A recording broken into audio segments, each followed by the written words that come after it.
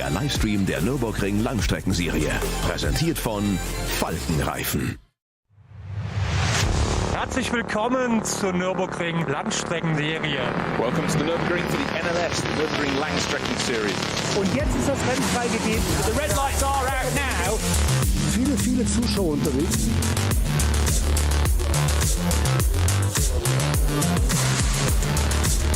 I would think that's very, very close. Jetzt kommt er ran, zieht sich ran.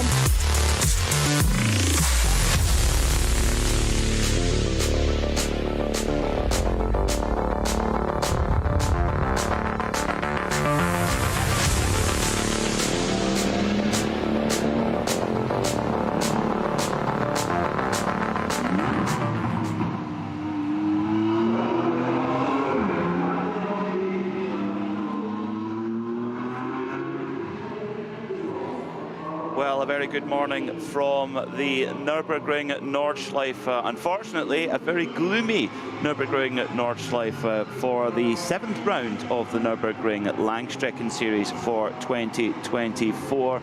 But it hasn't put off the hardy fans here in the Eifel region who have come out in their droves to see this penultimate round of this wonderful championship held exclusively on this circuit. But when you race around a circuit like the Nürburgring Nordschleife, do you really need to go anywhere else? 25 kilometres of utter automotive nirvana. Now, will it be nirvana today? That's the question. If you like driving in the wet, then fill your boots today, because it's unfortunately very, very wet today here at the Nürburgring Nordschleife. We have had a qualifying session with by far and away the slowest time set in qualifying over the entire season, due to the fact that the conditions have been so tough. My name is Peter Mackay. I'll be taking you through all of the action today, alongside Peter Snowden, one of our regular voices of the Nürburgring Langstrecken Series. Snowy, a very good morning to you. And is this one of these days where you'd rather be in the commentary box with me than in the race car? No disrespect to you, but no, never. Morning, how are you? I'm very well. I'm very well. This is one of these mornings where I am very glad to be in the commentary box. Not that I've had the experience of racing around here like you have. This is a fearsome place, Snowy, but in these conditions, it's going to have everybody's attention all day long. Yes, but it's more fun when, the wetter the better, they say, and even better if it's night time as well. It raises the challenge and it increases the jeopardy, and it's great fun. Not every driver agrees. I'm aware that I'm a part of I would describe it as an elite band. Other people would describe it as other things, probably use other terms. Yes, quite so. Well, the drivers are making their way round to the grid to take up their positions. It was understandably a fairly fraught qualifying session, and we'll talk a little bit about that in a moment. But a 4-hour race that lies ahead here for this penultimate round of the Nürburgring Langstrecken Series. And it's going to be very, very exciting indeed to see who can handle these conditions. But started off in fairly gloomy conditions, it must be said, in the early morning. And unfortunately, the number 6 Haupt Racing Team Advan Mercedes coming across her, not on the Nordschleife, but actually on the Grand Prix Strecke.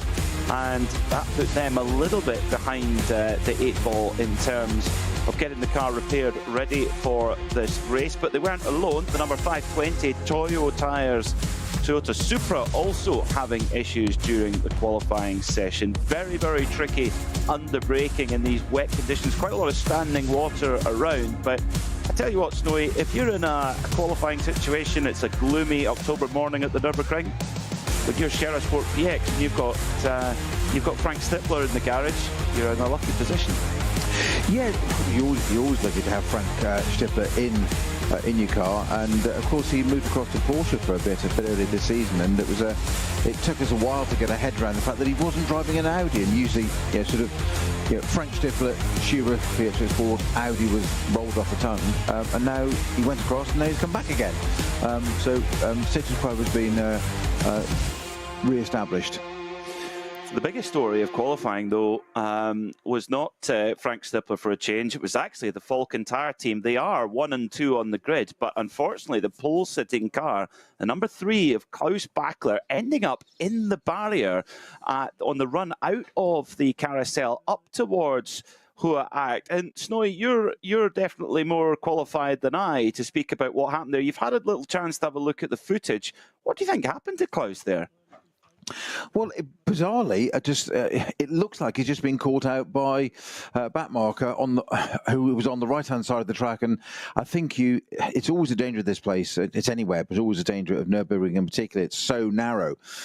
You're anticipating where that car will go or stay or not, and you've got one of 3 choices there. And I think it looks like he's expecting the car to have moved over because it's sort of right centre of the track. Looks like it's going to move to the left, and so Klaus Bachler's gone to the right, waiting for that gap, the parting of the ways, as it were, and that gap didn't materialise, and therefore, to avoid contact, as you do, it is a non-contact sport, certainly with competitors, he's had to stay right, and then of course it's on the grass, and it's wet grass, and that's it. It's kind of almost tripped over it, didn't he, really? It was an odd one, very, very odd one. It was a fairly heavy front right-hand impact, and there was a little bit of damage on the rear. I know they were working on that car furiously. I just wonder if that might be a pit lane starter, Peter.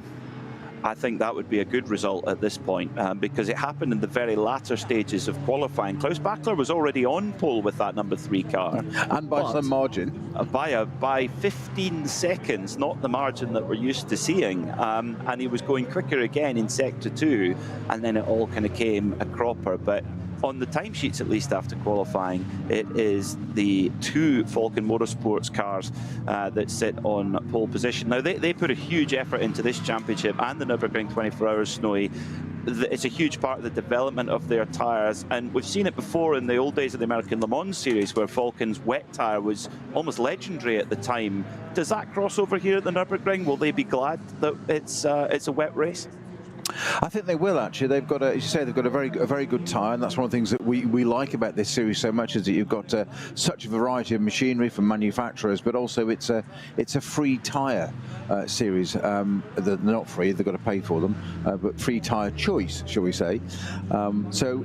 Obviously, some people are going to play in different hands, some people are going to have different areas. In this case, Falcon do seem to have, or certainly are known for having, a good wet weather tyre, so we'll soon find out. And Falcon, as in the team named after the tyre, they're always good around here, and they couldn't be in a better position at the moment on P1 and P2, you say the front row, provided that pole-sitting car gets to start from that position. If not, it's got some work cut out for it, starting from the pit lane, as we suspect it might well do.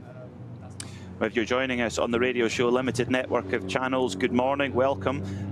We're currently, for those joining us on the live stream, also good morning. Now, we're not being rude, speaking over Tobias Muller. He's doing an interview in German at the moment. That Black Falcon car is the pole-sitting car in Cup 2 for Porsche Cup cars and 5th overall. So Snowy and I are... it's not that we've got anything more interesting to say, it's just for our English language listeners, they might find it a little bit difficult to follow what Tobias is saying. But 5th place on the grid overall, and of course with the, I'll use my words carefully here, Snowy, the calamity of the opening lap at last round, the 6th round of the championship, we saw a Porsche Cup car on the overall podium last time out. We did. It was just literally the start of the 2nd lap. They'd just completed it, hadn't they? And the car that went on to win, the Mercedes, actually was brought into the pits, much to his dismay and chagrin. The driver did not want to do that, and drivers usually have the final say, as in engineers will tend to say to drivers, you're driving the car, you've got literally, you're at the coalface, you've got the feet on the ground, the tyres on the ground, you tell us. But if there's enough evidence, as there is these days, and collectively enough data, it was overruled, and they said no, we're popping that car into the pits at the end of that 1st lap. Everything else carried on, and as I say, got onto the Nordschleife, and all of a sudden we had, I think it was 6 cars in the barriers at Hatzenbach. The likes of Stippler and co, that do not get caught out, do not make mistakes normally. It told you just how treacherous the conditions are. If ever there was a metric as to how serious it was, and it was if somebody just turned a tap on. It was incredible. And if the footage and our commentary is available out there on different platforms, and it's like somebody's big hand sort of pushed them all off the circuit. it was quite incredible. So I think they'll learn from that one, though, Peter. I don't think that'll happen on this race. I shouldn't have said that, should I? Well, I think the conditions are, shall we say, they're more stable. That's for sure. It is just full wet. It's not going to be a difficult decision for tyres. I remember being on the grid for the 24-hour race back at the end of May. That feels like a lifetime ago. And it was very much, was it going to rain, was it not? And we saw a huge dolly mixture of tyre choices, some going on full wet, some going on full dry, some on a cut slick. Of course, cutting slick still allowed here at the Nürburgring. It must be done by the tyre manufacturer. It's not old rally style where you're out the back of the awning with a tyre knife. But it's you know, that today it won't be such a difficult decision as such. It's full wets, and I suspect, Snowy, that will be the order of the day throughout the day. We're in the middle of October, heading towards the end of October.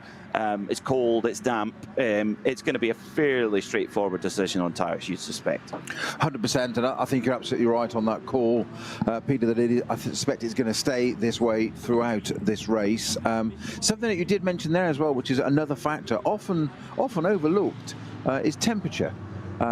You said it's at this part of the year. It's wet and cold, and that means your tyre isn't going to get into its operating window that they like as easily, or maintain it there.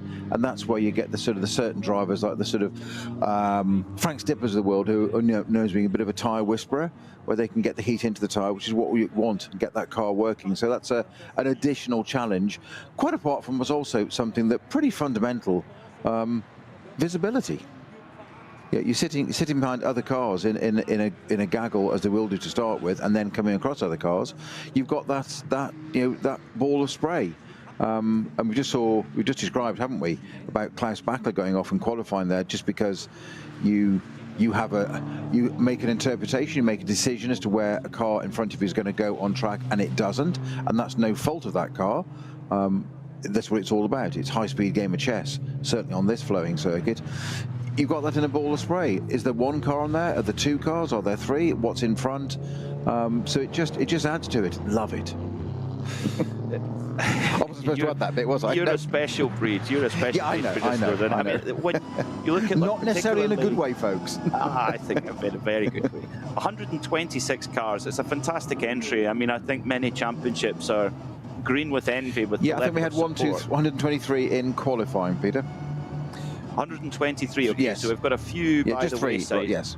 Yeah, but I mean, to have over 120 cars at this stage of the season, because it must be remembered that yes, we've got the factory superstars at the front, but there are 95 to 99% of the grid here in the Nürburgring Langstrecken Series are privateers, and there's serious budget involved to, no matter what part of the grid you're on, and to be at this point of the season to still keep turning out and still keep battling away. I think that there's many series that are green with envy with the support that the Nürburgring Langstrecken Series receives, and it's just wonderful to see that. But at the front group, Snowy, we've got the SP9 cars and the Cup 2 cars.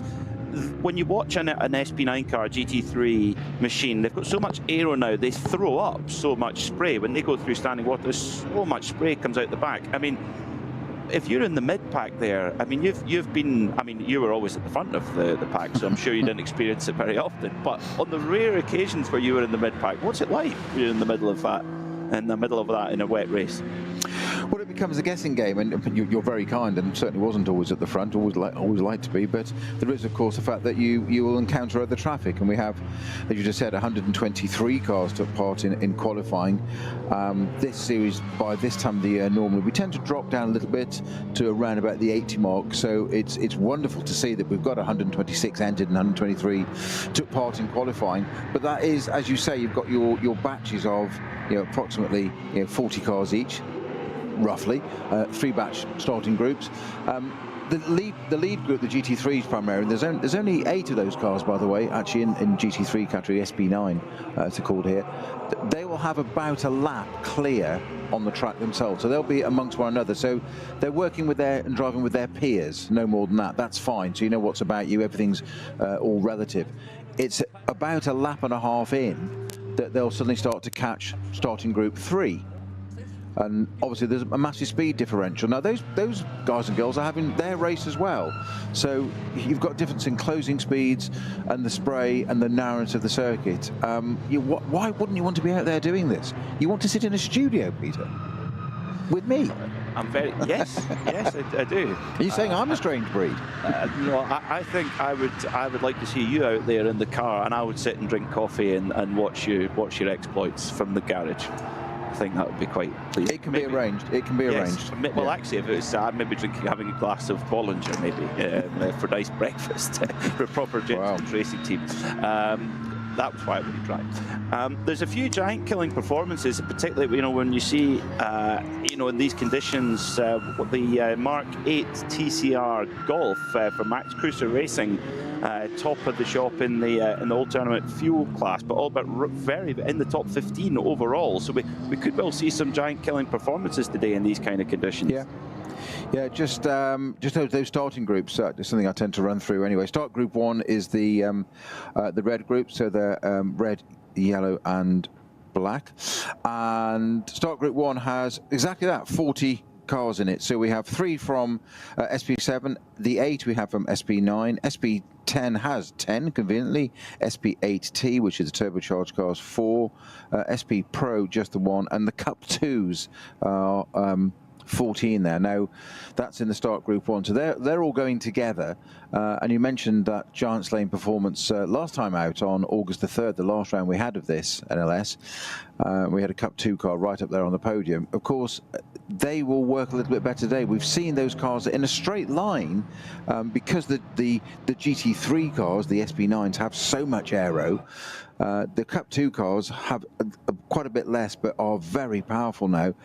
Some of the GT3 cars have struggles getting past the Cup 2 cars in a straight line, dotting a Hoa. In the wet, that's only going to be highlighted. So I wouldn't be at all surprised if we see some those Cup 2 cars getting up that order on that first starting group. Starting group 2, Peter, has 45 cars in it. That's at the SP4s, 3Ts, 80s, TCRs, the BMW M240i, which is normally quite a popular class, but that has 8 in it this time. There's only a single M2 CS in its class. Cup 3 has by far the most 16 entries and a single SP4T. And our final group starting has 39 cars in it with V4, V5, V6, the V2 front-wheel drive, rear and four-wheel drive, the VT3s and the hybrid 4 with 2 cars in it, as you mentioned. 14 cars being in the VT2 rear and four-wheel drive group in there. So a good set in each, to say 40, 45 and 39 apiece. A good mix, as there always is here at the Nürburgring Nordschleife. And of course, with the way that the Nürburgring 24-hour played out, we got sort of 8 or 9 hours of racing, and unfortunately a very foggy day paid to that race running to its full length. So it's going to put in almost a bit more attention on the Nürburgring Langstrecken Series for to really see the depth of competition here at this wonderful circuit. Falcon starting on, qualifying on the front row of the grid. It's unlikely, we say that slowly, that the number 3 will make it to its grid spot, but the number 4 will do. It was, as were both the Falcon cars involved in that second lap crash last time out. But Joel Eriksson and Tim Heinemann will be hoping to put that to bed. And Falcon have had a great season, Snowy. 3 wins out of 6 rounds. They've got to be delighted with that. Well, yeah, it's 50% record, isn't it? You can't argue with that. So it'll send up the average. It'd be great to see. I think they'll be hard pushed to put betting money against Falcon, but I wouldn't discount Stifler back in an Audi with that team that he's synonymous with. It's a good setup, that is. Yeah, the world is back on its correct axis now. That's a good way of putting it. Well, of course, Frank did make his name in the Porsche Super Cup. So he did come through the kind of Porsche one-make pyramid, or what it was like at the time. But yeah, he really is an Audi man. And of course, I'll never forget the emotion from Frank, particularly, to win that 24 Hours of Nürburgring back in May. And of course, for Sport PHX, they've now equaled Manthey Racing, the record number of wins at that race. So they're very much on a high. There's been changes there over the last couple of years in that team, and we're getting word from the pits, Snowy, the number 3, and you can never write off a race team. The number 3 Falcon Porsche, it's repaired. Of course it is, yeah. And that and its sister car, the 004, or number 4, will have those two cars have onboard cameras, so we'll be able to relay some of that. We ought to describe what that happens like drive around the circuit. So it'd be great. That means that number 3 car is out on pole position and not starting for the pit lane as we surmised it might well do. So look forward to that, where it should be hard earned. The damage to the front right when it hit the barrier, it was quite a thump. To say the least. Then it just kissed the rear as well, as they often do. So that was a pretty superficial, the rear damage. I think just looking down at the grid, Peter, I think the Falcon cars are coming through. I think this is the pole position car that's coming, being wheeled through. Yeah, yes, the number 4. It is. Yeah. Yeah, the number 4 has already made its way, so that you've got 5 very proud Falcon Tyre team personnel pushing showroom fresh ish number 3 Falcon Motorsport. Don't look too close. What's it say? Squint and it's mint. That's right. Yeah. So there's a second-hand car dealer if I've ever heard one. Yeah, so that's fantastic to see, because I mean, well, put us in Klaus Bachler's shoes, Snowy, because the car was on pole and comfortably so. Klaus was flying, he was going to go even quicker, and then it's in the barrier, and the whole event is really in jeopardy. Put us in his shoes. What's he going through when he gets back to the garage? Well, you never want to damage a racing car. It's never fun, because the whole purpose of the exercise is then stopped. It's embarrassing depending on the situation. If you really can't avoid it, or obviously something mechanical fails or whatever, there's nothing you can do about that, and you're exonerated, that's fine. You still feel terrible about it, and I always felt it was the work you then created for the already hard-working technicians, engineers up and down, throughout the team. They've got a lot of work to do. They always knuckle down and do it, and that's great. And I think it's absolutely fitting that they've put Klaus back in that car straight away and said, well, you set the time, you get out there, and the worst thing you can do is, for drivers, have mind games. Should I have called it the other way? You have that self-doubt, because we always say, it's not, all the results are remembered, and that's that, but you have an incident and people remember you for it, and we've got to remember what they're doing and what pace they're driving at and what conditions, and it's going to happen. The law of averages, things are going to happen, like it did to Klaus Bachler in qualifying, and there's a fine line mentally, I always used to find, of you want to move on. The team are usually pretty good if they're supportive of you, which they are, and they love you. You're all part of the team. You've established so much. When you're new is a problem. They will just say, move on. That's fine. We'll fix it. Things happen, provided you weren't ridiculously stupid.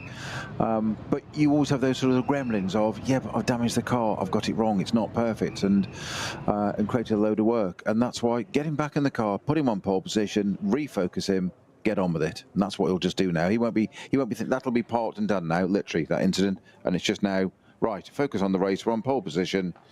Teammate leaning in through the window there, having a chat with him, and just, it happens. Move on. It's racing. Well, Klaus already installed behind the wheel, smiling, handshakes with the team. Alessio Piccarello smiling. Everyone's happy. I think exactly what you've just described there, Snowy, is that atmosphere in that Falcon team, and they're a tight-knit unit as well. I'll never forget us last year going into the Falcon guys. They had an issue in qualifying, and I think you inquired with one of the mechanics of what do you know what the issue was? Yes. What is it? Silence. Exactly. So they're a tight ship. They don't let us outsiders in, and rightly so. And well, I was trying to get a journalistic scoop, and it was as you said, it was absolute German efficiency. I was like, do you know what the problem is? Yes. What is it? Anyway, we'll move down to a different garage, shall we, Peter? Yeah, let's go and try someone else. So we haven't had a call that'll from be the tumbleweed interview from The Economist or the Time magazine or anything like exactly. that. But, since then, and thank goodness for that. Well, I think there was a grand total of about 4 or 5 minutes from pushing that number 3 Falcon car to its pole position and the grid being cleared. So amazing work from the Falcon crew to do that under pressure, and all of a sudden they're looking very ominous with both of their cars up on the front of the grid. And the Porsche 911 safety car will lead them around. One full pace lap here, all 25 kilometers, and I think they'll be the drivers in these conditions, particularly snowy, they've got to be delighted to have that. All of that time to be able to get everything up to temperature, get used to the conditions. I'm sure they'll have evolved even since qualifying an hour or so ago. Yeah, I'm just looking down the grid there. They've just focused on the Audi of Frank Stippler with Frank at the wheel. So that's we obviously know Klaus Bachler and Stippler are 2 of our starting drivers there, which is good to see. A little bit of footage of an Aston. First time I've got to mention an Aston. You've been very restricted. I know. So, yeah, you were driving one yesterday, weren't? Oh no, 2 days ago. Yeah, 2 days ago. Yeah. Yes. Yeah, no. I went different old school yesterday. Back to Lotus Cortina. Back to my roots. Wonderful stuff. Yeah, it's great to see Aston Martin here competing at the Nürburgring. It's good to see a bit of competition from the international brands. Of course, the German brands obviously super successful. Although I looked down the entry list and not one single BMW. That's a rarity here in this championship. It is a very good point. You know, I hadn't realised that, but well spotted, Peter. Yeah. Incredible. Not a single one. I mean, we say we've got 8 cars in the. Nearly had 7. We have got the 8 now with the pole sitting car in the top category, or the front row, which is the SP9 cars. Only 4 of those are pro, so that's obviously the P1 and P2 positions of the 2 Falcon boys. Frank Stippler, we mentioned, that's a pro with Nico Bastian at the wheel. That's number 15 Audi. And then we've got an AM entry for Arno Klaassen and Lorenzo Rocca di Toro Padula in the number 50 Equipe Vitesse, my apologies, Audi R8. Dynamic GT entry Porsche is 10th. And then we've got Pro-Am, the Aston Martin we mentioned just there, of Pro Sport Racing with Maxime Dumouriez and Marek Brockman, who become a bit of a pairing, those two. They've become quite regular at it as the field is led away by the safety car, Peter, to you can't even call it a warm-up lap. It's you know, they are getting heat into the tyres now, and it must be one of the longest warm-up laps or formation laps in motorsport, because they do the entire Nordschleife, which takes, you say, approximately 15 odd minutes to go. We are 18 minutes off race start, so there's your time in the wet. I think they'll be quite delighted about that, to be able to get that temperature and pressure into the tyres, get their brakes up to temperature, get themselves up to running speed. Also, it's going to be fascinating to watch this battle in SP9, like you said, Snowy. Frank Stippler and Klaus Bachler, I'm sure will go toe to toe alongside. I didn't see who was going to start the number 4 car, whether it was Joel Eriksson or Tim Heinemann. We'll confirm that as soon as we have that information. Nico Bastian, believe it or not, this is his first race in an R8 GT3 car, which I found quite puzzling. But I guess if you're going to learn from anyone, have Frank Stippler as your teammate to learn the tricks of that car. Well, he's been around a bit, hasn't he? He has. He's also made himself to be a bit of a social media sensation. There's a clip going around of him during the Nürburgring 24-hour race under I think it's a code 60 or maybe code 90, and the car in front, you can't overtake in those situations, but the car in front has got, shall we say, a cautious speed limit on it, so it's maybe running at, say, 86, 87 instead of 90, and Frank's displeased by that. It just triggered me straight away. Just like to go down to their pits and tell them to put another 4K on it. Yes. If you speak German, you might need to make this maybe just for adult viewing, possibly. But if not, then it's fine. All you hear is a very, very angry Frank Slipler. But it came good in the end. They won the race in the end. So the car is leading on. Big mixture of machinery. The dynamic SP9 Porsche is going to have a bit of work to do in that opening gambit. Just a couple of penalties for us on that first group as the second batch just start to make their way off the line, Peter. But the number 54 dynamic GT entry Porsche, which is 10th on the grid. No, my apologies, it's got a 10-second penalty, would you believe? That's for Matthew Jaminet, not for pit lane speed limiting. Pit lane speeding, my apologies, not putting the limiter on, we're just talking about that. So they get a 10-place slot on there. But the one that's of interest is actually, it hasn't affected the position on it, clearly, because it's the pole position car, Klaus Bachler, number 3 Falcon Porsche, has received a €300 fine, yeah? And for the reason, Peter, is not wearing protective equipment at all time in the car. Oh, that's so. Has Klaus maybe taken his gloves off or something? No, it's even better than that. When he had that incident, was being towed back, he hadn't got his helmet on. And if you're in the car, you need to have. And it's simple things like that you can get caught on this occasion. Obviously, you know, a €300 fine isn't, and it's personal to him. No, it's not to the team. It doesn't cost him any. There's no performance loss, but it's just those daft little things of, you know, from a safety point of view, you're being towed at potentially a reasonable speed. Should something happen, you need, if you're in the car, you need to have the correct bits of kit on. As you say, you were quite right to go for the gloves. I'd have gone for that. And I would have thought to put the lid back on because I know how hot they are on those sorts of things. But as you said, I might not have bothered with the gloves. And it is the requirement of the equipment, protective equipment, as it said. That's going to put a dent in the kitty, isn't it? 300 euros. That's a little bit of rubbing salt in the wound, isn't it? After that, but that's a very correct penalty, no question about it. So hopefully Klaus will. For him, he'll be able to bounce back from it, and I'm sure, well, he might not be aware of that. There may be a good idea for the team not to tell him. Well, exactly, and I'm sure they have a whip round, can't they, for him? By the way, just to clarify, the number 54 dynamic Porsche Jaminet, for that pit lane speeding, it's a 10-place grid penalty, not a 10-second addition, so it is 10 places on the grid. My apologies, just to clarify. That puts it, and of course, as we talked about, that puts them deeper in the pack and more spray to get through, maybe more slower cars to get through. But Mathieu Jaminet, of course, the majority of his season this year spent in the Porsche 963 prototype in the IMSA WeatherTech Championship. So he's certainly used to getting through traffic in a hurry. Well, in that note, exactly, because they qualified 14th. Which I'm guessing is their actual position, just looking back to my screenshot of the end of the timing. So they were 14th, so that puts them 24th, which, as you say, it's a 40-car pack, that opening pack, so that puts them, a little bit, say, further down, over halfway down the pack. So they've got some work to do, that one. They do. But if anyone can, Mathieu Jaminet can. And running in the dynamic car, he'll be running on Pirelli tyres.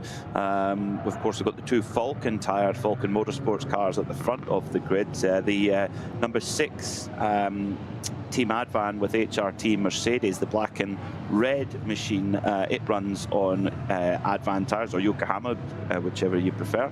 The Share Sport PHX Audi running on Michelin's as well, and then a mixture throughout the rest of the SP9 field. A lot of the classes, like the Cup 2 class, for example, have a control tyre. So the Cup 2 class for Porsche Cup cars, you're on a Michelin for that. So, but I think it was at the Nürburgring 24 Hour, we had 11 different tyre brands taking part. Of course, this circuit, even when we're not in competitive conditions, a hugely popular venue for tyre development, and of course road car development. Many manufacturers have test facilities here. and use them to quite good effect in many cases. Well, you mentioned, of course, Aston Martin, the Pro Sport car, because they're based just the other side, in the Technopark on the Dottinger Höhe. They are, yes, yeah. Have you ever done any work with any road car work around here, Snowy, apart from your racing experience? No, but I know who's a good friend, Darren Turner, a good friend of Radio Show. Darren's done an awful lot, and one of his. I mean, can you imagine this as a job? Just while we do with these cars, I'm just looking at the tracker, by the way, and the cars are just getting up to Callenhard, so we've got a long way to go yet. Yeah, so you're a professional racing driver for Aston Martin. Even that just sounds brilliant in itself. I mean, that's a business car to have, isn't it? You've won the class at Le Mans for your brand, Aston Martin. Not once, not twice, but 3 times. Yeah. You are perhaps not quite in the twilight of your career, but heading that way, shall we say, age-wise, which Darren will admit only too openly. And then one of your jobs is developing things like, the safety car for Formula One, and you're just like, sorry, well, this is your brief. You're an Aston Martin driver. You're paid to drive Aston Martins. That doesn't mean race them all the time. It means you're driving them. So what do you have to do? The Formula One drivers are complaining that the Aston, and certainly the medical car at the back, is the DBX that they've used, that they share with Mercedes, isn't quick enough. Yeah. It's only got 550 brake horsepower anyway. So you get given the job as a works race driver to spend hours and hours and days and weeks and months at the Nürburgring making the DBX a better car, taking a 550 horsepower SUV and making it better, which Darren's done, and that is now what we call the 707. Der für die allermeisten and you really want one. I've driven both, and I've got to say, it's the first SUV I've driven. I haven't driven a Urus, to be fair, Lamborghini. The first SUV I've driven of high power things that doesn't feel like an SUV. It feels like a car. AMG wow. And it's got, guess what it includes in the name? Guess how much horsepower it's got? Correct. Spot on. Top of the class, guy. Well, probably the closest I'll get is driving one of those on Gran Turismo. And of course, Gran Turismo has been a huge part of how people know the Nürburgring Nordschleife. In fact, it was, for many believed it was actually a fictional track. But it is absolutely real, I can assure you. And in terms of, particularly for learning the circuit, even for me as a commentator, Snowy, I found the simulator very helpful for learning the track, and also having a free damage built in. Well, that's one of the great advantages of what simulators do. And of course, you've just mentioned Darren, of course, who set up and founded his company, Base Performance Simulators, which he got from part of his McLaren Autosport BODC winning title, I think, back in I'm going to say 95, off the top of my head, thereabouts. And he was one of the early adopters of simulators, which was kind of his brief with McLaren at the time as part of that award, was to develop simulators, and he invested in it personally and emotionally 100%, and turned it into a great company now that sells worldwide. But the big thing with the simulator is that driving racing cars is expensive. They're expensive to run, whether it be fuel, tyres, whatever, just even to run it. There's life in the parts and hours on engine, etc. So they're inherently an expensive product to work. So putting drivers in them, you've then got the risk strategy. So certainly testing new drivers, the risk is even greater. A lot of teams.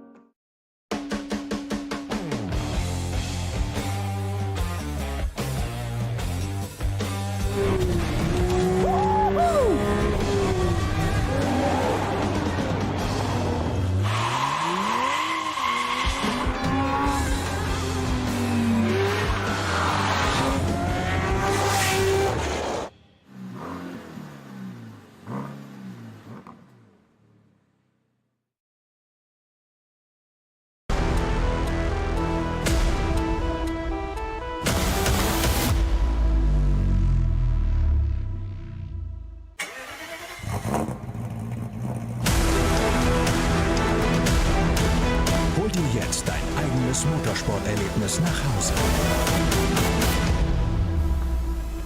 Dein Online-Shop für Simracing-Hardware und Zubehör.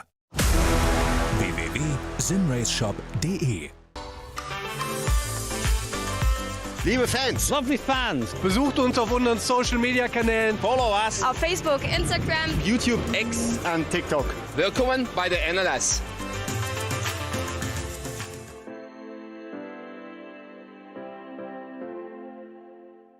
Was ist ein X?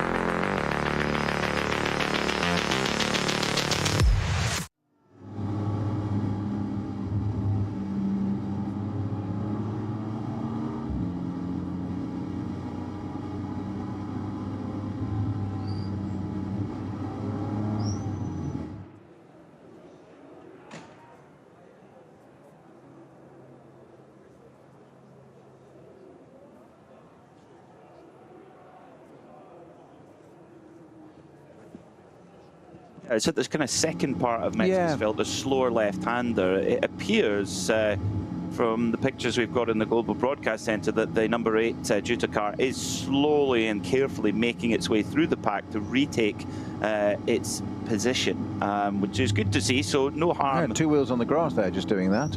Yeah, no harm, no harm, no foul.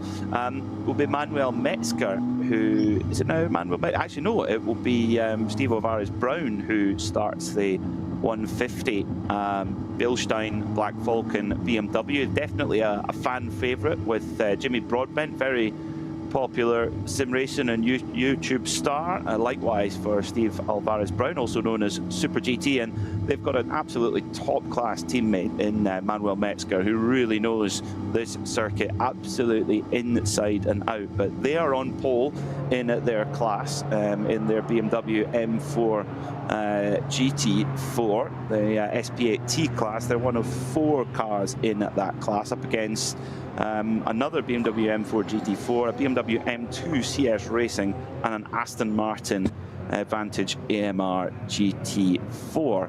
So the cars have already made their way out of Galgenkopf. They're furiously weaving back and forward with the wet tires on, so they're still trying to generate enough temperature for the start of this race. And our number 3 pole sitter, Klaus Bachler, right behind the Porsche 911. And I think this the amount of weaving we're seeing back and forth in wet conditions, Snowy, says to me just how cold it is out there. Yeah, I mean, the big thing is obviously the treaded tyres. You want to get some heat into that, but it's also getting the tyre compliant, getting the heat into the shoulders and the sidewalls, so the tyres compliant and flexible. That's what you really want as well, otherwise it doesn't work, and that's just going to compromise it enormously. Certainly given the nature of this circuit, when we start with a rolling start, we come up through Tiergarten, a good straight, very fast, very high speed, well over 100 miles an hour into turn 1, and then it's a massive break and turn, and you're going to lean on those front tyres enormously. The amount of lock they'll put into turn 1, sweeps into a left-hander, change of direction. So both front tyres are going to have to work very hard straight away, and of course, and the rears as they get onto power. So you want everything, as supple as possible, ready for the race start, so you're not losing places.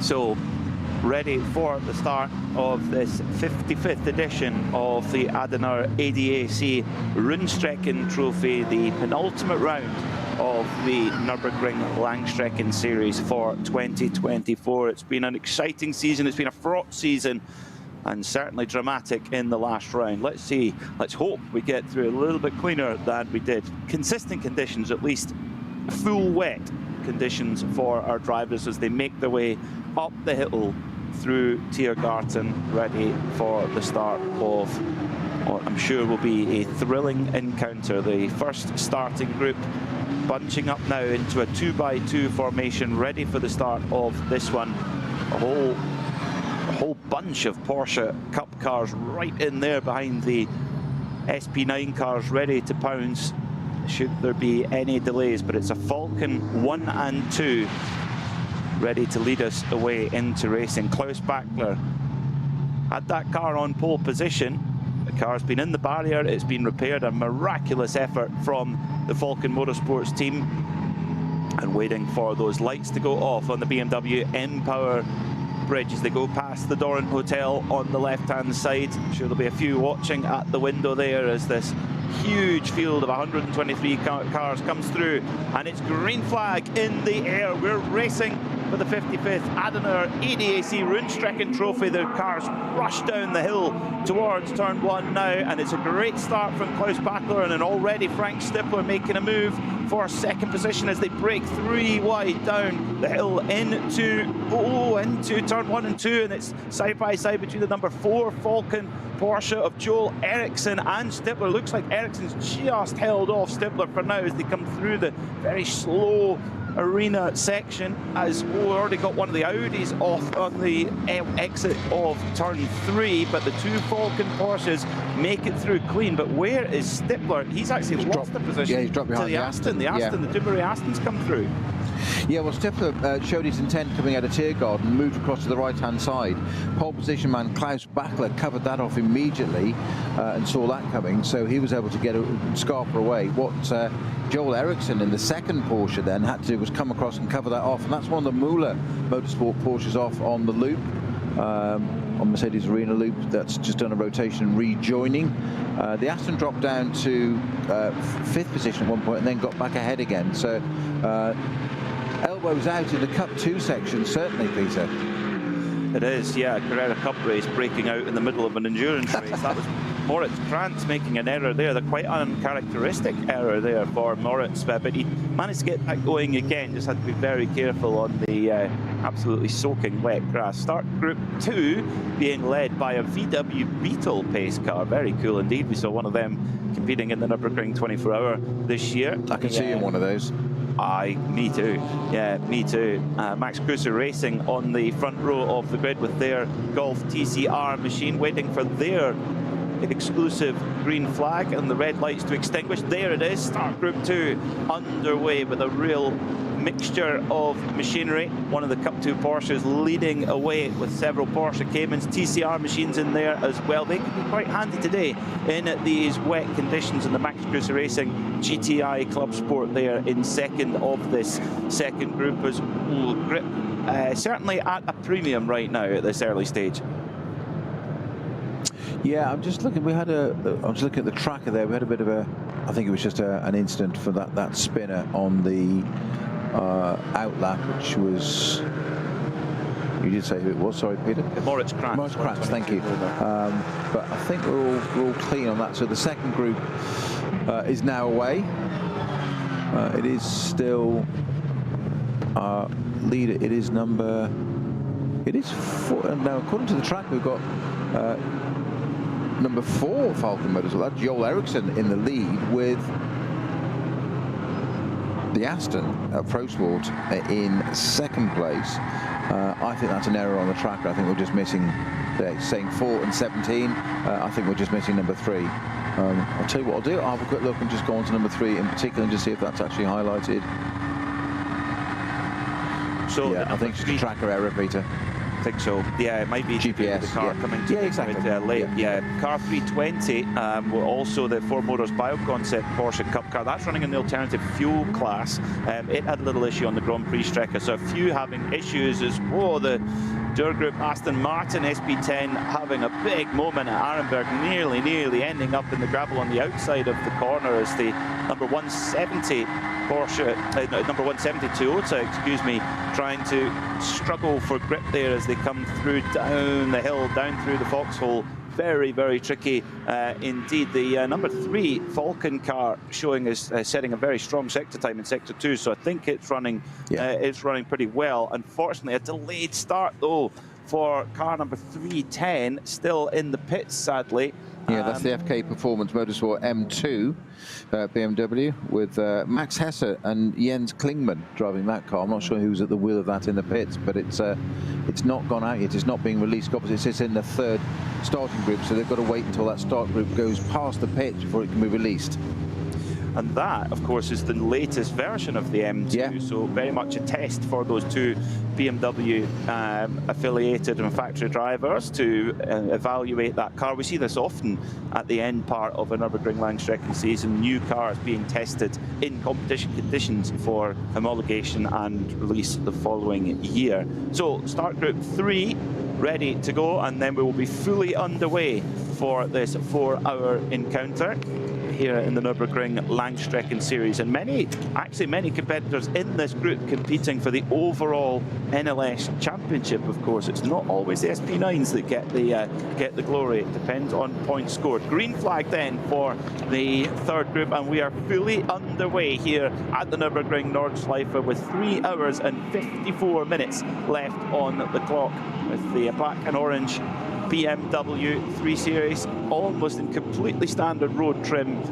A real stalwart machine of the Nürburgring Langstrecken Series leads away of that third group as they all try to make their way through cleanly and try not make any mistakes on this opening lap. With a 4-hour race in these conditions, it's a long way, so you've got to be super careful in at these early stages.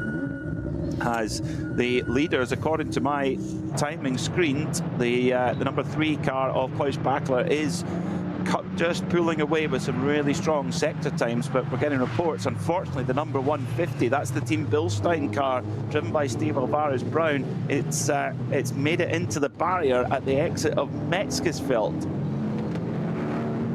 Well, that was I think it was one of the Audis there, just behind. That's our championship winners from the last couple of years. The number 1 car with the Audi right behind it. That's the BMW there with the Audi right behind it coming up. A lovely power drift coming out of whichever turn. I could just see in the spray there, but held on to it. So there is a drift event going on here, but shouldn't be in this race. I didn't expect a 4-wheel drive Audi to be in the reckoning for it, but it was well held nonetheless from the driver of the number 510 Audi. Maybe he's gone through the dash menus and put it into drift mode. Possibly. That seems to be the fashion nowadays, isn't it? Yes, it is fun. Yeah, running in the V2T rear and 4-wheel drive class, that Audi S3, very much close to its standard road trim. Of course, there's several classes to run in the Nürburgring Langstrecken Series, both for SPs, special 24-hour special cars, but also the V classes, which are for very close to production cars. They have, of course, safety seats, safety shell, roll cage, etc. But in general, their kind of performance elements, if you like, are very close to the standard road car, and you've got to try and mix in with the other cars, both in around your class. But if you're in one of the slower class cars, you've always got to have an eye on the mirror for the SP9s coming through. And it's a good job, actually, Snowy, that those Falcons are quite brightly painted at the front, because they're going to appear in your mirror pretty quick. Yes, a lot of work going on. We're getting a little bit of an onboard here from 410 Porsche Cayman GTS, which I've just got to describe to you, which is quite extraordinary. This is the MSC Adenauer ADAC entry, and I'm not sure who's at the wheel. We've either got Alberto Patelli, Stefano Patelli, is it? Okay. Well, he's just shown some on board, and as ever we get a camera pointing forward and one pointing at the driver. Typical touring car style, very much the forearm work, very close to the wheel, and from the outside you could see virtually nothing happening. It was like the serene swan. At the inside, I cannot tell you how much steering angle inputs were going on as he was fighting it, and the facial expressions were fantastic, because he's got an open face helmet as well, obviously with a balaclava and a mic, but you could see he was having to work really hard, and it caught him by surprise, shall we say, by the look on his eyes as he was fighting that Audi, actually, that we were just talking about. Falcon Motorsports definitely have their photograph for their Christmas calendar, because both of their cars are leading down the Dottinger hole with no sign at all for their competitors. Their wet weather tyre working incredibly well, and those two cars do it really strong. The number 3 of Klaus Bachler leading from the number 4 of Joel Eriksson as they come up through Tiergarten for the first time then. Won't be an absolutely full flying lap, but won't be far away from it.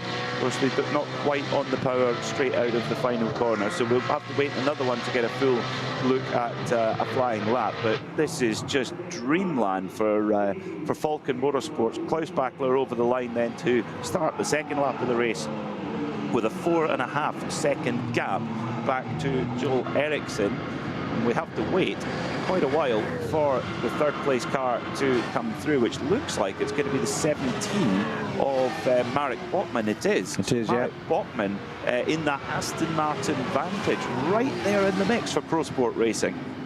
Yeah, I don't want to peak too early though. So more to point there, where is Stippler? And just very quickly on that note, Bachler Picarello car number 3 does have a slight issue with its GPS. So I've just got a message from race control saying if it's not fixed, then that could end up with being forced to come into the pits. Now, Bachman's through, Christodoulou's through. Where is Stippler? Stippler's pitting. Right. So number 15 car, big story then, the winner of the Nürburgring 24 hours back in May. Well, it's Frank Stippler has had to bring in the Audi R8 for Sherasport PHX into the pit lane. Now, surely there can't be anything with a wrong tyre choice. It was full wet. They'll always be on. It was declared a wet race, wasn't it? So it was declared a wet race. Yeah, everything. There's no way he would have gone out on anything else other than wet tyres, because there's standing water all over the circuit. It's got to be some sort of technical issue or damage, surely. Yeah, I just want you, obviously, technically, then let's hope not. I hope it doesn't have any contact with anything. But I just looking, I can't actually see it, but I've just followed it on the tracker, and that isn't always 100% reliable. But that number 15 Stippler driven Audi has indeed made its way down the pit lane and stopped at a box, so it's that's definitely accurate. So we've now got Porsche's 1, 2 and 4, 5, 6, etc. 7th at the moment. Which say just so rare not to have a BMW. I couldn't believe that. I'd completely missed that, Peters. That was a great spot. But I'm going to say it while I can. But currently, P3 is an Aston Martin. That's no bias. That's just the fact. So the wheels off Stippler's car already. So that I think this is a good. I think this is potentially game over. There's no activity or no dynamic activity. No pun intended. There isn't. Now they're looking at the left rear of Stippler's car. I think he's in it still. Are they changing tyres? They're sure. Now, there's some bodywork damage to the left rear, as in it's slightly loose. So you've got a very open set of bodywork on that car. We've got a German interview going on there. We can't get to hear, unfortunately, with Frank Stippler. So he's staying in the car. I wonder if he's just had a little tap or something, because they're changing the tyres. Why would they change tyres on that car so soon? It is odd. It is on unless they were worried that one was losing pressure after the incident. Well, no, they changed all 4, and it was it was up on the air jack straight away, and all 4 tyres were off. They were looking at the left rear bodywork after the rear wheel, which is, when I say open, it's vented, as in it's got slats, and that was slightly loose at the bottom, indicating you could have just run wide down the grass, and that would just break the bottom bracket or something. It could be as simple as that. But there didn't look to be any sense of urgency, which slightly surprised me, Peter. I'm not sure whether they wouldn't have surely put it onto an intermediate tyre. They didn't look heavily treaded, that which I could see. It hasn't got any lock on, so I can't really see that well. But that's there's something a bit strange going on there with that number 15 Audi, but so early on. I mean, I think going for an intermediate or a cut slick would be highly brave, to say the least. Intermediate maybe, but not a cut slick, not a One thing I spotted there, Snowy, was now, of course, Sherasport PHX have run Michelin tyres for many, many years. They won the Nürburgring 24-hour on a Michelin tyre. They're running Yokohamas today. So, and it looks like it's wet tyres that have come off that car, full wets.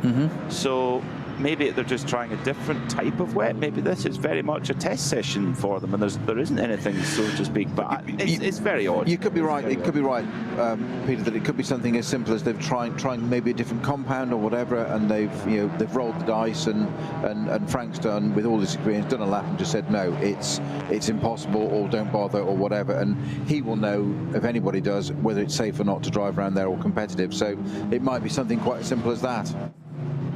Yeah, okay. Well, we'll wait for more information. The car is back going now. It's just coming around the the Grand Prix Strecke. We're getting a confirmation from the pits. Thank you very much to the team down there.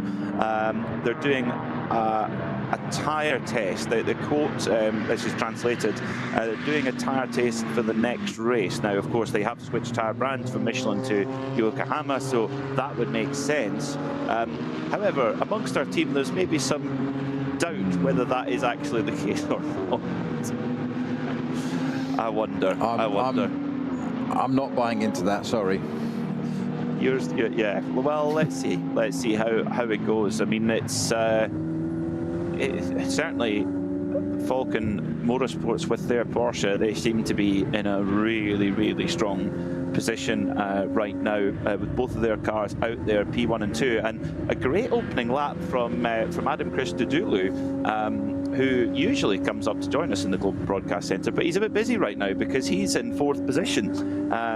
And with a 3.1 second gap back to the pole-sitting Cup 2 car of Tobias Müller for the Black Falcon team. So great job early on from Adam Christodoulou in the Porsche Cup car, a machine that he's actually getting quite a lot of experience in now. He's of course well known as an AMG affiliated driver, but is in a Porsche Cup car fairly regularly these days. Indeed.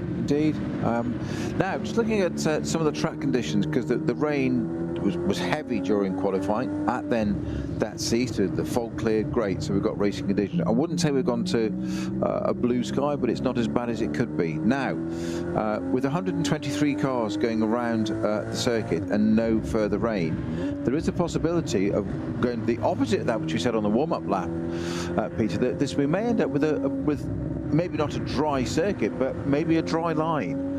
Which will be interesting. So I just wonder if Stifler and co, with this tyre test, I'm doing metaphorically inverted, apostrophe marks, as you can see, Peter. I can hear you laughing, I know. And I just wonder if they're like, with his experience, and say this could dry out. It's a 4-hour race with 3 hours 43 to go. So we're only just scraping the surface of it, literally. And I just wonder if they've thought of, let's get in now and get onto those tyres early. I just wonder. Well, it's because there's not huge plume. Just watching the cars coming down the Dottinger Höhe, Peter, up to Tiergarten. Yes, there's spray, but the sprays are coming. I know it's going to sound really stupid. The sprays are coming off the wheels and stopping. It's there. There's only that much water having to disperse. There's not a ball of spray, aero style, behind the car. If you're with me.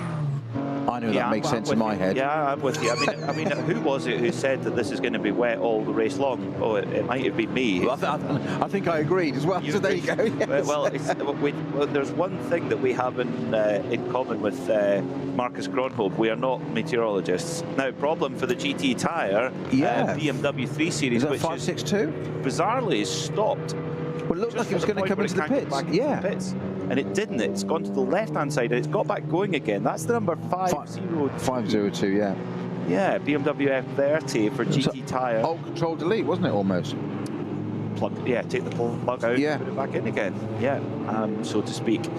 So that's the kind of last stragglers in Group 3 making their way through now. So we are fully through into the second lap of running, which is good to see. So at the moment, looking at the sector times, we'll get a full confirmation of gap when the two leaders come through, but the sector times are utterly dominant in the favour of the two Falcon Motorsports Porsches. I mean, at this stage, it is their race. It's their race to lose, but. And it's a big but. If we have that transitioning from wet to dry, if it stays dry for the next 3 hours and 41 minutes, it's going to be then how good is your wet to dry tyre, and then how good is your dry tyre, and how that transition works, and making that transition at the right time. That's what's going to be really interesting to see over the course of the race. Good news for fans of the 150 Black Falcon Bilstein car, it's going at full racing speed. So despite that contact with the barrier at Metzgesfeld, it's carried on.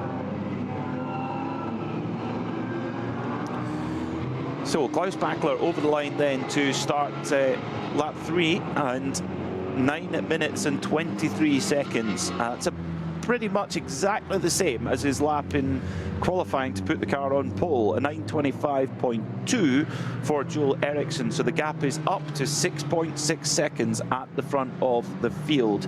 Mark Bachmann should come through in third place, but a pretty big gap back to that Aston Martin Vantage. There's battling going on amongst the Cup 2 cars, drafting away with one another up and down the Dottinger Hoe.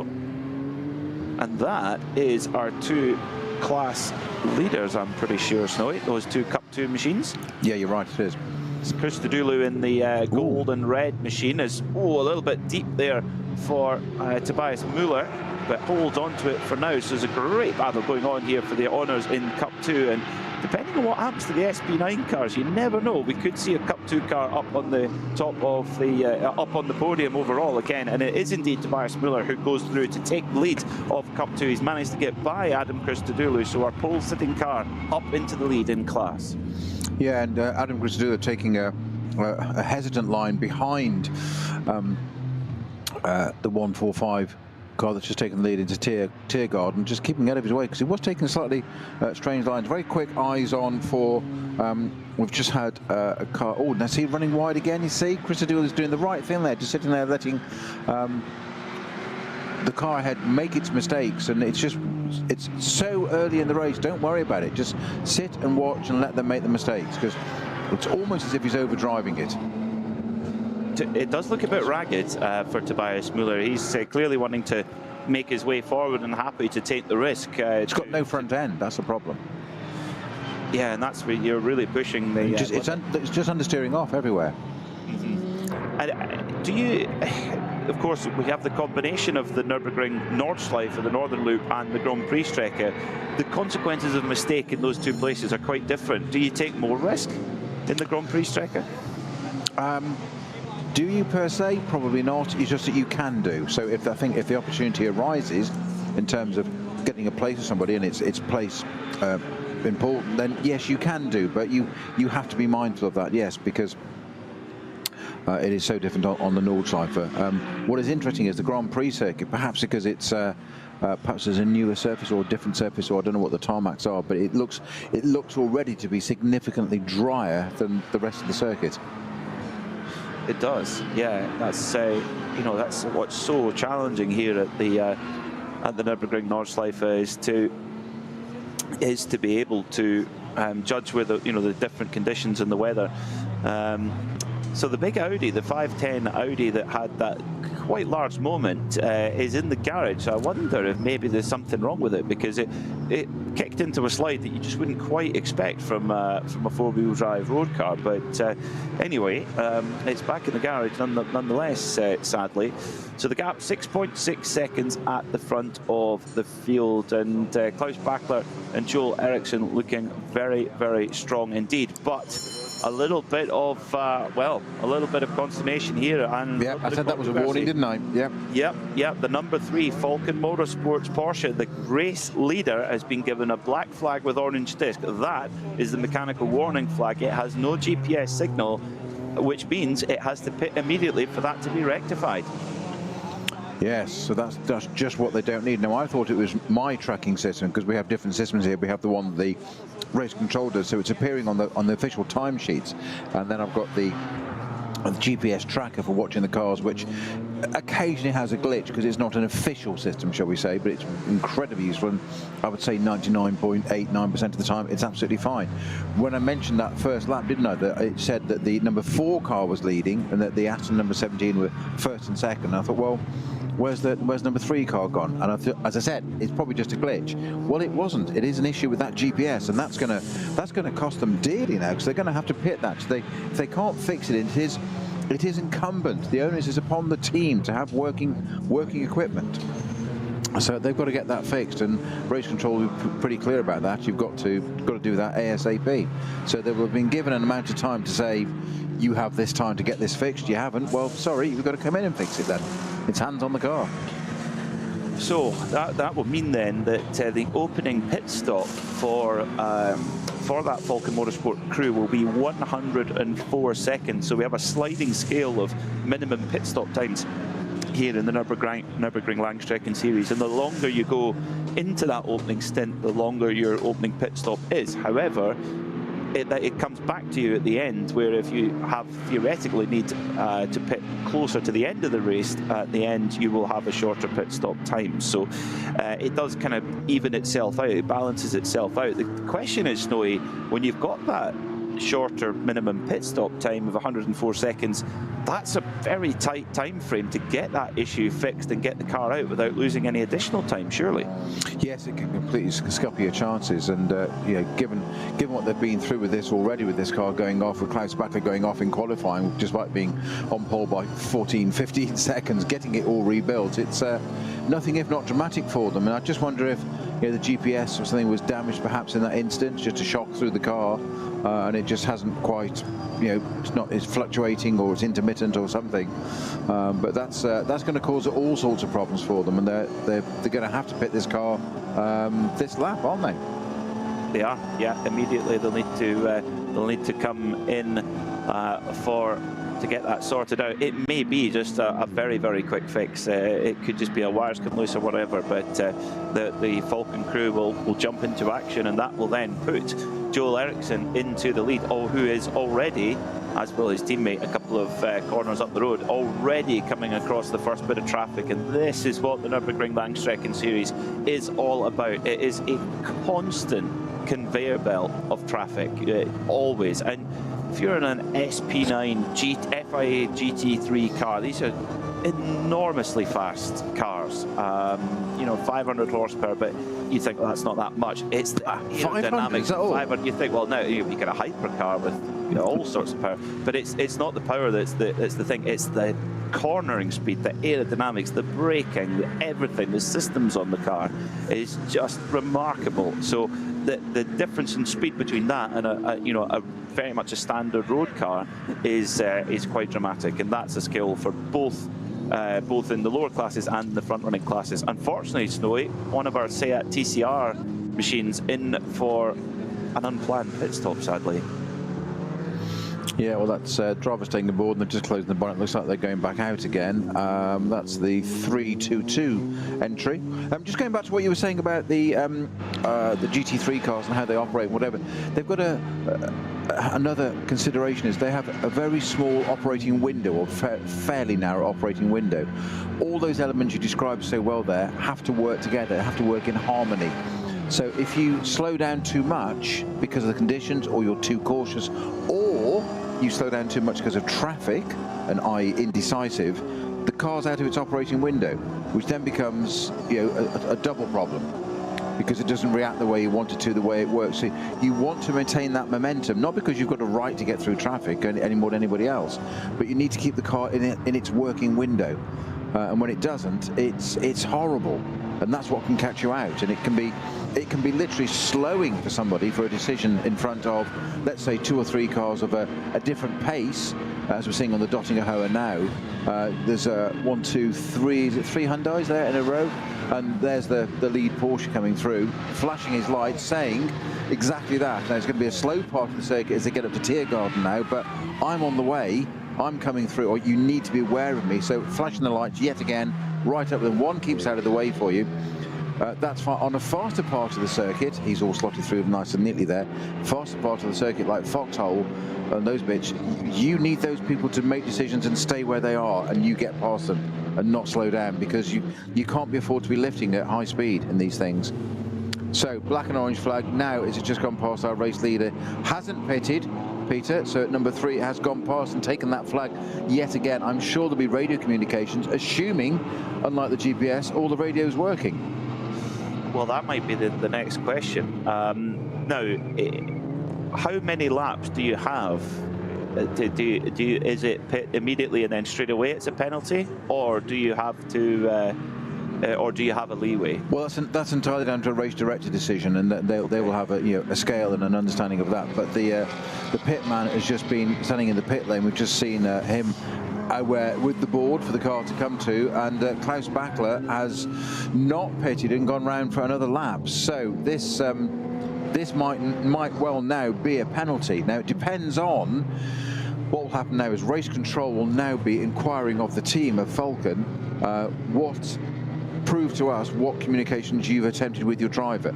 If they've said you need to pit and that communication hasn't reached the driver through a comms issue, electronics, etc., that's one thing.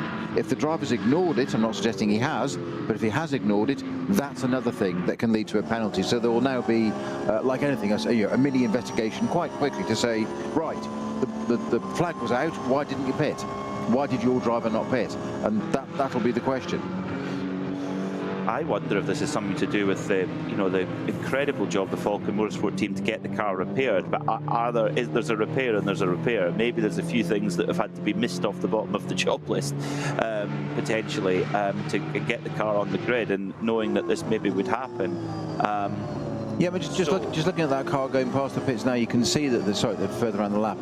You can see down the centre line of the roof that there's a main aerial at the back, and it's not so they can get Spotify up and things like that. Don't laugh, or radio, whatever it may be. There's a whole series of little antennas down the centre of the Porsche. It's actually more prolific than most. And some of those are just not working. And as you say, Peter, I just wonder in that impact whether a multi-block, as it were, electrically has been dislodged and there are more than one system apart from the GPS not working, because I'm not sure. The team are highly unlikely, let alone somebody of Falcon's experience, they're highly unlikely to say don't pit or not to give that communication. No, I don't think so. I don't think so at all. Well, hopefully for Klaus Bachler and the team, he's seen that black and orange flag and he'll pit at the end of the next lap. Because if he goes through once more, he will be. And I think then it's difficult to defend then, isn't it? So a little bit of early drama and controversy then for the Falcon Motorsport team, the leader in class, or leader overall, of course, by 12.5 seconds last time they went across the line, and increasing that gap as they head on to the Nordschleife. Marek Botman for Pro Sport Aston Martin sits in third.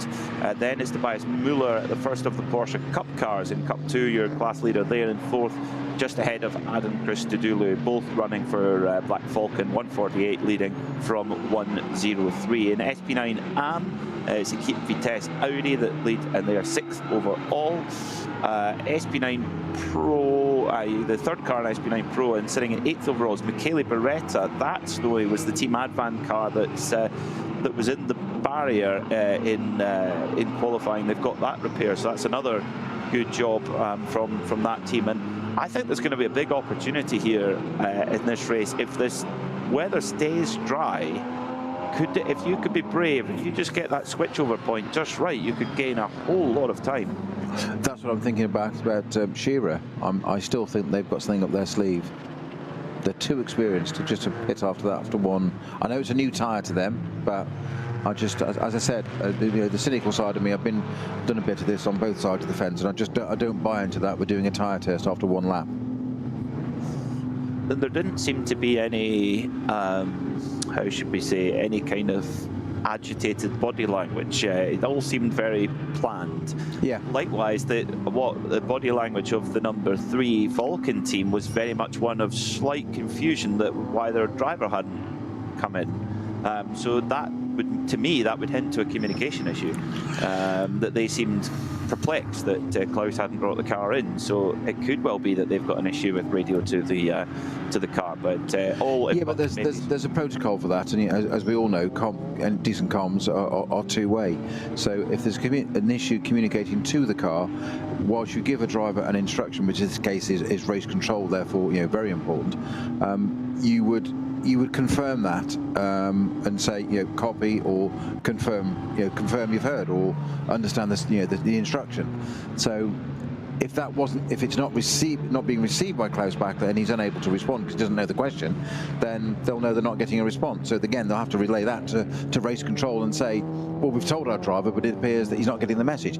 If that's the case, it could be, there are occasions, apparently, I've heard tell, I've never experienced it myself, but of drivers ignoring their pit crew. You wouldn't do anything like that, so I'm just going to leave that out there. Yes. Well, we're getting news there's a slow zone appeared at Bergwerk, and also yellow flags being shown around Brünchen and Exmüller. Yeah, well, the Bergwerk one is for car 801, which is the first car in our TCR class. You did say them with the Audi RS3. That's the 801 Bill Motorsport entry. And that's the all-Norwegian team. So that has stopped on the exit of Bergwerk.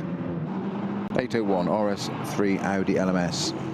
Well, at least it's close to the pits. Not. What exactly? I was going to say, hang on, which circuit are you at? Yes, that's quite far away. Put the kettle on for him now, Peter, when he gets here. Yes. Hot chocolate.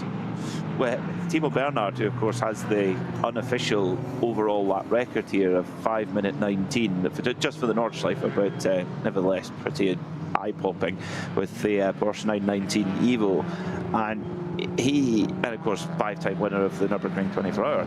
He told me the very first time he drove the Nordschleife as a very young Porsche factory driver at the time, his boss at the time, Hartmut Christen, said, take the fastest road car we have, which was at the time was a 996 GT2, and he only made it as far as Bergwerk and actually pulled over and phoned his boss and said, I can't do it, and he said, well, where did you crash? What's wrong? Where did you crash? He goes, no, I've not crashed. He says, yes, you have. He says, no, I haven't, I promise. He says, I'm just terrified. I says, I'm just really scared. And he says, well, that's good. That's a good place to start. You have always keep that respect, and it just shows you, even with that, fairly cautious and difficult start, you can go on to be one of the best drivers ever around here. But it's that kind of place. Yeah. I mean, I've been in a situation where we had a Spa 24-hour many years ago.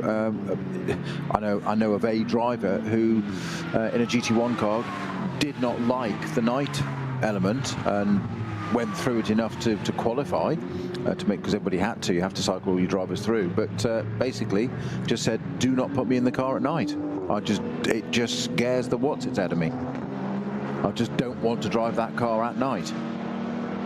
So it does happen, and that was a successful driver that was actually, when I say a runner-up, probably should have won the British GT Championship. So around about that time. So we're not talking somebody, a club racer. No disrespect to club racers. It's it was somebody that was very experienced and capable, and yet it still just spooked them, because somewhere like Spa at night is pitch black, absolutely pitch black. Well, we've got a code 60 at Esbach, so that's kind of been upgraded. We had a yellow flag at Brünchen, and Esbach now code 60 there, which is by the split times. The leaders have just come through there. In fact, they're already coming down the Dottinger hole, so they've gone through that area. So that's sort of around the kind of front sharp end of the Cup 2 category, around that code 60 at the moment. So the number 3, the race leading car, making its way now. Is it going to pit here as it comes up towards? It's good. Yes, keeps to the right hand side. So now Klaus Bachler has got the message, whether that be from just simply seeing the black and orange flag, gets through. I do like that as you come down to the 60-kilometre limit, that there's a sign there telling you what your speed is, a bit like when you're coming into a village. That's very handy. Into the pits then comes Klaus Bachler, pulls up, so after 4 laps of running then, they have a minimum pit time of 123 seconds, so just a shade over 2 minutes to do all of their pit work, fill the car up with fuel. Now, you're Falcon team manager here, do you take the risk? Do you go on to a slightly more aggressive tyre here, Snowy? Potentially so, yes. Obviously, just refuel the car straight away, and they can look on the inside. They can't work on the car yet. So they're just having a look on the inside, and they can open the door and chat to the driver and just say, right, I get now communications. Now that is interesting. They are putting slicks on the leading car.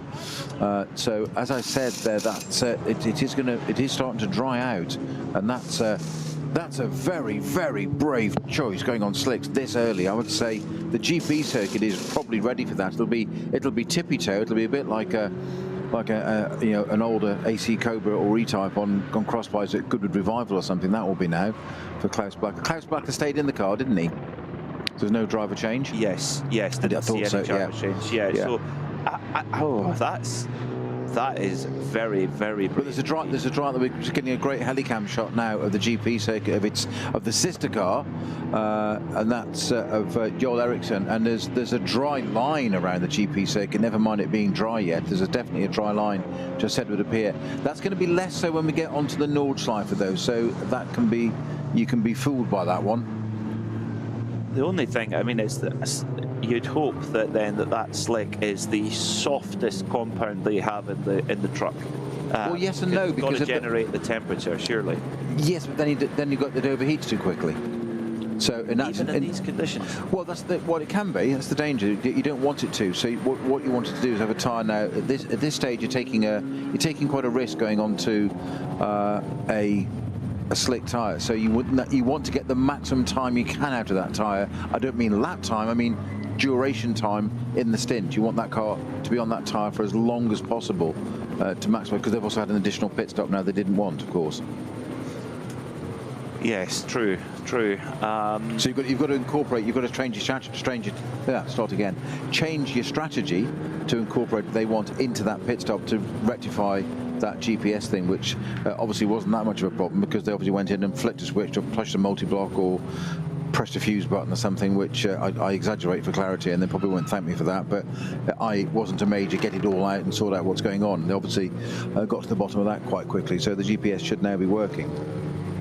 We've also got a code 60 at ADAC, so that's there's already started to be issues around the circuit, and if you're on a dry tyre in changeable at best and certainly wet in other places, the last thing you want is a code 60, unfortunately, because then you lose the tyre temperature, you lose the grip. It's a very, very brave call. I mean, Falcon, they know the tyres that they've got very well. They know the range that they've got. I mean, for me, it's so brave. Would you put a cut slick on, Snowy? Do you think that was maybe the better call, or have they got to really roll the dice now?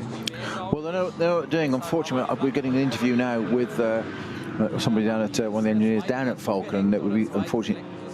It's in German. I'm just going to see if I can try and pick up the gist of it.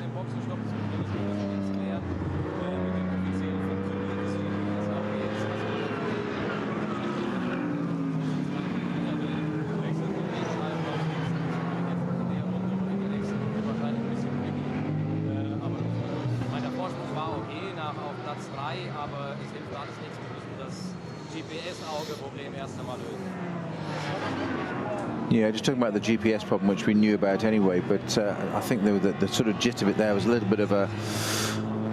we haven't got a lot to lose because we've got to fix that GPS system, so...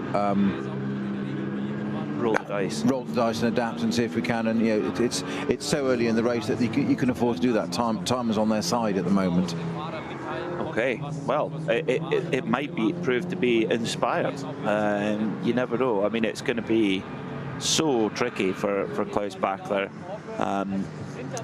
We'll get we'll get a comparison of sector time briefly, and well, sector 2 of he's 8 seconds slower than Joel Eriksson, so 1 minute and 17 seconds to 1 minute and 25 seconds. And they're now, Joel Eriksson is just coming through sector 3 right now. It'll take us a couple of minutes to get a comparison time, but that'll give us that's very much out onto the Nordschleife at the moment. Joel Eriksson, now your race leader, is coming out of Bergwerk onto the Kesselchen, which is for about the furthest part away from the pits. Now then, Peter. Yes. Little update for you. Car 003, GPS still not working as it left the pits. Oh dear. I know. Not what anybody wants to hear. So I said it was quickly fixed, as they didn't appear to have done a lot. So I don't know whether it's. I mean, it's against. I don't know what the situation is. It's against regulation to run the car without GPS, whether it's intentionally or otherwise. I'm not suggesting it is intentional, but it's what you do when the system isn't working. It depends why it's not working. Is the big thing. Is if they've showed due diligence and every effort to make it work, then I don't know what the regulations are with the team, with the officials. That's a tough one. It is a very, very tough one. And of course, at the moment, it's the lead car as well. Now, sunshine is coming through at various parts of on the autumnal golds of the Nordschleife up in the Eifel Mountains there, and there's a very dry line from our helicam shot down onto the Nordschleife parts now. So the bits I thought weren't going to dry up particularly, there's starting to emerge, and some parts of it even look completely light and dry, which is wonderful. We didn't think this was going to happen, Peter. No, we didn't, but still.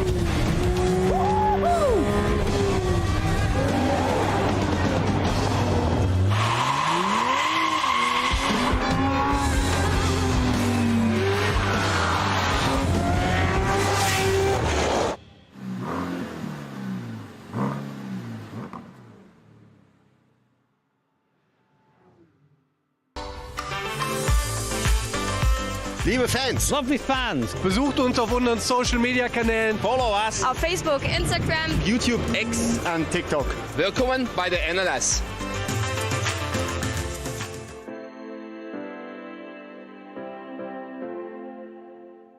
Was ist ein X?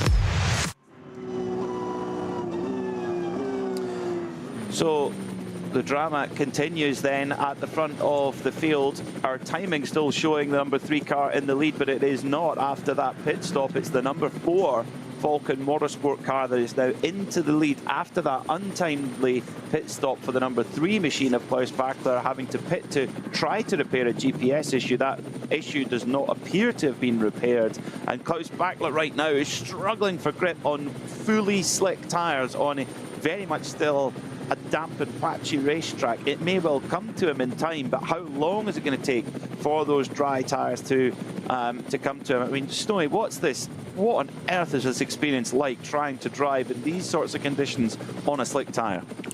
Well, it's where you earn your money, and as you can see, there's a definite dry line at parts of it now, that lovely light colour ribbon, and from a driver point of view, you're watching the circuit all the time. Light is dry, dark is still damp, and you're reading it, and it's changing and evolving. So having to go offline is something where you're careful. Are you offline on braking or power, whatever? So you try and use as much of the dry as you can. Obviously, it doesn't always go that way, but it's seat of the pants stuff, Peter. It's feel. It depends how well you know your car. So what it's doing, and sometimes it feels so painfully slow to drive, and you think, I'll just kind of go a little bit quicker, and you put a little bit more of a throttle application and the thing sideways, and you have to catch and go, no, I can't. And it's training yourself actually, and being disciplined to say, I can't do this. I can't drive this the way I do normally, because you've got to think of the big picture. And as we say, in a nanosecond, it can swap ends, and you've taken a corner off, or damaged it, or done a toe link or something, and it's out of the race. And you know, literally, there's a phrase, "hero to zero," for a very good reason. Dottingerhoe now looking is really quite dark still in terms of the track surface, most of it, in terms of therefore it's dry, damp, and then getting up towards, so the kink, it dries out a bit, it's, yeah, then it's wetter again. Tiergarten not looking brilliant, but looks quite greasy through Tiergarten. That was the word that came to mind for me. Yeah. Yeah, it's holding the water, quite a bit of water there. Oh yes, there moment for our race leader, Klaus Bachler, just coming through the last left-hand part of the Tiergarten, and it's the car flicking all over the place there and losing the front end completely. Now he's weaving down the pit straight. The pit straight is totally dry. Now, why is he weaving the car quite so much in the dry there? He's still trying to get heat into those tyres, because they are slicks on this, so I would suggest they're not up to temperature yet, even despite doing a lap around. But not also, bearing in mind, this car has a GPS issue still recorded that hasn't come into the pits. So back there it is, it's still out there. What was his best lap? That last lap was a 9:41. His best lap's a 9:25. So we're getting word from the brilliant work from the team in the pits. So the Vulcan team manager Sven Schnabel said, technically everything is okay with the car, but the GPS transponder has electrical problems. That's why we got the black flag. We added a second GPS unit or power cable and need to clarify now if the signal is working now. The change now on slicks will be a little bit tricky, but we need to solve the GPS problem first. So it could be something that could actually, with the new unit, could be solved sort of on the fly kind of idea. So let's see. And it seems that for Klaus Bachler on those drier parts, he's trying to generate as much tyre temperature as he possibly could while he's on the dry part. But when he's on the greasy wet part, it's so difficult. And in fact, he's had a little bit of an off on the Grand Prix circuit. Yeah. He held it well, but the grip's still not there at all. No, you can see it's struggling. It's not just front end, it's struggling with turn in, it's struggling with power, which is always going to be the case if you're going early. As I said, we're trying to get as much of a run out of these tyres as you possibly can. Just going back to the GPS thing, I said it was quite quick, didn't I, that they resolved it. It's quick because what they've done is they've tried not to investigate it. It isn't working, so the simplest solution is to save time, plug in a second one with its own power cable to resolve the problem. Now that obviously creates a different problem, because that in turn is now not working, as Sven Schnabel's told us. So you've got to wonder, what is that? It's a signal issue then. So it's got power, it's got a new unit, it's got power. Must be a signal issue. But the point is, what they're doing here is the team are showing due diligence. They are following the race director's requests of sort this out, and they're doing that which they can. So I'm not saying it's not for us to say, but whether the race directors are benevolent or not is entirely up to them. But they are certainly, from a team point of view, doing everything possible to get that car compliant with the rules, whilst leading on slicks in the damp. Just saying that. Yeah. Klaus Bachler is doing his very best. He dropped 8 seconds in the first sector. That's pretty much the kind of Grand Prix from the start finish to towards the end of the Grand Prix loop. Of course, we cut quite a bit of it out. We used more of it in the 24-hour race. It's sort of slightly different route for the Nürburgring Langstrecken Series. At the opening corner of the Grand Prix circuit, you take a very hard right and then into the kind of stadium section, whereas in the 24-hour layer, you're taking a left and then heading down towards the what was the Goodyear's banker.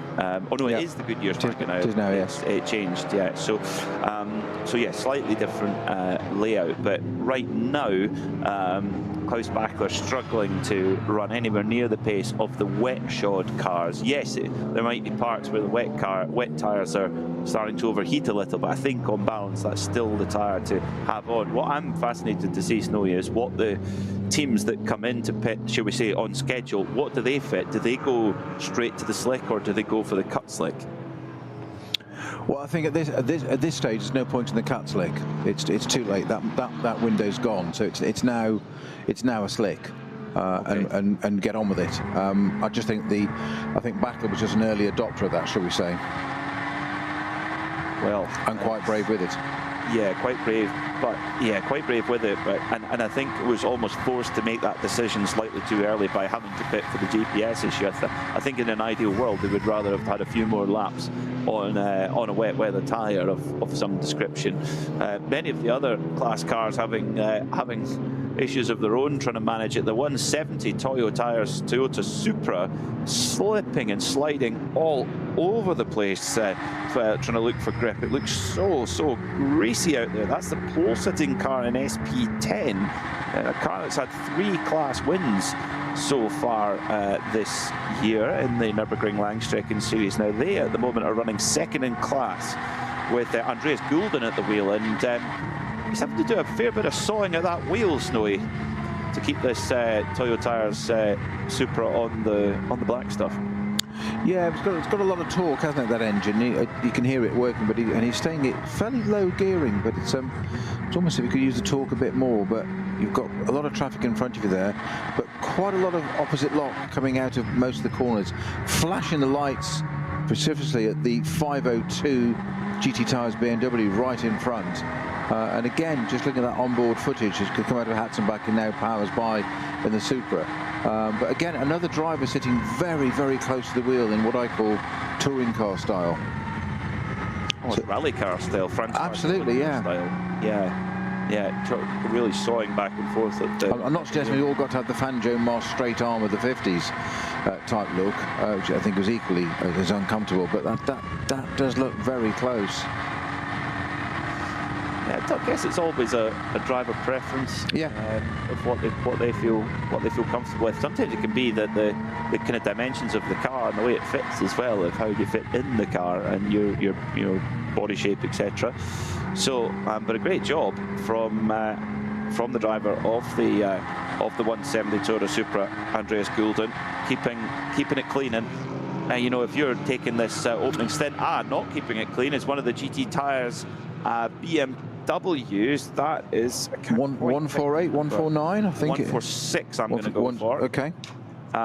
Just have to be different, don't you? Well, I'm going to be right or wrong. I don't know. It's from the lead of the class. Oh, yeah. Dearie me. Oh no, that's Patricia Stalidzan, who's ended up in the gravel trap. That looked down at turn 1 in the gravel. I think it did. I think you're right. I'm just going to put up on the GPS, Peter, while you do that. But I think you're absolutely right.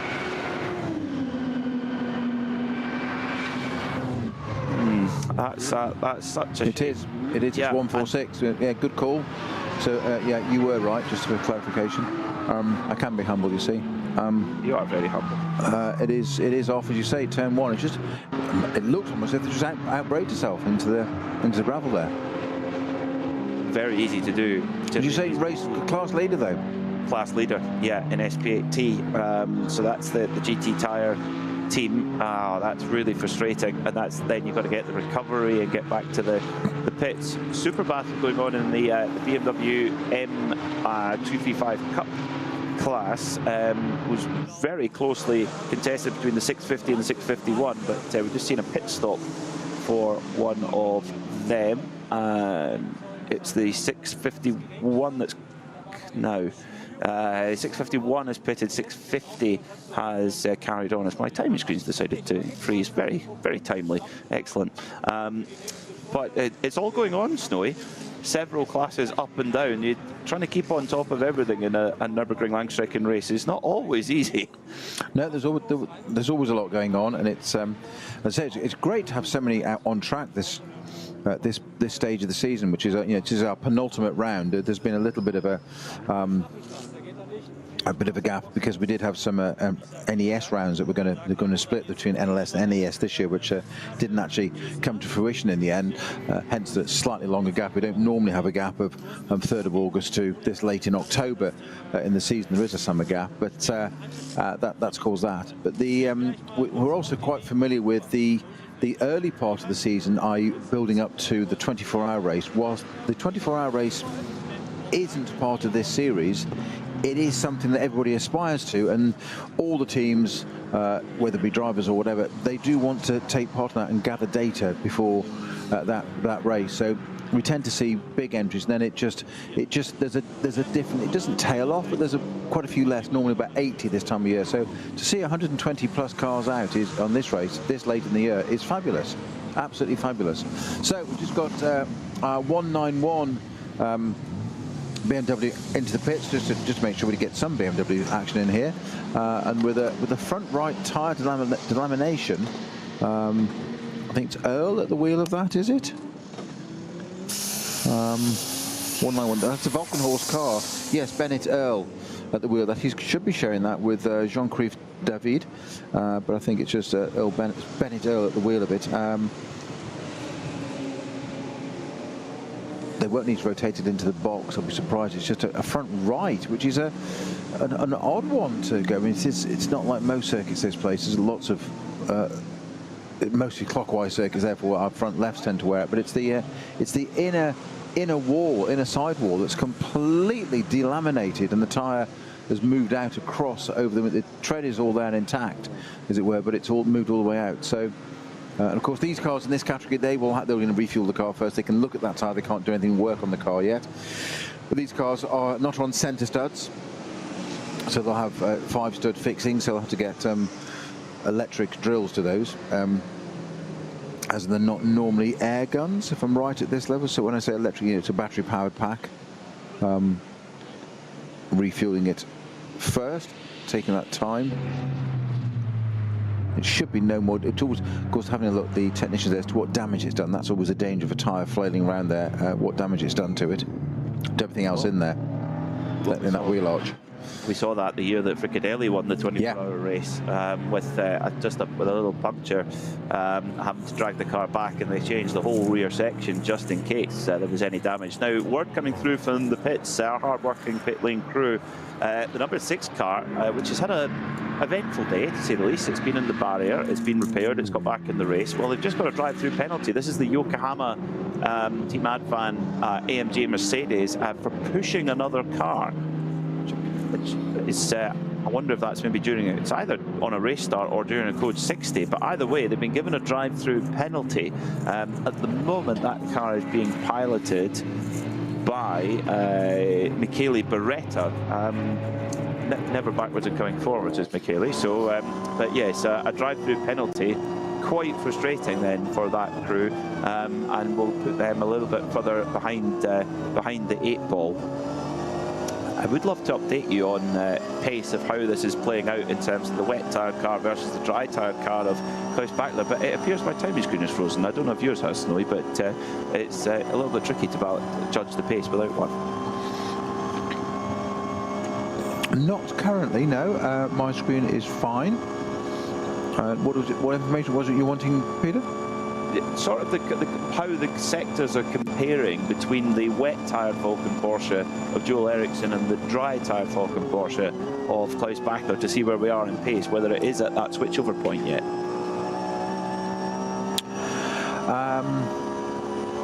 Well, Eriksson on the number 4 car currently, sector 1 time was a 1:14, and Bachler was a 1:22. That was quite a while ago. That's quite. I think we've got a timing. So maybe mine's frozen as well then. Yeah, okay. It's gone no further than sector 3, whereas Heinemann is. You agreed. Further on. Sorry. So I thought it hadn't, but it had. So I'm misinforming you again. So I'm going to refresh that and just see if that comes up again.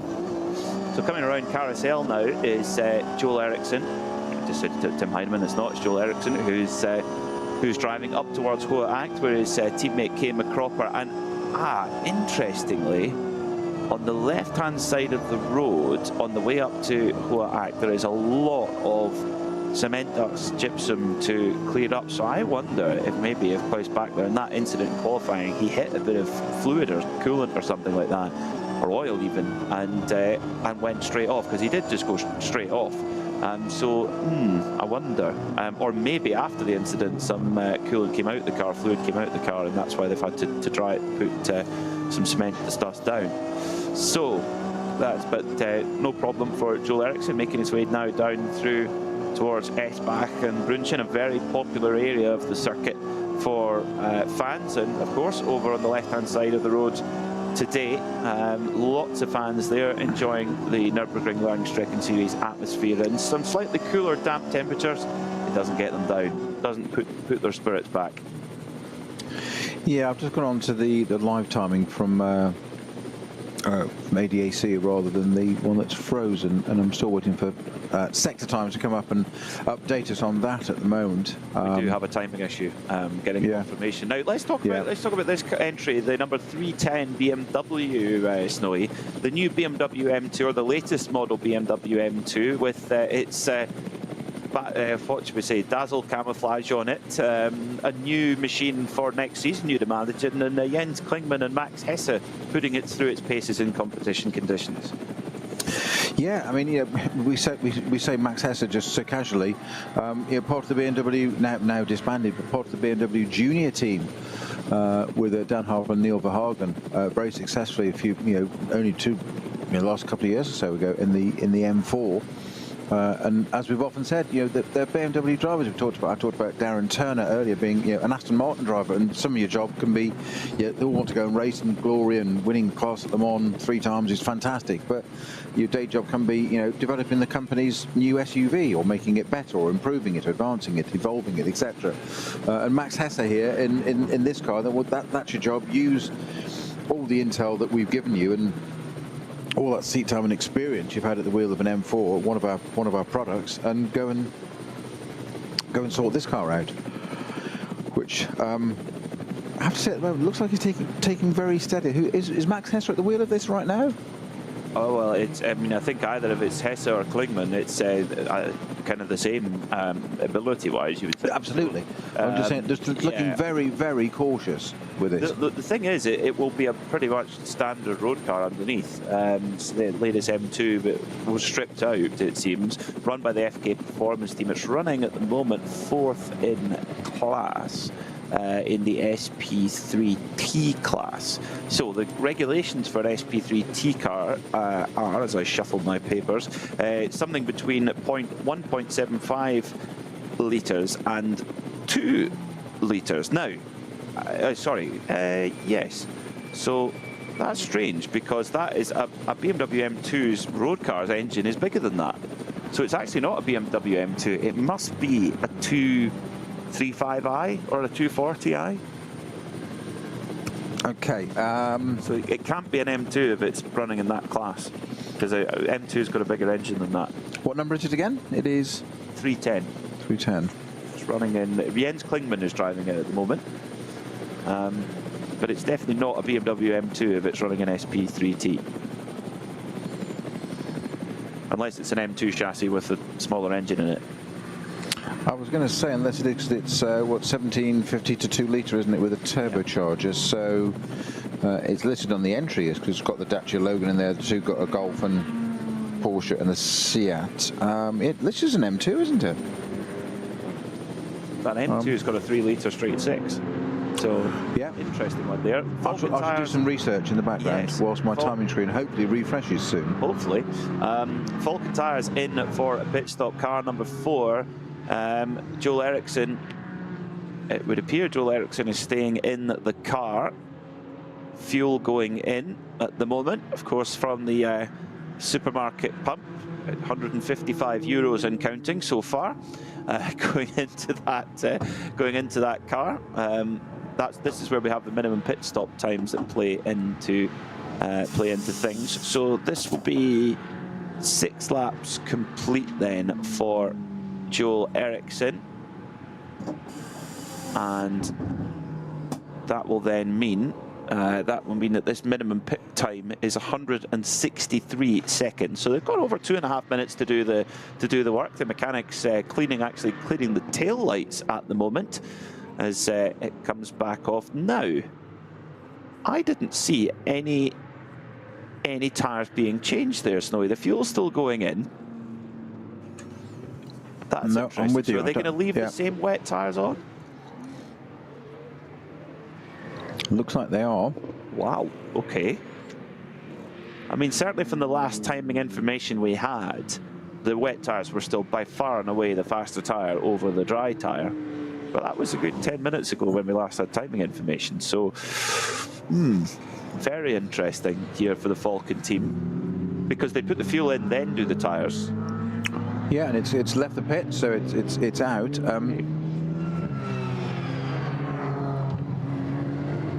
Okay, so, well, let's see then how this plays out, and whether this is a good call for the Falcon team or not. Out they go back into racing action. Car number 4. Oh, it's unless they, because are you allowed to fuel and put tyres on at the same time? I don't think you are. No. No. Okay, so the fuel was going in, but the way that this number 4 Porsche is moving around, it does seem a little bit squirrely, Snowy. That's an unusual one. Well, we both missed a tyre change. Not to say it didn't happen, but it's you would say that he's definitely struggling with that, and so it suggests it has got slicks on it, but we didn't see that, so Jimmy said it didn't happen.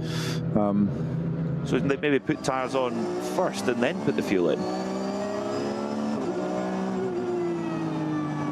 which would be odd. That is a strange one. That is a very, very strange one, because you would put the tyres on at the last minute, because they'll sit in ovens out the back of the garage. That's very unusual. Very, very unusual if they've left the same wet tyres on. Very strange. I mean, is there any? What do you think the play is there, Snowy? If they have left those wet tyres on, what do we think? I can't see why you would. I'm not saying they haven't. I just can't see why you wouldn't. Why you would at this point, given the way the track is dry and so much of it, and continuing to do so. It stopped raining some time ago. So I'll just very quickly, whilst we're on to that, Peter, I have got a press release from BMW yesterday, actually, which is the 18th, isn't it? Yes, yesterday. That the BMW that we've been talking about is for 2026. Hence, it's being run by Max Hesse at the moment, or that car driving it as a development car, and it is called BMW M2 Racing. That's its title. So it is an M2 Racing, but it is a new entry level. So basically, it's now superseding and replacing the 235i, 240. And the CS is now becoming one car called, long live the new M2 Racing. Okay. It's a track-only car, second generation. Yeah, so that's what that is. Okay, I'm with you. So it's basically an M2 chassis, but with a smaller engine in it. It's got the same engine then as that's in my 1 Series then. Yeah, I'm just going to get some race more. bred engine. I can tell my mates down the pub, if I had any. Falcon number 3, the very NASCAR style paint the number on the roof, which is very good for Nürburgring helicopter shots. The number 3 car running very strongly now with those dry tyres. Of course, it's going to keep coming back to them as things progress, because of course the track is getting drier and drier all the time. Still don't have any timing information, unfortunately. Blame it on the water getting into the cables this morning. Yeah, I'm just looking on the M2 there. It's potentially the first ever X-Drive, as in 4-wheel drive one, but they might say they might do a rear-wheel drive version of it just to keep their tradition alive. Ooh, a 4-wheel drive single mate race car. Oh, interesting. Yeah, that is very interesting. Yeah. There's our winter reading sorted out. That is a very interesting thing. So very good, and good when perfect Nürburgring car, particularly for if you're earning your stripes at the Nürburgring to have the. Well, that's exactly the point. So it's an entry level. It's a cheaper entry level into GT4 and then GT3, should you wish to. Yeah, yeah. So Joel Eriksson coming down through Nordschleife now and down the hill towards Adenauer, and up towards Exmüller. It was a little squirrely on the brakes there. And we're trying to get a word on what tyres are fitted to that number 4 Falcon car at the moment, because it did seem odd that as the fuel was still going in, there was no tyre change done after that. So we're all a little bit perplexed here. I mean, from your point of view, Snowy, looking at that Falcon car, it does seem to be running fairly well. It's so hard to tell what tyres are on it right now. Anything you can tell from that point? Not easy. What I can say is that there's a very, very slow Aston coming in on the Dottinger Her with looks like another puncture front left. So as another puncture in a car in this race, it just happens to be an Aston this time. That's the can't be 25, can it? Number 25? That wouldn't be right. 150. No, it's just some legend written down the bonnet. Sorry, just caught my eye and thought that's not right. No, yeah, so it's a critical phase of this race right now, and we honestly thought this rain was in for the day, and it was going to be, one of those. It was going to be a wet one. It was declared. The officials agreed and declared it a wet race before the start. That's to make it compulsory. Everybody's onto those tyres, the wet tyres, so obviously for safety.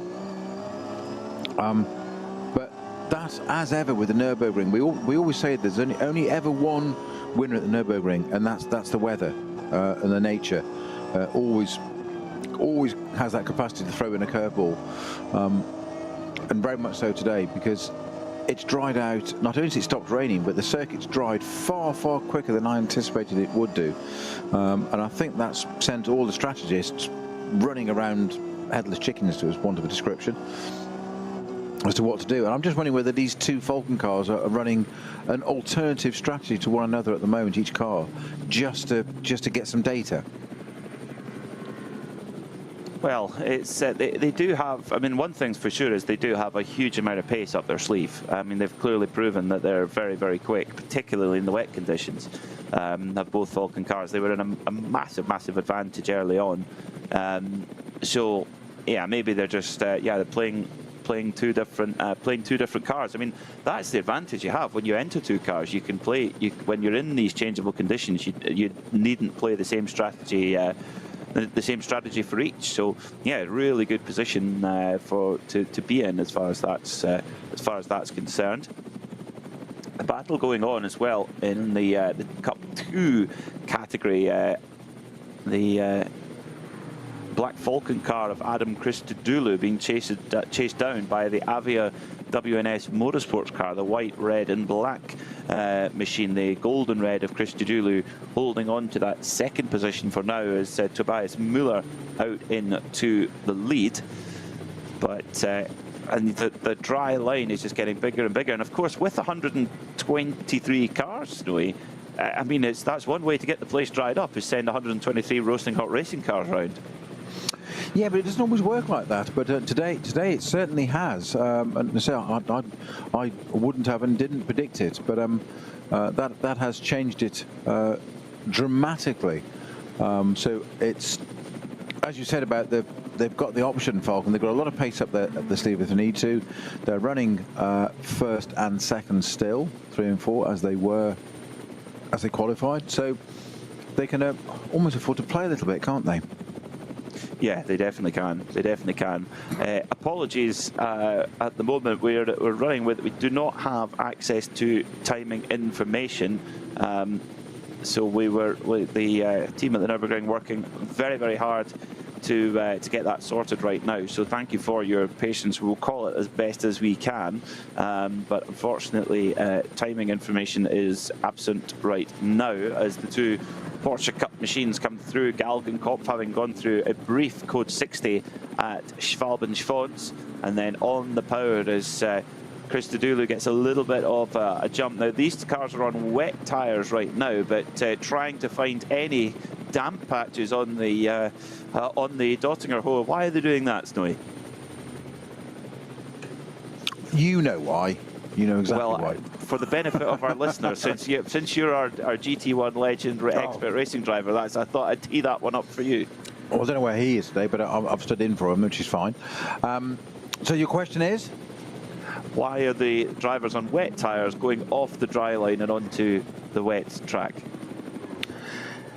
Tyres overheat, and that's the problem. You've got to keep them cool. The wet tyre obviously normally runs when it's completely wet, therefore the water has obviously cools it enormously. Well, our two Porsches splitting there, one coming into the pits. So they've got, as we said before, an operating window. And they don't like running in the dry. They're not designed to run that because it's a wet tyre. It's pretty obvious what it says on the tin or what it says on the tyre. So they've got to keep it cool. And it's this crossover point you were just talking about there. If you can do that still, that's great. If you can't, you've got a problem. And what will happen is not only the performance, but the tyre will chunk and delaminate and throw treads off because it doesn't like what it's doing. It doesn't like what it's been asked to do. So, an hour, beautifully explained, Snowy, beautifully explained. An hour and 20 minutes into this race, Steve Alvarez-Brown is still at the wheel of the 150 BMW M4 GT4. That's the Team Bilstein entry, a very, very popular entry, this car, running with Manuel Metzger and Jimmy Broadbent. Jimmy and Steve, two drivers who come from the world of virtual motorsports and YouTube, and acquitting themselves very, very well in this Nürburgring Langstrecken Series season, and really couldn't ask for a more experienced teammate to learn from in Manuel Metzger. Now, the Wolf Oil alternatively fueled Porsche Cup car running on Goodyear Eagle tyres is into the pits, car number 320. This is one of the cars where, again, very unique part of the Nürburgring. We've got some unusual names in there, and Smudo, very much a well-known name at the Nürburgring, Snowy. Absolutely. I was just seeing, is that the Shearer Sport Audi? Just popped in. It is number 15, the Audi. That was one of those early. Now, was that end of lap 1 or 2 that came in and changed tyres, and they said it was a tyre test which threw us, and as I said, I didn't quite didn't quite buy into that. I don't know whether my timing screen hasn't updated yet, so I can't get that to where that car is at the moment. We're still stuck with times from a while ago. Yeah, so the Shearer Sport Audi in for, I think, its first driver change, which means Frank Stippler will exit that car and Nico Bastian will take over. Yeah, a little bit of a baptism of fire for Nico Bastian, an experienced driver, but his first time in an Audi R8 GT3, and different. I would imagine it'll be a different tyre as well to what he's used to. So it's kind of all new for Nico Bastian, and you're going out onto a partially wet, partially dry track. That certainly is a baptism of fire. Yeah, I don't feel too sorry for him. It's his job. You're so harsh. You're so harsh. Well, Nick Damon always says that for him when we start talking about how eulogising how wonderful and what the conditions are and what these drivers have to do, and go, it's their job. So I just thought I'd get in there for thinking of you, Nick. Yes. You weren't convinced by that, were you? All I would say is if you've seen Nick Damon driving on iRacing before, I think maybe you should keep quiet on such matters. I've been on the road with him, and that was enough. Yeah, quite. So the Wolf Oil number 320 car it's had its pit stop, back out and going. Of course, that crew won their class last time out in that fractious 6th round of the championship. Of course, we've had, it's a little bit confusing, we've had 4 pure Nürburgring Langstrecken Series rounds and 2 Nürburgring 24-hour qualifying races, but both of those qualifying races counted as Nürburgring Langstrecken Series rounds. Clear? Hope so. So we have in total 7 rounds of the Nürburgring Langstrecken Series, which just runs here at the Nürburgring Nordschleife. Now, getting some word down from the pit lane, trying to glean a little bit of info on what happened with Falcon. It seems that they had done some tyres while they'd done the tyres before the fueling was finished, but I thought you couldn't put tyres on at the same time as fuel was going in. Anyway, we believe the number 4 Falcon car, the race leader, has switched tyres. Now what we can tell you, problem for the 127 Porsche Cup 2 Machine the Mascot workwear car. This is a car with Tom Coronel in the driver lineup. It's gone off on the exit of turn 1, the very tight. Must be coming out the pit, surely. Yeah, you would think so. You would think so. Maybe on slick tyres, you would. Yeah, I just wanted to call them out. I think there's a bit of front right damage as well, I think. Oh, so maybe made the way into the barrier there, possibly. So yeah, that's 2 Dutch drivers. Tom Coronel, a very, very well-known driver here, and Jan-Jaap van Roon. We don't know who's in the car at the moment. Another car we've got to keep a watchful eye on is the Dynamic GT Porsche, which had a 10 grid penalty, 10 place grid penalty for speeding during qualifying. And Mathieu Jaminet started the car, that Pirelli-shod car, and trying to drag it up through the order. At the last timing point, it was up into the top 15, and 2 hours 35 minutes to go. Still got work to do, but interesting to see that we've got a much bigger mix of tyre manufacturers in this round, Snowy, in the Nürburgring Langstrecken Series, because when we go to the 24-hour race, most of the top teams, I mean, it's Michelin have really had the edge over the last 10 years, really. They've won the race every year of the last 10 years, and a lot of their cars are up on the podium, but it seems that there's a lot of other tyre brands here who are really putting in the prep to try and close that gap next year. Indeed so. Just seen there's a yellow Cayman just pulled off there, as we're just seeing a bit of an aerial shot. I'll come back to them, but yes they do, and that's often the way. It's like you know, motor manufacturers or engine manufacturers or tyre manufacturers, they're cyclical. They have a time and they have a season almost where it's their time, and after a while, for whatever reasons, usually commercially, obviously good to sell them at the end of the day, is other manufacturers go, well, actually we want a slice of the action, but there's a huge investment to be able to do that. So it's good to see there's nothing wrong with a particular tyre. In this case, you just mentioned Michelin for the last 10 years dominating. That's fine, but you know, there's the age-old phrase: competition improves the breed, and that's good to see.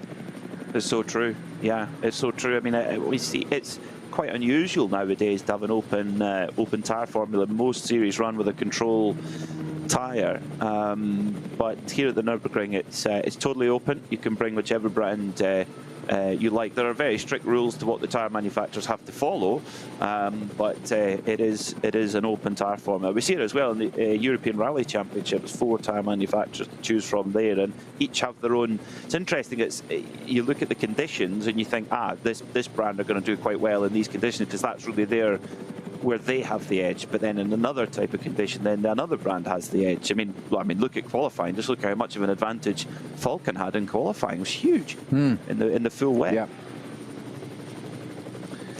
I'm just trying to read through the regulations about that thing we're talking about, as to whether refueling and tyres can be done at the same time or not.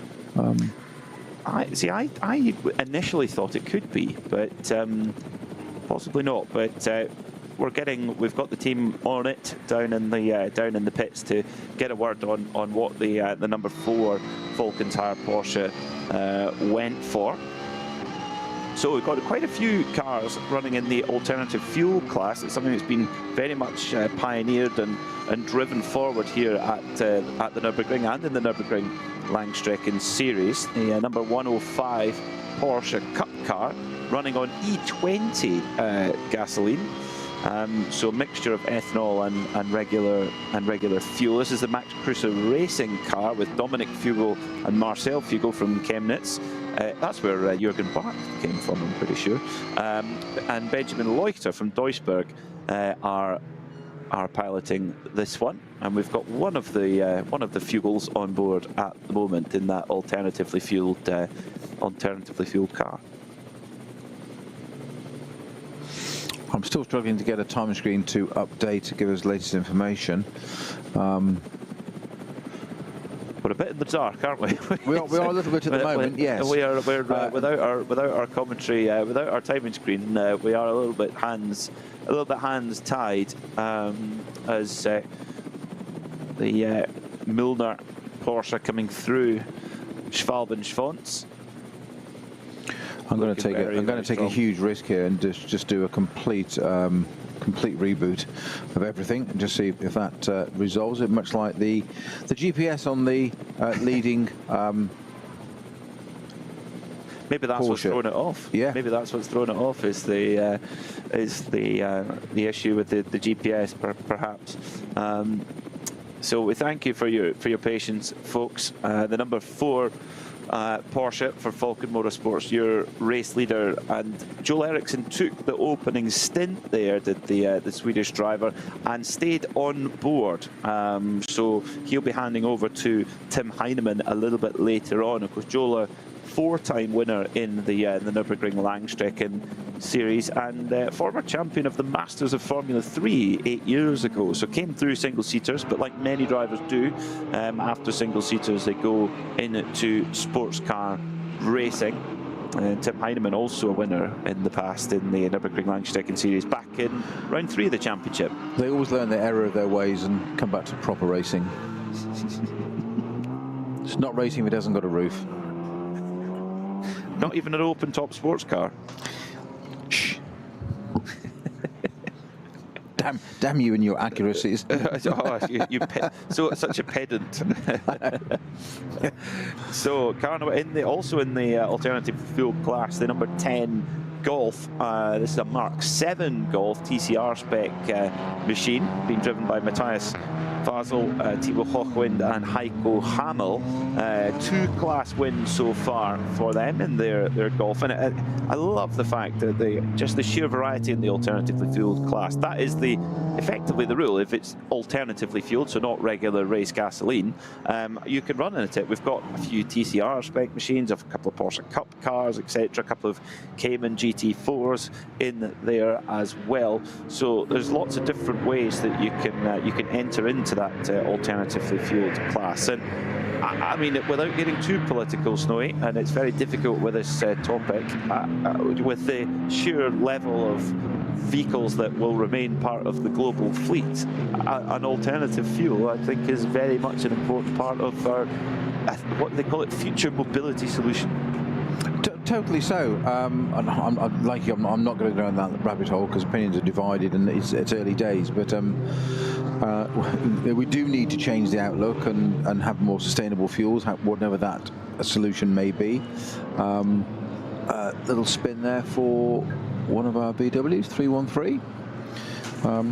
Just rotating and rejoining cleanly out of the way. In fact, so much so, driving down the grass to give out the way of the BMW, which is very considerate. That's the MSC Zinzig Golf TCR SB3T class. What looks like a Colombian flag on the wing end plate, but there are no Colombian drivers in that car. It's R2.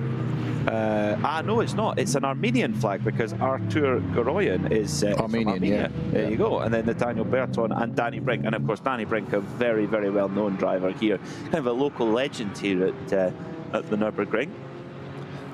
Many-time Nürburgring Langstrecken Series champion. It is. Well, of course, it says "We Race for Armenia" on the car. My apologies. It's very similar colours to the Colombian national flag, in my defence. But I never was good at flags at school, amongst other things. The days that you were there. Too busy sitting reading Autosport magazine in the back of class. My dad actually. This is why we're friends.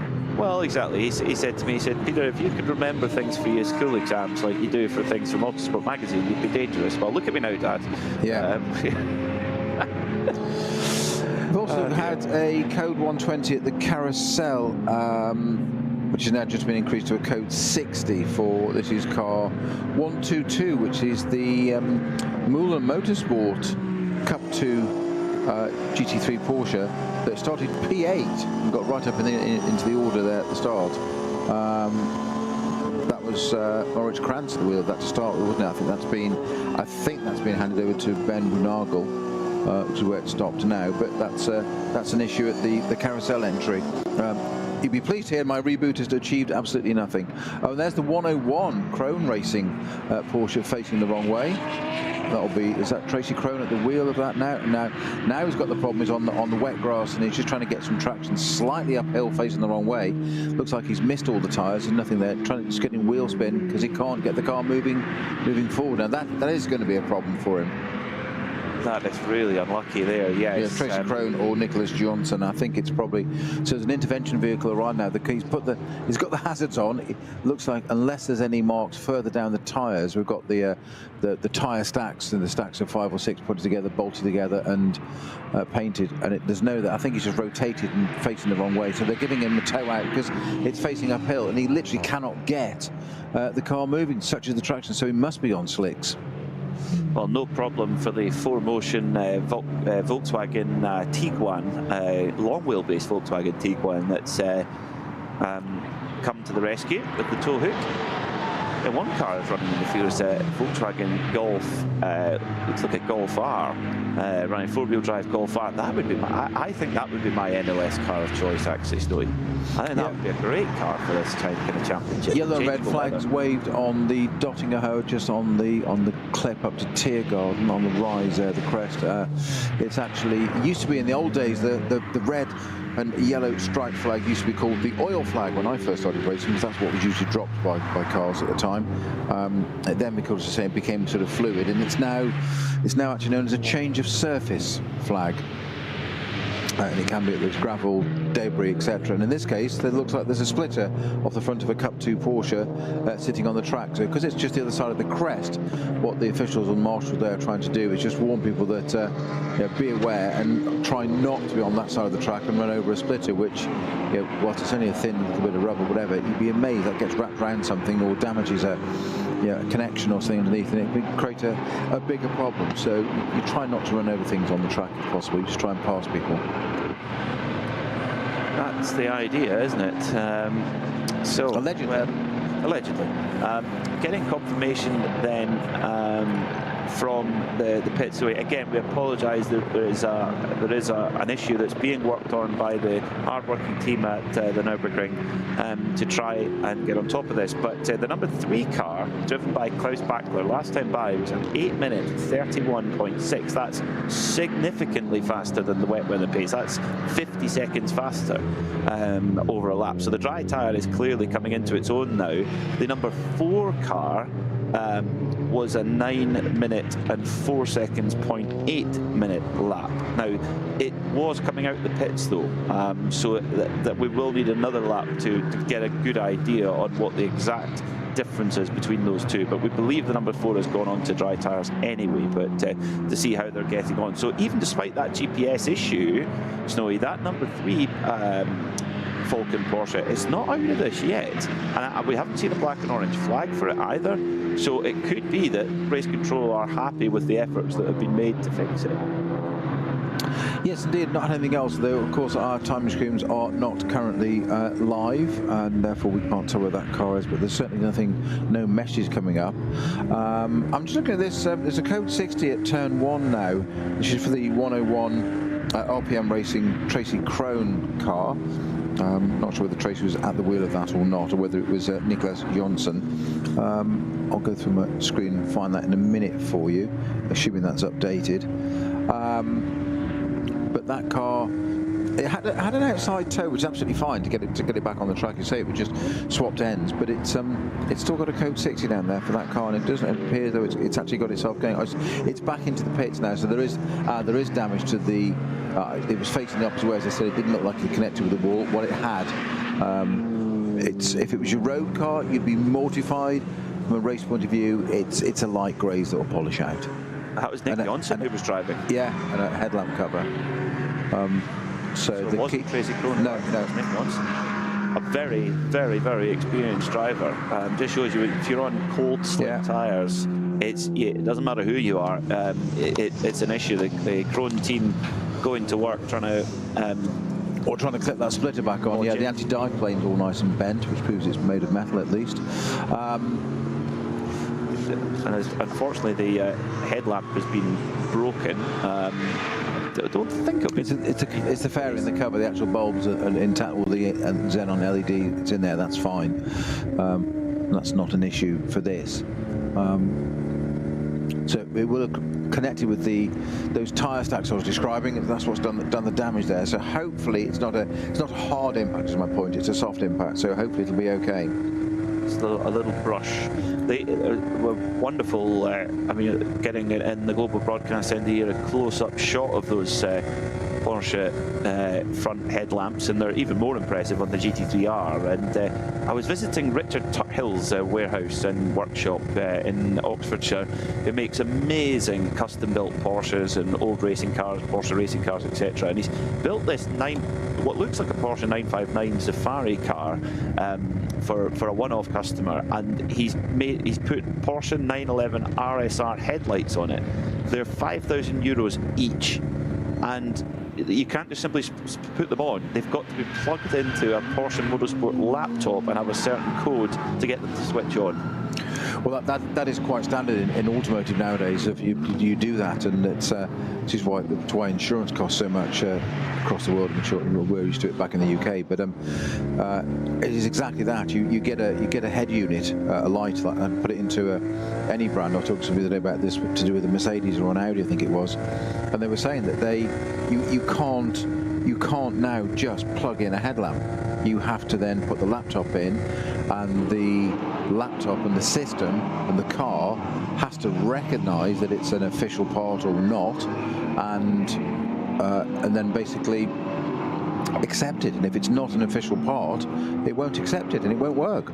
It's like transplant. It rejects it and says no. So doing doing TV in that way, it's very, very different. My television's now about to turn off. That'd be even brilliant, wouldn't it? My screen. That'd be cool. No timing and no pictures.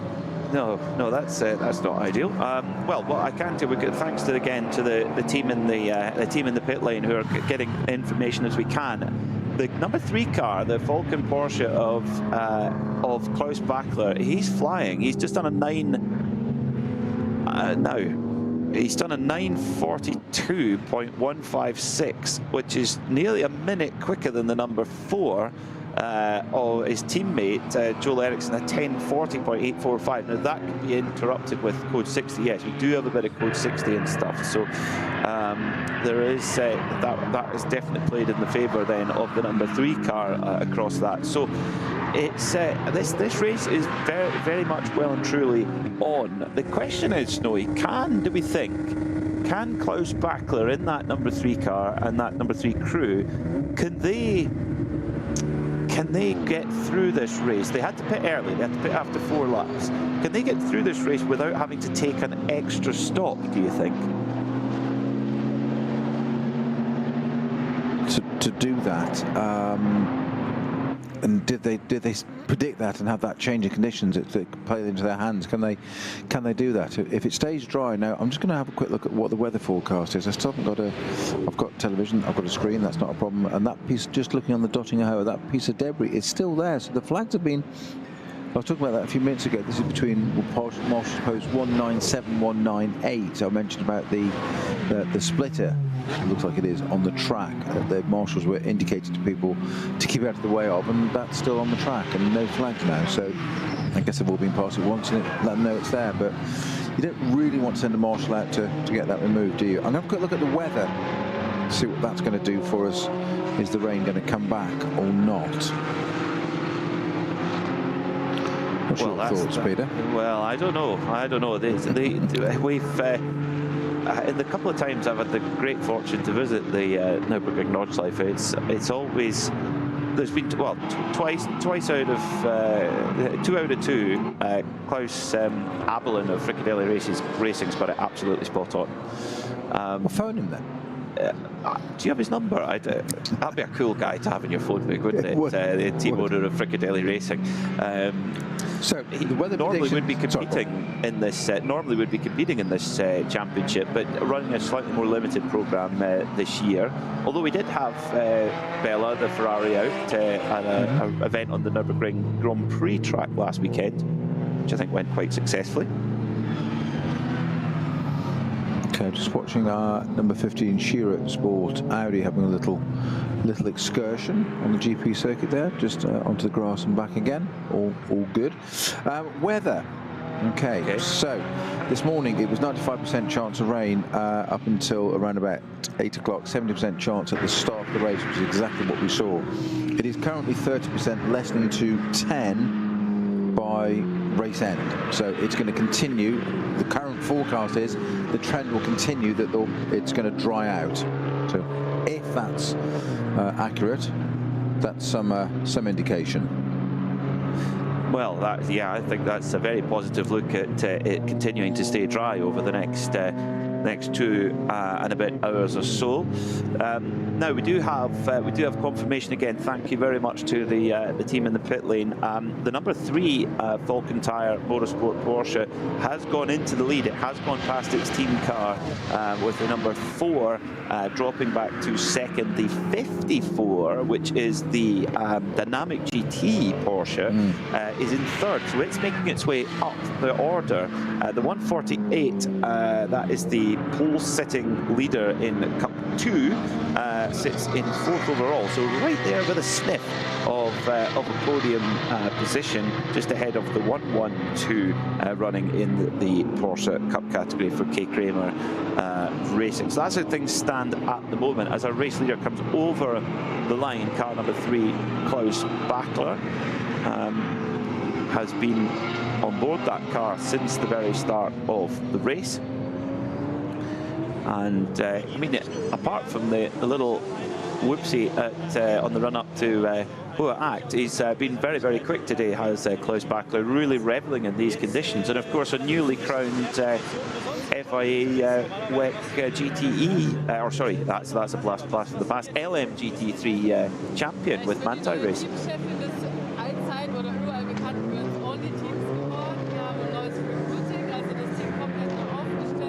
Now, are we getting an interview here in German or in English? I can't quite tell from my point of view. Apologies if it's in English, but we shall push on. Usually the interviews here down in the pit lane are in German, and I'm sure there's lots of chat going on of how the weather is going to develop, how the track is developing, what the right tyre to be on is. It seems that you want to be on dry tyres now. So 2 hours and 14 minutes left, approaching the halfway point, and it can't be too long, Snowy, before that number 3 Falcon Tire Motorsport Porsche is actually going to need some fuel, because it's been out for a wee while. Yeah, it has. I'm just going to see if I can. I know the certain part of my time screen doesn't work. I just wonder if the analysis is working. I can see what the car's done. How many laps are into it? It says loading data. Bear with me, and we'll have a look at that. It's just a quite handy little thing to see where we are. It said, well, it last pitted with 3 hours and 20 minutes to go, so it's been on track for 1 hour and 5 minutes. So I think that's, by my reckoning, that will definitely be needing fuel at some stage. Because 8 laps is going to take you near enough. It's going to be 54 minutes. So yes, it's going to be lighter in the wet conditions. But I think we'll see Klaus Bachler in at the end of this lap, actually. Yeah, I've got nothing updating at all on my screen, not working at all. So we've got so just over 2 hours to go then, and it will be Tim Heinemann looking, well, he'll be preparing to get into the number 4 car, but Alessio Piccarello, I would imagine, will have helmet on, hands on, ready to go. As Joel Eriksson's clattering down the Dottinger hole, absolutely flat out at the moment, reaching close to 270 kilometers an hour, and then underneath the Antonius Bucher bridge, totally flat out there, just on absolutely, barely registers as a corner, but then you get through the compression up the hill towards Tiergarten then, and going down the gearbox, braking smoothly, slowly, and then clipping the curbs, and then up the hill to the start of the Grand Prix Strecker once again to start another lap. There is a big gap between the number 3 and the number 4 car. We don't have a confirmation of what that time is, but that is a big gap between the 3 and the 4. But of course, the number 3 Falcon Porsche does need to pit, we believe, at the end of this lap. So it's going to switch back and forth. It's going to be one of those classic NLS races, isn't it, Snowy, where it just sort of unfolds as we head further and further towards the checkered flag. Well, indeed, we did surmise, did we not, so a little bit earlier, that were they running, because of the changeable conditions, we thought it was going to be wet all the way through. Perhaps they had more intel than we did, but that was certainly our supposition, that they run alternative strategies on these two cars. And why wouldn't you? You said the key thing was, as you said, Peter, they've got pace in hand, so they can afford to do that. They can afford to be a little bit more flexible and see what they can do. And the overall outcome is they're still running 1 and 2. So let's see how it evolves, and why wouldn't you? And as ever, it's just more data for them, isn't it? It is, yeah, and of course the development of the tyre is so important. Where we're at towards the latter point of the season. This is the penultimate round of the Nürburgring Langstrecken Series, and this is a crucial time for Falcon, particularly because their factory, of course, is over in Japan. So all that information and data very important to send back for constructing the tyres for next year's season and to have the best possible range. Of course, because here at the Nürburgring Nordschleife, the range of weather you can get is quite remarkable, and that's just across one lap, let alone across different days. So it's yeah, you're right. It's very important, very important information to have. That's exactly the point again, Peter, that as you say, over one lap, and you can be, a certain part, such as the vast scale of this circuit, that you can be one part of the circuit, and a tyre, whether it's a wet or dry and intermediate or whatever it may be, or hand cut slick or whatever compound is, might be absolutely perfectly suited to one element of the circuit, and 2-3 corners later it could be totally different and the wrong thing to have, and you have to be adaptable to that as from a driving point of view, and you've got one car that will cover the most of the lap in the best of its ability. So getting towards the halfway point then of this 55th edition of the Adenauer ADAC Rundstrecken-Trophy. 123 cars qualified for this race this morning in very dark, damp conditions, and we really did think that was going to be it for the day. But the Nürburgring is always full of surprises, and they're now not a fully dry racetrack by any means at all, but definitely a track that's dry enough to run on slick tyres. Falcon Motorsport lead 1 and 2 at the moment, and looking to add a 4th win of the season. They've had 3 out of 6 so far. To add another one would certainly cement their position as the dominant teams this season in the Nürburgring Langstrecken Series. And of course, particularly in the races leading up to the Nürburgring 24-hour race, they've got huge competition from other teams as well, like Manthey, Porsche, etc., Fricadelli, Ferrari, and so on. So there's lots of competition out there, and they saw off the best of them at the early part of the season, are continuing that winning habit. And I guess once you get in that groove, you just get these purple patches, don't you, Snowy, where teams, they just get in the habit of winning and just keep on doing it. Yeah, but it doesn't happen by accident, does it? There's a reason that it's the same. It's the usual suspects at the top all the time, isn't it? Because they do their research, they analyse it, they process it, they adapt, and they know how to change. And it's everything's an opportunity, as we said today. It's the weather it hasn't really brightened up, but it has stopped raining, which we didn't expect. So that's helped enormously, and it's suddenly another opportunity. Okay, another set of conditions, and it's all in the data bank, all in the knowledge base, isn't it, for these guys for another time. Yeah, there's never a mile wasted at the Nürburgring Nordschleife. That's for sure. That's why so many of them. Never a meter wasted. No, definitely not. And of course, since we were last here, a driver who's very well known in Nürburgring racing, Maro Engel, broke the production car lap record in the AMG 1 hypercar. Have you seen the onboard footage of it, Snowy? The AMG 1.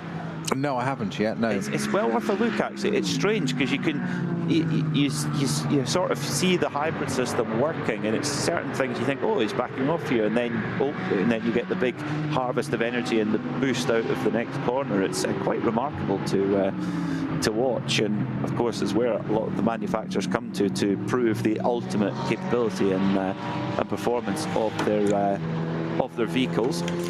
So we've had a little off at Galbenkopf, which I think is I think it's car 125. I think it was. I think it's kept going. That'll be if it is, that's the Huber Motorsport 911 GT3 from the Cup 2 category. Hans Wehrmann and Jochen Thiessen at the wheel of that. We're driving that today, but I think it has kept going. Well, that's good. That's good, because Galbenkopf, that's pretty quick out of there. Well, we've just got confirmation from the pits that both Falcon cars are on slick tyres, and the number 3, the race leader, has come in. Klaus Bachler finishes his work for the day. Qualified the car earlier on. He's jumping out. So Alessio Picariello is getting into that number 3 Falcon tyre. This is really an important point of the race. They were the first car to go onto dry tyres. Those dry Falcons have been taken off. They'll be putting another set on, and well, has that early decision to go onto dry tyres, has it been the right one? We'll see.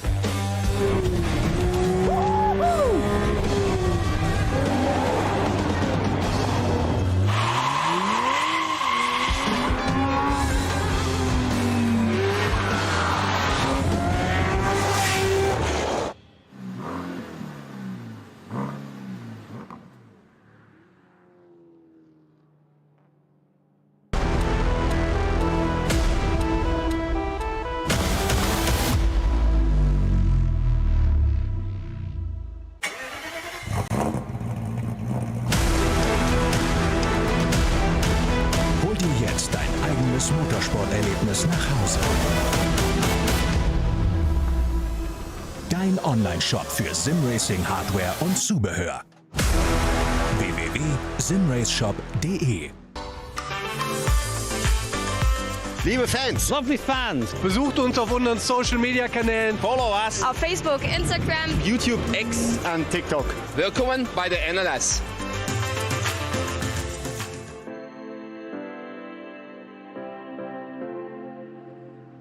What is an X? So, into the second half of the race we go then, here at the Nürburgring, and into the business end of proceedings.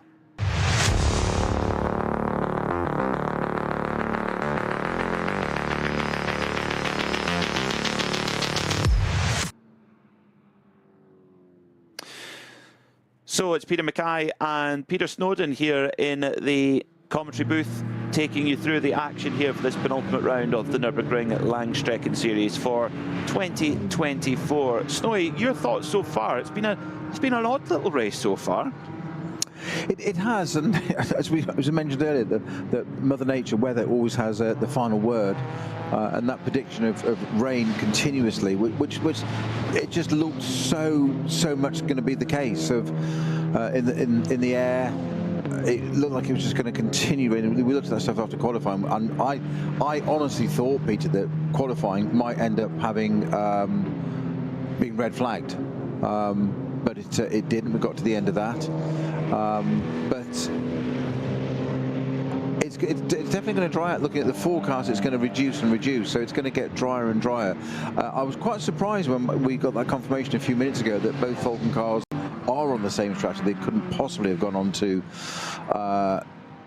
left that second car, the number 4 car, on slicks for on wets for that long. So that was obvious, but we didn't see that chart change. But I did think they were trying something a little bit alternative there, just to see what they can do. But both cars on slicks, and it's kind of theirs to lose at the moment, isn't it? It is. It doesn't appear that they've been. I'm going to regret saying that now. Well, I think. Well, I said that very early on in the race, and really the real banana skin was being on the wrong tyre for too long. But they seem to have done that quite well, and in a funny way, they might well look back as they're sitting in the restaurant tonight debriefing the race. They might actually look back, going, do you know, getting called in after lap 4 to put dry tyre. Well, getting called in after lap 4 to fix our GPS, and then having to take the risk on dry tyres. That might have actually helped them in the long run. And again, the benefit of having 2 cars and 2 cars of the same brand certainly helps for information on how the track is developing and what tyre works best. Because it used to be in times gone by, of course, that Falcon had 2 cars, but 2 different brands. They had a BMW and a Porsche, if my memory serves, but they've now, for quite a while now, have had 2 Porsches.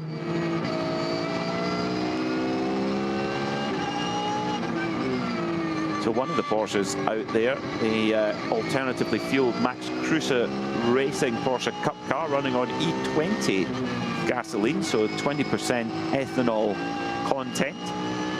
One of many different solutions to an alternative fuel to traditional gasoline that you pour out of your supermarket pump. So I think we're E10 in the UK, so 10% ethanol. You can get super unleaded, which is 5% ethanol, but that car running 20% ethanol content. Very, very cool to see that, and one of many alternative fueled cars. Of course, diesel for quite a while was seen as an alternative performance fuel, and it's still very much part of the mix, not necessarily on the racetrack, but still on the road. Yeah, these things are cyclical, and you know, we've obviously got electric and hybrid. I do think hybrid is probably the future, what form that might take in terms of, you know, a bit of petrol, hydrogen, or whatever. I think hydrogen's certainly it's coming to the fore again, but it's a movable feast. It's all evolving, isn't it? It is, yeah, movable feast. I like that. That's a good one. It is, yeah, one of the most how would you say, strange and uncertain times in the future of the automobile, and how the path forward goes. And motorsport's been a part of that story since the very beginning, really, and how technologies are used. Of course, the introduction of anti-lock braking systems, motorsport played a big part in that. Traction control, dual clutch gearboxes, you name it. It's been tested in a competition capacity, usually before it makes its way onto a road car. It tends not to come the other way from road car to race car. Usually it's on a race car first. Yeah. So at the end of the day, we've got to remember, especially in this field here of GT racing, and the same in Formula 1 to a slightly different manner, but it is that old adage of, you know, win on Sunday, sell on Monday. It's manufacturers are participating in this for a reason, and that is to sell their product to the man on the street, you know, commercially on the road. That's what they're doing. They're in the business to make money, and that's what they're doing. So the whole reason we see it in GT racing so much is that, you know, what we call customer cars, and we've just talked about the new BMW M2 Racing, as it's called, just being tested in this race, basically, ready for 2026. I think it's going to come out, they said, and it's being evolved for customers as an entry level into that tier of racing, of getting into that entry level. That's exactly the phrase that BMW are using. Then become, you can then go on to GT4, GT3, etc., etc. So there's that ladder, and it's all about, you know, making the brand successful. Well, we wondered what the bright yellow Porsche Cayman that a little while ago that had parked up at the side of the road. Well, we've got a little bit more of a colour on that now. Unfortunately, it's the number 962 Avia WNS Motorsport car, which they've won. They've won 5 out of 6 of the rounds of the Nürburgring Langstrecken Series this year. They will not be winning today, though, because their Porsche Cayman is in the garage with the big damage to the front left corner of it. So it will not be going any further, unfortunately, for Moritz Oberheim, Lukas Dojgaard and Joshua Bednarski in a hugely competitive Cup 3 class for those Porsche Cayman GT4 CS machines. In fact, you can also enter in a 718 GT4 Club Sport as well. There's a few different, slightly different iterations of Porsche GT4 Club Sport that you can use for that. But ouch, Snowy, that's going to be a bit of an expensive repair bill for that team, unfortunately. Yeah, that's not going to polish out, is it? I'm just looking at our interview there. The front wing, the trailing edge of the front wing by the door is badly damaged as well, but the wheel's gone back in the tub and hit the wing and damaged that even further. So yeah, that's a shame, because what you said, won every single race so far this year. They're definitely not winning that one, and I'd be surprised if they don't take a winter solace now and get that car ready for next year rather than come out in the last one. Yeah, that's it could be a difficult one to get repaired. Although, if you're going to get a Porsche Cayman repaired, this is the place to get it repaired. Manthey Racing, where most of the parts will be kept, just at the end of the Dottinger Hole there. So not an issue at all. Now, many fans of the Nürburgring Nordschleife always ask, is the Dacia Logan in the race? It is, and it is running at full speed right now, coming through flat out through Antonius Bucher, running in the SP3. Now I think it's in the SP3T class now. It's got a turbocharged engine now, I'm pretty sure, Snowy, but correct me if I'm wrong. I can hear you shuffling your papers as much as I am with all these entries as well. Fit them all on one big piece of paper. I tell you what would be good for an entry list would be like a Jenk scroll. Like in the Mille Miglia car. 55 Mille Miglia, yeah. Yeah, that would work. So we've got just on the timing. I've got a different screen available to me now. Picarello, it's the number 3 Falcon car leading, 12 laps completed, and the fastest lap that car has achieved, would you believe? Sorry, no, its last lap. My apologies. Was a hang on, that's just updated. It was a 12-minute 30 because I was looking at it. That's just updated because that's had a pit stop, has it not? Ericsson is second in the number 4 Falcon, 9:33 is its last lap. Interestingly, though, in third place is the 54 entry we mentioned. That was the dynamic car, wasn't it? That's a car that had the 10 place, not 10 second, 10 place grid penalty for speeding in the pit lane in qualifying. This is the dynamic GT Porsche, and that's got Jarmy at the wheel of it. Yeah, Jaminet, sorry, Matthew Jaminet, sorry, it's short, abbreviated on my screen, my apologies. 9:01.3 for that. Ericsson, the number 4 car, into the pits now, so 1 lap after its sister car. 4th place is the 105 entry, which helpfully I haven't got on my entry list. That's good, isn't it? A little bit interesting, a little bit of battle scarring on the front left of the number 4 Falcon Porsche. and it is a driver change then. So Joel Eriksson has got out after just over 2 hours of competitive action, but he'll have been sat in that car for quite a while, for about 2.5 hours. That's had a big off-pit. That's filthy down the left-hand side, and if you notice, the rear PU is actually loose as well. That's going to have to be taped or done something. Yeah, they're working on that on the right rear now. There's been that's either run wide or been hit up the back. Right, there's no damage to the back of it. Clearly, we can, looking around the camera screen there. So there's, yeah, that's run wide and tapped the bodywork there. So the rear wing and PU, it's all the hold, the catch and retaining mechanism, where they're obviously built to be worked on very, very easily and disconnect that rear end to get into the engine exhaust system, etc. There, that's all now strained. So I'm guessing it's going to need blue gaffer tape on it. It's a proper race car then, isn't it? Oh, only is it a proper race car when you get that on. That's yeah. I think it's classified down. It's certainly been off onto the grass at the very least. I wonder if they've got Falcon Blue and both shades of Falcon Blue gaffer tape in the garage. You'd hope so. I'm sure they have. Yeah. Blue and damaged the rear clip as well. It's not the clip; it's actually the bodywork, isn't it? It's torn around it. The clip's intact. Damaged the wing. So the fastest lap of the race, by the way, so far is this is the other teammate's car, Alessio Piccarella, in with an 8:31.6. So that's how much the times have dropped. I'm not sure which lap that was on. That's a couple of laps ago. Yeah, about 2 or 3 laps ago. Yeah. Yeah. So it's definitely coming into its own. Dynamic at 54. Jaminet into the pits as well. Okay. So it's Jaminet. He's just been quietly creeping up, hasn't he? Just to get, just quietly moving up the order. Having had a difficult start to the day with that 10th-place grid penalty.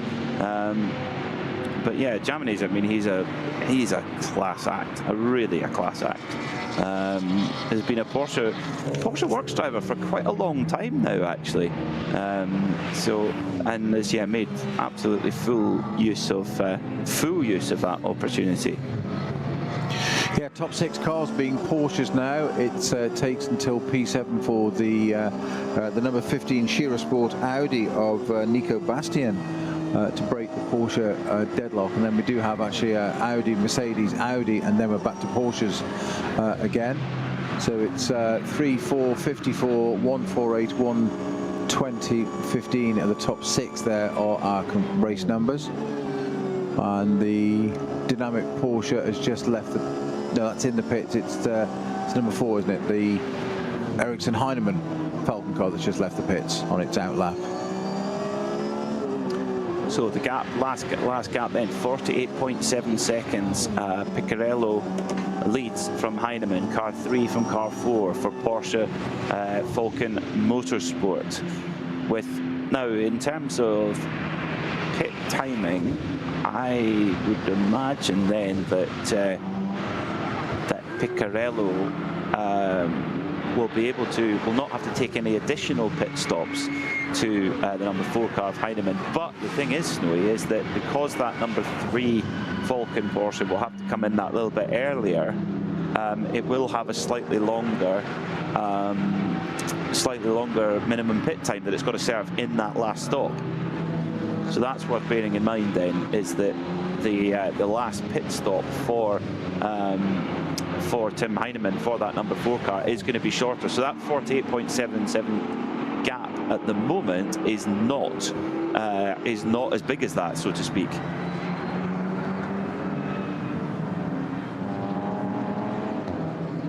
Yeah, I'm just looking at some of the race control messages.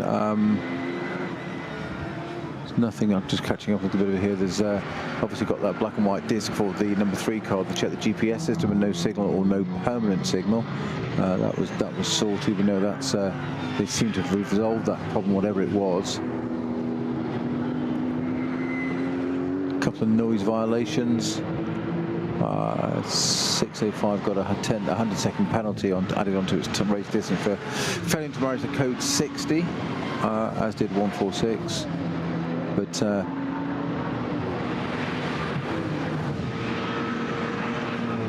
think that's all pretty well up to date there. Okay, so Mathieu Jaminet then is handed over the number 54 Dynamic GT Porsche to Adrien Delena, who comes out in third position. The gap is to the leader 2 minutes and 4 seconds. Though, if they can run as long as possible into this stint and pit that little bit later than the rest, they can gain a lot of time back with the minimum pit stop time, because as basically the closer you pit for your last stop towards the end of the race, the closer it is to the end of the race, the shorter your minimum pit stop time is. When we get to that point, we'll tell you what that is. Now we might get an interview in English here with Joel Eriksson. Let's see.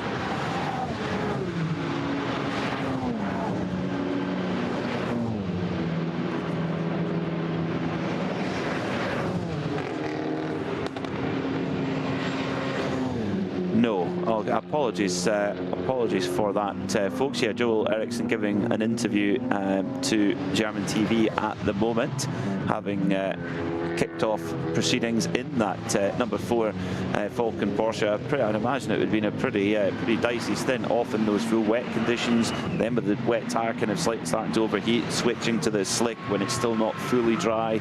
Yeah, very challenging indeed. But as usual, Snowy, the pro racing drivers, they have this way of just looking very relaxed, and Joel appears to be relaxed, even though of course he's had some sort of moment very late on in his stint, because the car is filthy, it's covered in mud.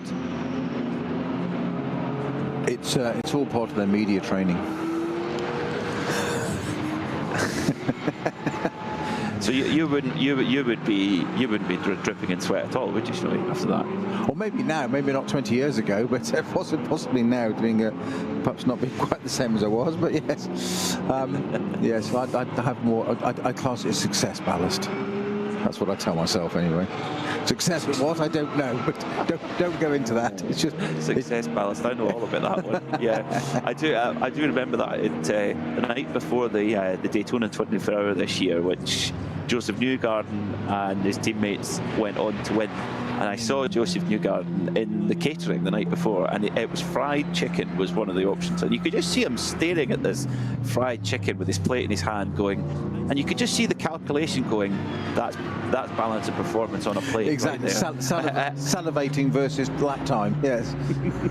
And he very politely asked the chef, he says, do you have any non-fried chicken? And he said, yeah, no problem, we can grill you some chicken. He says, he was very polite, and he went on to win the race. So yeah, there you go, see, yeah, that's the only difference, Snowy. We just like fried chicken too much.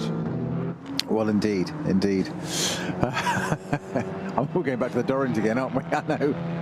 I love the food in the Dorrent. Yeah, we were always very well looked after whenever we come to the Nürburgring Nordschleife. The hospitality is just fantastic. It's a wonderful place to go. If you're listening on the Radio Show Limited network of channels or watching on the live stream and you haven't been, I'm sure you've heard this before, just go, book your tickets, go to, I mean, the Nürburgring 24 is an amazing event to go to, huge number of people, great atmosphere, but actually if you really wanted to get very close to the action, I think an NLS race is the hidden gem of motorsport events, I'd say, Snowy. Absolutely. I mean, it's worth going for the 24-hour just to watch your mini Mars bar inhalation rate. It's quite extraordinary. Just mine.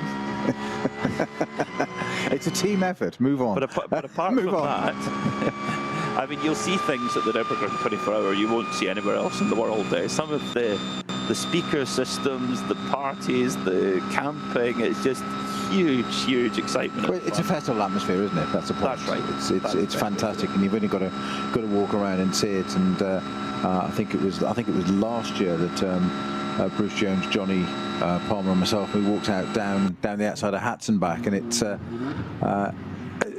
some of the setups some of the spectators have are just quite incredible, with you know, I mean, layers and tiers and levels with, you know, hot tubs or a pool or things on to be able they can sit around and watch the race till at Hatzenbach, and they must take a while to get them in and get them to build up. No, I don't think it takes to build up a studio and take it down again. You know, and these you know, hot and cold running water and all stuff, and it's all mobile. It's there for, you know, let's say a week at best. It's quite extraordinary. They certainly do enjoy it, and that. If you know, everybody talks about Le Mans 24-hour, which we cover as well on RSL, but 24-hour Nürburgring, fantastic! What a race! And what always astounds me is how clean the place is left. Yeah. 300,000 people descend and 300,000 people leave, and take their rubbish with them. Yeah, exactly. So and don't think they've partied any less hard. Definitely not. Oh no, definitely not. No, definitely not. There is a potential, depending on how things shake out, there is a potential for us to see a Porsche Cup car on the overall podium again for the second time in a row. Now, last time out there was, I would say, fairly extreme circumstances where six SP9 cars went off at the same corner, basically all collapsed on top of each other. With just they were on dry tyres. There was a quick burst of rain. There was nothing that anyone could. Yeah, because we had two others. Well, I think we had 9 of the top 11 cars out or something like that in one lap, as you say. And that was the race that was a 6-hour race that then they stopped for barrier repairs, etc. And that became foreshortened to a 4-hour race. And rightly so. But because of that, we saw a Porsche Cup car get up onto the overall podium. I think we could see the same again today, still. Just with I think there's still a twist in the tail here with 1 hour and 40 minutes to go. The number 148 car of Tobias Müller that was on pole position in the Cup 2 category for those Porsche Cup cars, all being co-driven by Noah Nagelstiek, who this season they've had an amazing year. Tobias Müller's had 3 class wins. Noah has had 2. So and that is, could you argue that's the toughest class, the Cup 2 class? There's certainly enough numbers in it and some seriously good teams. Yeah, it's a very, very competitive class, and you've only got to have, you say, changeable conditions like this, and you know you're in with a shout. As I mentioned earlier in the show, we've seen some of the SP9 car class GT3 cars struggling in a straight line power-wise because of the area they run to get past a Cup 2 car, which tells you how competitive. So you change the conditions, and that car, it'll bring that class car into play all the more. And it'd be fantastic to see one on the podium again. Absolutely brilliant. Slightly helped by the fact there's only 8 entries in our SP9 class this race, but all the same, fantastic effort. It shows you how impressive a package it is too. A really, really impressive package. Now, by our reckoning now, that number 4 Falcon tired Porsche, getting that repair, spent a little bit longer in the pits than it perhaps should have. I'm trying to find out how long. Yeah, it was to be in the pit stop for a bit too long there. So we'll wait till it comes back round through. But better that it's in there longer than shorter. Yeah, I think it's been in that last pit stop to get that damage repair took longer than it perhaps should have done. We'll wait till the number 4 car comes through, because again we've had a lot of difficulties with timing today. So we'll wait till the number 4 comes through. But it appears that it has dropped time, which would then mean that we'll see. Yeah, we could see some Porsche Cup cars up there up in the fight for the podium. But of course, they run on quite a different fuel program to what the SP9 cars do. They run longer on a stint, so they've still got to do. Now we've still got to do some extra pit stops, I think, perhaps for the Porsche Cup cars. So we'll wait till that shakes out. But they're definitely in there in the mix, and yeah, it shows you how amazing a package it is for. A fraction. I mean, around half the cost of running a GT3 car. Maybe even a third of the cost. Yeah, I think you'd be lucky to get over the third, but it shouldn't be a half. So yeah, you're probably about right. Right, Peter. It's running a GT3 car is phenomenally expensive, and it's the performance gain from GT4 to 3. It's exponential in terms of the financials. Totally different sort of thing. Worthwhile? I don't know. It's the glory of being at the possibility of being at the front, though, isn't it? It's and it is competition. That's what it's all about. So you want to be running at the front, but as you say, pragmatically, a GT4 car. This is why TCR and all the other classes are so well populated. You don't have to. It's going to cost a set amount to go racing. You accept that. It doesn't have to be stratospherically silly for you to have a great time. And if you get a like-minded group of people around you that go enjoy racing, to 3-4 of you gentlemen, if you like, go and enjoy racing together and have an absolute hoot and be competitive. And of course, you look at adrenaline. You can win the championship from further down the class. It isn't an SP9 GT3 car carrying #1 on it, is it? It's a BMW, way down the class with 4 doors. That's where the championship's won. Yeah, and that's where the slightly unique way that the points work out for the overall Nürburgring Langstrecken Series Championship. You're basically, it's how numerate your class is and how tough your class is to win. So if you keep winning your class and you're in a very highly populated class, you score more points. So it's very rare that you see a SP9 car winning the overall championship. They might win the SP9 championship for GT3 cars, but they're very, very unlikely to win the overall because they've not got enough cars to beat in their class, if that makes sense. Can you imagine us trying to work out the points for that, Snowy? It would take a while, wouldn't it? But we need a help. That's why we come into our element in 24-hour races. We have a bit more time to figure it all exactly, out. Yes. Exactly. So, I think with the number 3 car with that GPS issue, we're only getting splits for it in around the Grand Prix track.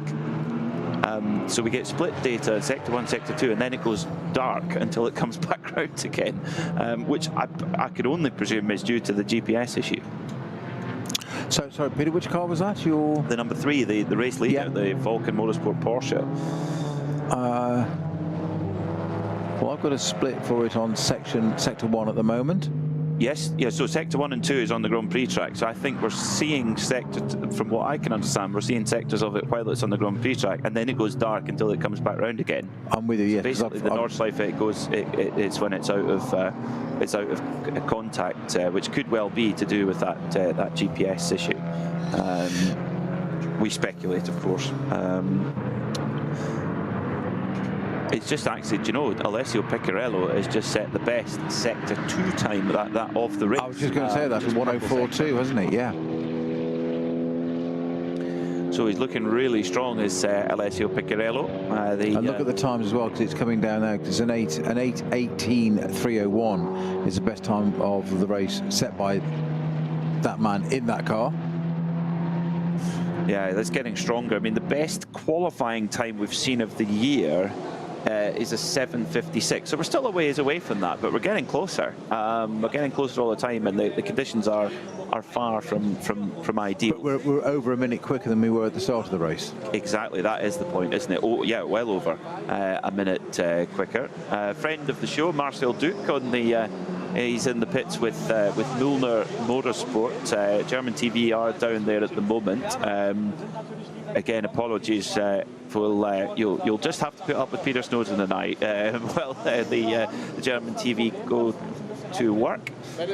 So they've got a little bit of chat to do. Of course, the Müllner Motorsport team, they run in the very competitive Cup 2 category. Now, believe it, this goes to our point of how fast the Porsche Cup car is down the Dottinger Hole. The number 148 pole-sitting Porsche of Tobias Müller has just set the best sector of any car in the whole field in sector 5, the last sector of the lap. And it's currently with pit stops. Isn't that car lying second overall? It is. Yeah. It is. I mean, if anything goes wrong for the number 3 Falcon Porsche, exactly. could we see a Porsche Cup car winning the whole race overall? Shh, whisper it. Don't say it. There's I know just over an hour and a half to go. Don't say such things yet. You're not superstitious, are you? I hope you move on, Mackay. But I mean, what a There's story! Your answer. What a story for the number 3 Falcon Motorsports Porsche. You know, to having had to come in early after 4 laps to fix an issue with the GPS, and then taking really what was a little bit of a sort of forced into a gamble. Well, I can say the hand was forced with that GPS issue, wasn't it? They'd got to pit to sort that out. So, as you say, opportunity knocks, and this is what I love about all sorts of racing, but especially GT endurance racing. And this is not that long a race at 4 hours. It's still twice a Grand Prix, roughly, and a bit more.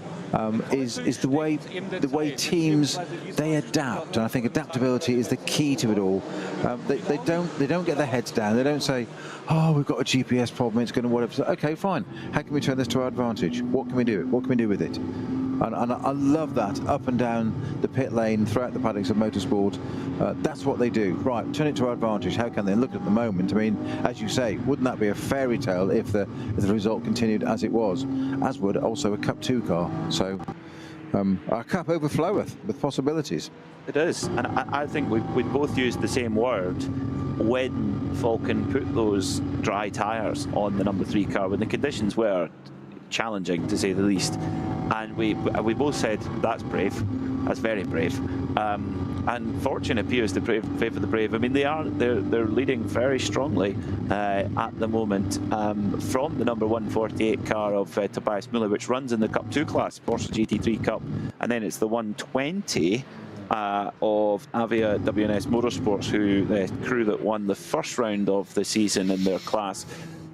Then it's the next of the SP9 cars, which sits in 4th right now, which is the number 4 car of Tim Heinemann for Falcon Motorsport. So they're, I think that previous pit stop for Falcon number 4 has really cost them dear, and that whatever that issue was, it has cost them dearly. Nico Bastian. Now remember that we've almost forgot about Scherer Sport.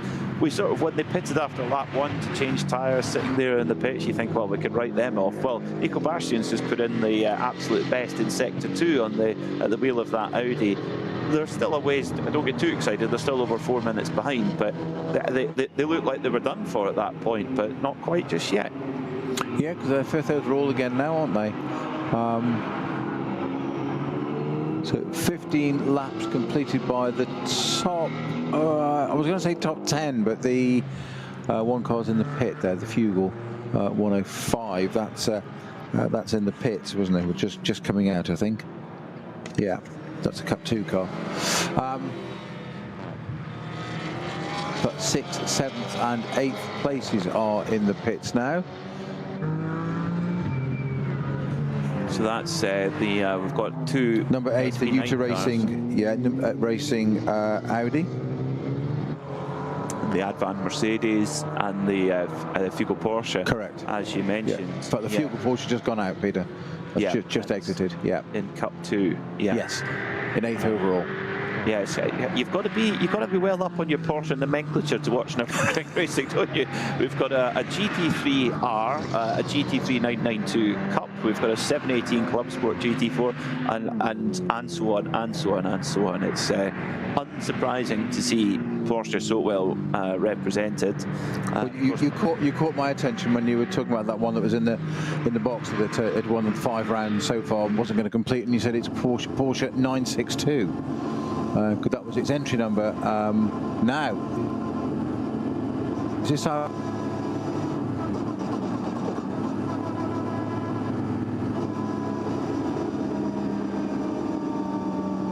Versiphon for number 4, Tim Heinemann.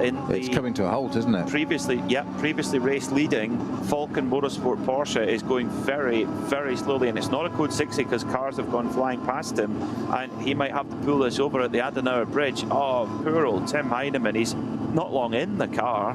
He took over about 25 minutes ago, and the car is just grinding along at a very, very slow pace.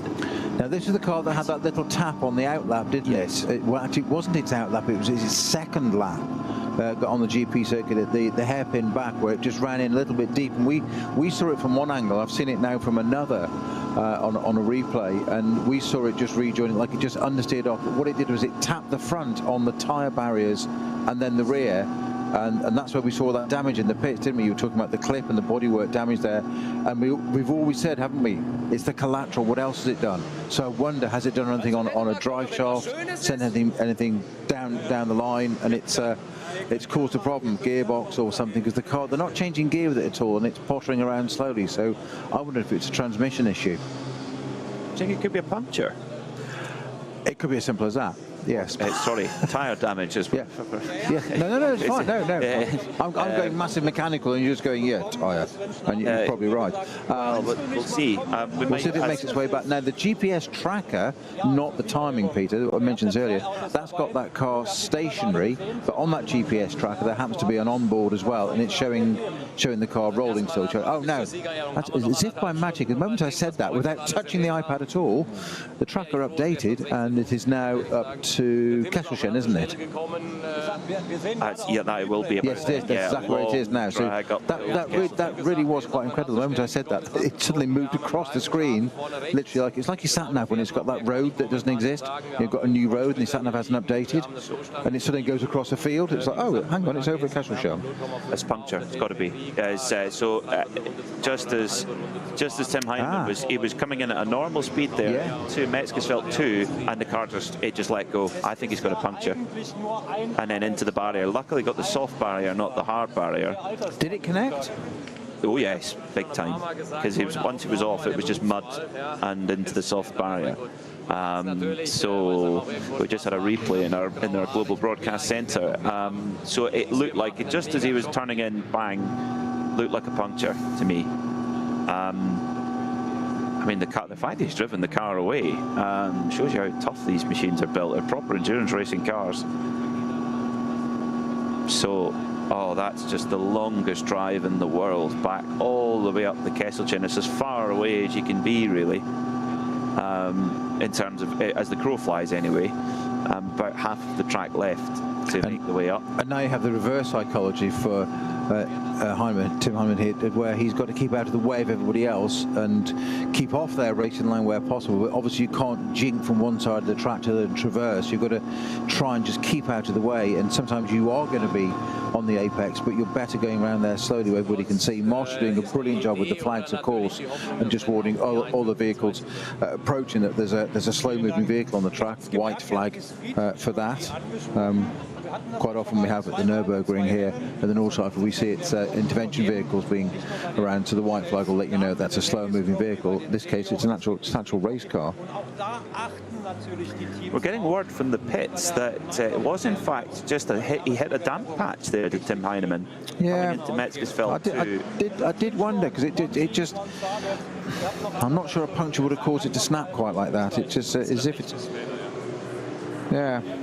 Well, so it just shows you that we've felt like we've kind of been under dry conditions-ish for a while, but it just shows you if you just touch a jam patch in the wrong place, and I guess then, it's the inside left wheel, you touch the damp patch and it's got the least amount of temperature in it. I don't know, it seemed to go away from him very, very quickly for Heinemann, but then that also wouldn't explain him driving it back very, very closely. Very, very slowly, excuse me, unless it's damaged having gone into the wall. Very odd. One of the bits of jeopardy that's been removed in this day and age is because years ago when you're driving in these conditions, gear changes and neatness of that, and driveline snatch and heel and towing, etc., was critical part of your driver's armoury to make sure that in these conditions you could, certainly on a rear-wheel drive car, that you didn't have exactly that as you've just described, Peter, locking the transmission and just catching it, even just a slightly imperfect gear change could cause that problem. Of course, that's taken away these days with technology because they're all paddle shift and it's done for you in that sense. So revs are matched perfectly, so every gear change should be seamless, which is why I wondered if there was a gear issue with it and what caused it to go around in the first place. But it did just snap, and it's a bit of an odd one, that. You almost want to see, you've seen a replay of it from, you said in the centre from inside. I'd love to see one from an aerial shot of it to see what happened. They could read the track surface at the same time then. Yeah, very true, very true. See, a typical driver always wanting more. Yeah, more. It's like, you're 2 seconds a lap faster. Yeah, I want to be 3. Yeah. Exactly. Yeah. Don't laugh. We had that once in a particular race where it was admittedly an E-type and historic, but FIA historics, and we were about a second off the pace of this particular venue, and my engineer was saying to me, he said, I was looking at the car overnight thinking about what we could do and so, and he said, we only need a second. I said, no, we need 2. And he went, no, we're only a second off the pace. I said, that's why we need 2. And he was like, what? I said, we need them to be thinking that tomorrow. Why are they a second quicker than us? And he was like, you're just never happy, are you? Like, no, that's what drivers do. I always want more. They want a second another day as well. So we're getting some more information about this incident with Tim Heinemann. He's now making his way up, just coming up towards Ice Curve, and Tim Heinemann had said over the radio at the time it was a wet spot. However, he now has a puncture at the right front. Now, read into that what you want. He did, the car did go in right front, so that could be possible, but I wonder if there's maybe a little bit of well, let's see what the story is there. But we believe now that that number 4 Falcon Porsche has a front right puncture. Well, it's kind of irrelevant in some ways because it's going to get its when it gets there eventually. It's going to come in if it have tyre change anyway. But it's I'm just wondering about cause and effect on it. I think there's different layers to this at the moment. So it's at Schwalbenschwanz now, isn't it? Yeah, and sticking to the right in the lovely bright autumn sunshine, but not going the pace it would like to be going at. No, this is it just shows you nothing's ever guaranteed. And yeah, it's dropped it down to 8th already, Peter. Yeah, nothing's ever guaranteed in motorsport, and Falcon looked so strong. Before Klaus Bacher went out for his second qualifying run, they were on pole by an absolute mile in the wet, and then of course Klaus went off the road. The team did a great job to get the car back to the start. Then they had this GPS issue, but the number 3 car is now driven by Alessio Piccarello, who took over from Klaus Bachler, is looking very, very strong, with a gap of over 3 minutes back to the Porsche Cup leader, or the number 148 of Tobias Müller, and Piccarello is setting personal best sectors pretty much every sector right now, so the track is getting better and better with every lap. Piccarello is flying. The thing for now for Piccarello is this is one for you, Snowy. How do you handle that? Because now he's got a fairly big lead with not much threat from behind, but of course we're in a situation where if the temperature goes out the tyre, you could end up in big trouble here. How are you going to handle this situation if you're Alessio Piccarello? Well, you've just got this time management. You've got to be careful. On your turn in, on your acceleration, not getting too much heat into it, just really, really gentle inputs, and just almost Sunday driver sort of attitude whilst leading the race, which is not an easy thing to do.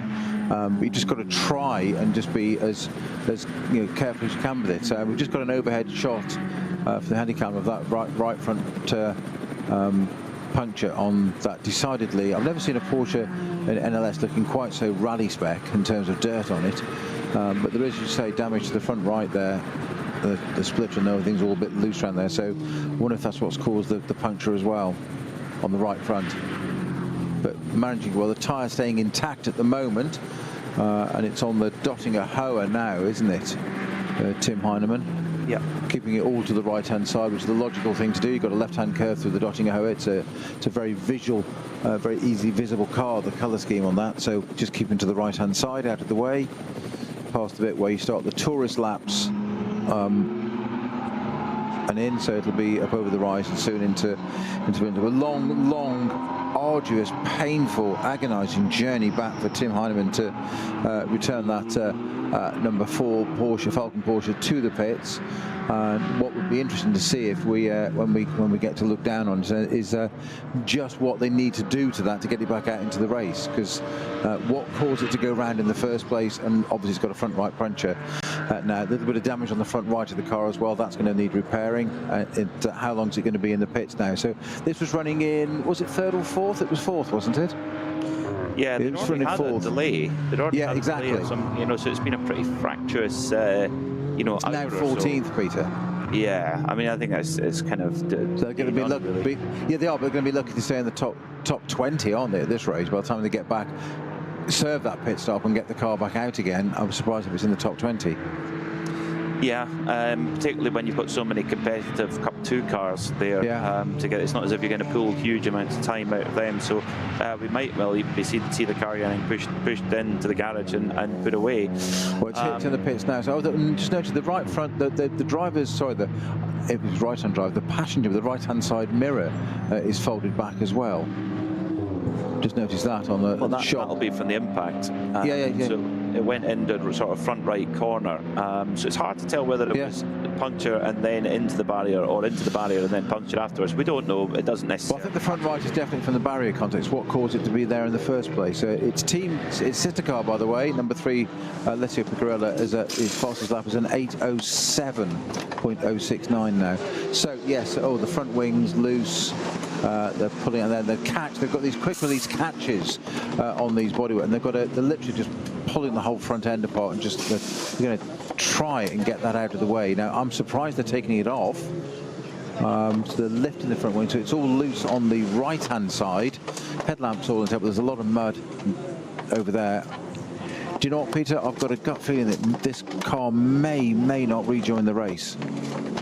Quite possibly, yeah, quite possibly, as the Falcon crew go to work. They've had a busy day, both of the number 3 car and their number 4, sorry. The number 3 is out front, but the number 4 car being worked on in the pit lane here with just over an hour left in this race.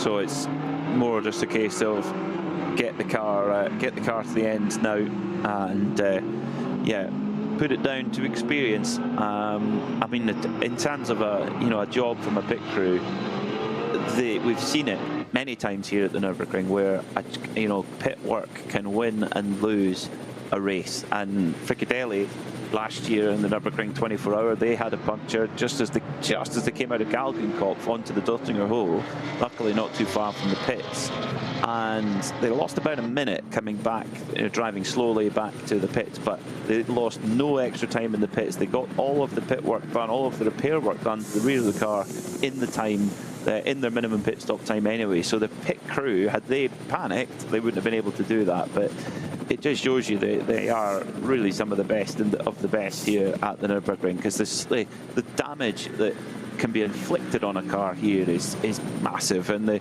unpredictability is huge. So I mean, to basically repair the entire front end of that car in what, 90 seconds, 2 minutes tops? Yeah, it wasn't long at all, was it? So predictions, what do you think, Peter? I said that would be lucky to be in the top 20, thinking that's about where it was going to rejoin. Well, it isn't. It's rejoined in 16th. So do you think they can get back into the top 10 with just over an hour and 10 to go? Well, I think it's more where they are in their class, I suppose. And yeah, I think, well, they've got an hour and 10 minutes of running. It seems like they've got a healthy car there. Hopefully everything's driving straight. That's the only thing, if anything's got bent when they've gone into the barrier. It's definitely not a showroom perfect job, but it needn't be.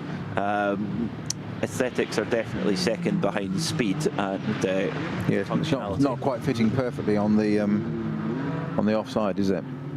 No, not quite. We've got panel gaps. Panel gaps, yes. Definitely not acceptable panel gap. Porsche Cayman GT4 Club Sport going slow, coming through Tiergarten with the hazard warning lights going. That's car 953. That's quite fitting today, because some of the cars look like rally cars now after the wet weather. That's the Smerillus racing car of Nicholas and Alex Koch coming in for service, and there's something wrong with it because it was going slowly with the hazard warning lights going. Not a mechanic, but that's normally not good. So they go to the solace of the pit lane. At the front of the field, it's really now in the hands of the number 3 Vulcan Motorsport Porsche of Alessio Piccarello, leading by a comfortable margin right now. But is anything ever comfortable at the Nürburgring? They will just be hoping to get through clean, every little piece of traffic, just getting through nice and clean and tidy. And at the moment, we have 2 Porsche Cup 2 cars on the overall podium. Quite remarkable for them. Well, as you said, Peter, it was the number 3 car. What dramas that had pre-race, post-qualifying, or during qualifying, post-qualifying, pre-race, and dramas, then the GPS issue, and everything was focused on that. And then all of a sudden, out of the blue, what seemed to be a seamless run for its sister car has turned into effectively a nightmare for it, hasn't it? And dropped it right out of the running. Yes, it has. It has. Now, the fan favourite, car number 150.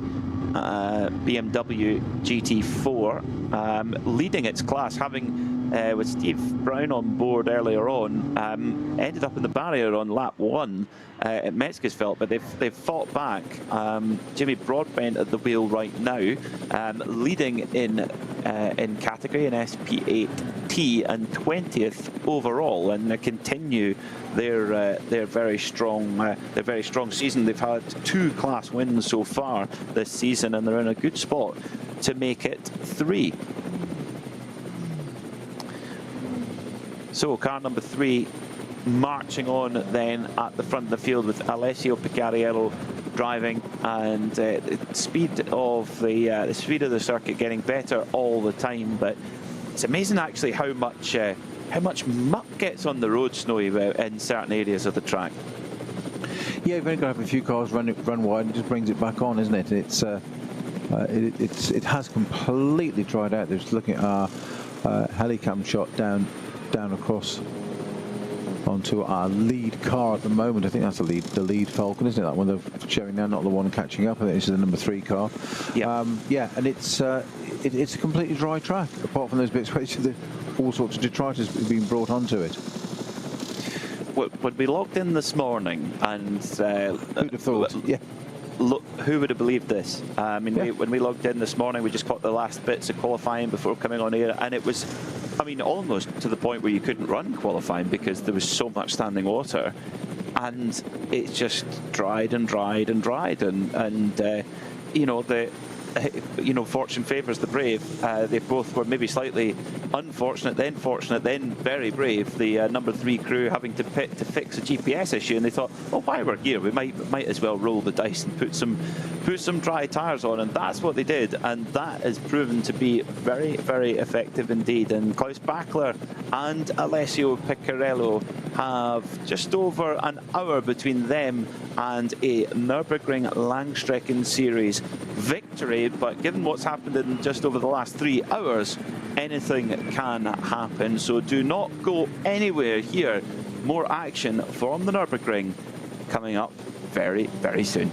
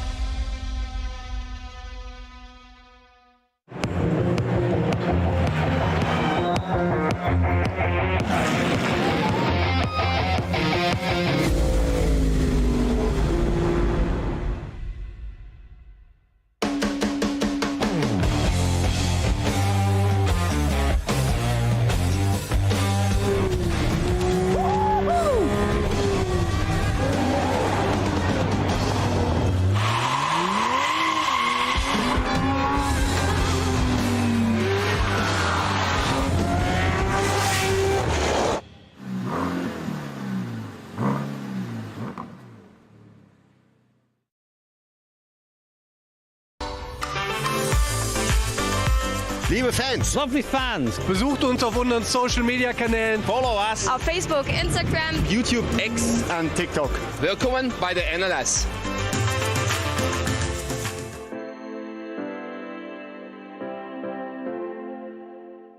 Was ist ein X?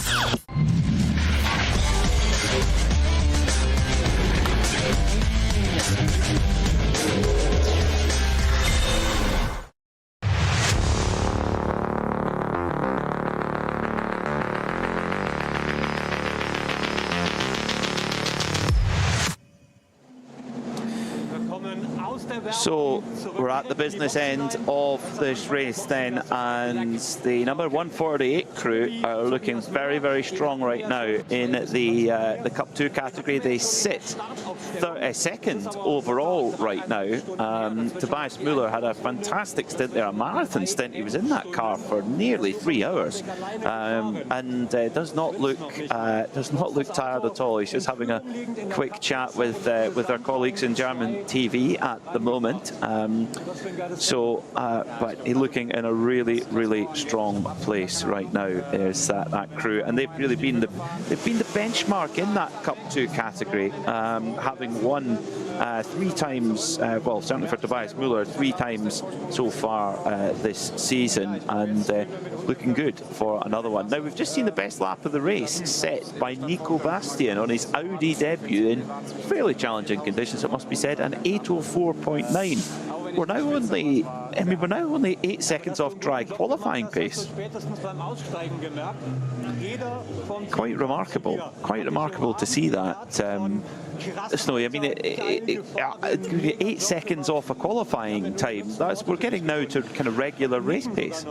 Yeah, exactly. I mean, ADAC want to keep this to 8 minutes being the sort of the halo figure. Don't really want it going under that. We know it has been done, and it's been done by quite a few things. Nicky Team famously in the Aston Martin in one race, but that's what they want to do. So I would not have bet your house on earlier today that we'd have times of approaching 8.0s or under 8.10s. I really wouldn't have done. Not even yours.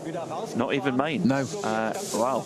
That says a lot. That says a lot. That you wouldn't have bet, or yours. I wouldn't imagine. Yeah, it is remarkable how this place can evolve. And the local knowledge of what the weather does, how the surface changes. And the thing is, the bit that confuses me, Snowy, is that it's not actually even that warm for the track to dry out. It's a phenomenon. Yeah, well, we mentioned that earlier, didn't we? That it was, I mentioned about temperature, and that it won't do the very thing it has. So it shows how much I know, because there isn't sufficient temperature in the air, even if it stops raining, which we didn't think it was going to at that point. That stopped. The temperature didn't rise, and yet it still dried out remarkably. And it isn't just a matter of 120-something cars going round. They have an effect to some extent, but they create a dry line which appeared really quite quickly. But it's nearly the whole place is dry now. And the bit also that is just astounding is that there's large parts of it, particularly the Kesselchen, the long drag up the hill in between the trees. Kesselchen, the little valley, 100, at the moment the 148 leading Porsche Cup cars heading up there, and it's when you've got so much tree cover around, that's another impediment to the track drying out also. Really amazing how that's developed. Well, we're into the final hour now, and Alessio Piccarello, the race leader, has done 7 laps on his stint, so you'd suspect that he will need to come in at the end of this lap. He's due in just over 5 minutes' time. Just coming on, he's heading on to the main part of the Nordschleife at the moment. Last time by did an 8 minute and 8 second .235, so pretty strong pace as well. Not quite to the dizzying heights of Nico Bastian with an 8:04, but strong nonetheless for Alessio Piccarello. So if he comes into pit in just over 4 minutes time, 54 minutes, that would mean roughly he has 174 seconds of minimum pit time. However, somebody coming in 2 laps later would be about 135 seconds. So there's just 2 laps of difference, and it can be 40 odd seconds of minimum pit time difference. So that is the unique rules we have here at the Nürburgring Nordschleife. How the later you pit in the first stop, you have to stop longer.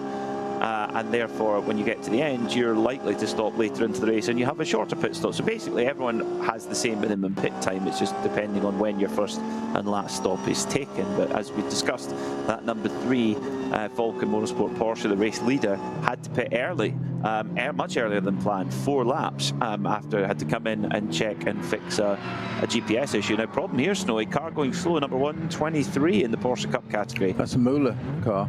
Oh. Also, we've got 604 stopped as well, which is the Herfer Racing BMW M3 in the H4 class. There's only 2 cars now, 604 and 605, both Herfer Racing cars, and that stopped at Mercedes Arena. well, if your car is going to grind to a halt, that's a good place for it to grind to a halt. Every cloud.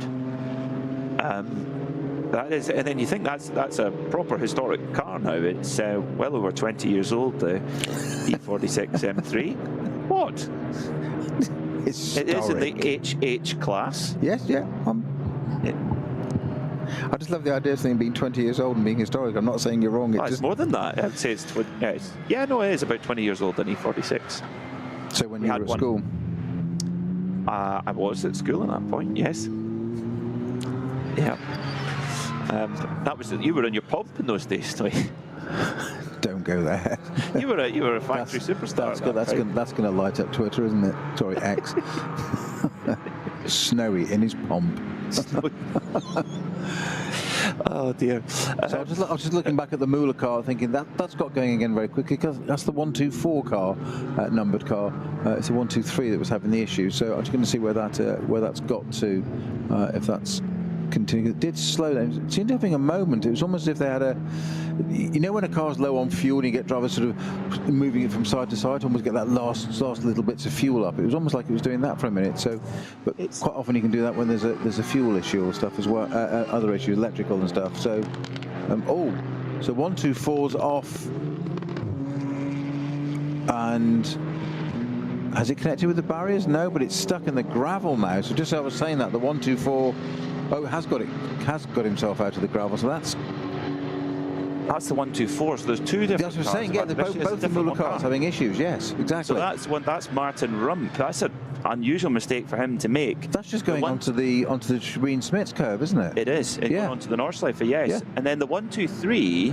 That car was on the 9th lap of its stint, so I wonder, you know how you were saying wiggling about trying to get fuel? I wonder if he's run out of fuel. And the 940 now had a similar issue just on turn 2 of the GP circuit. Yes, that's one of the Cayman GT4s. Wipers are on again now. 148's got his wipers on. Surely rain coming in? Surely not with having rain, are we now? No way. Just to spice up the last hour, that would just be extraordinary. But I'm just wondering, with these cars running wide everywhere and off the, I wonder if we've just got totally treacherous conditions all of a sudden. There's a lot of the cars have put the wipers on. Yes. Oh, great! And this is on the GP circuit as well, Peter, which we said to be in the driest part of the track, the whole arena area. That was the last bit so the first bit to dry out, and everybody's got the wipers on now. So much for that rain not coming in till 5 o'clock local time, where our race had finished already. It looks like we might have an even more exciting last hour finish to this race. Just when you think it's all looking very nice and established, and you cut yourself a nice extra big case. Yeah, heavy rain on the GP loop just been confirmed. Yeah. Yeah, a nice extra big piece of lemon drizzle cake, and then no. Which I have bought, by the way, but Tim's keeping it to himself.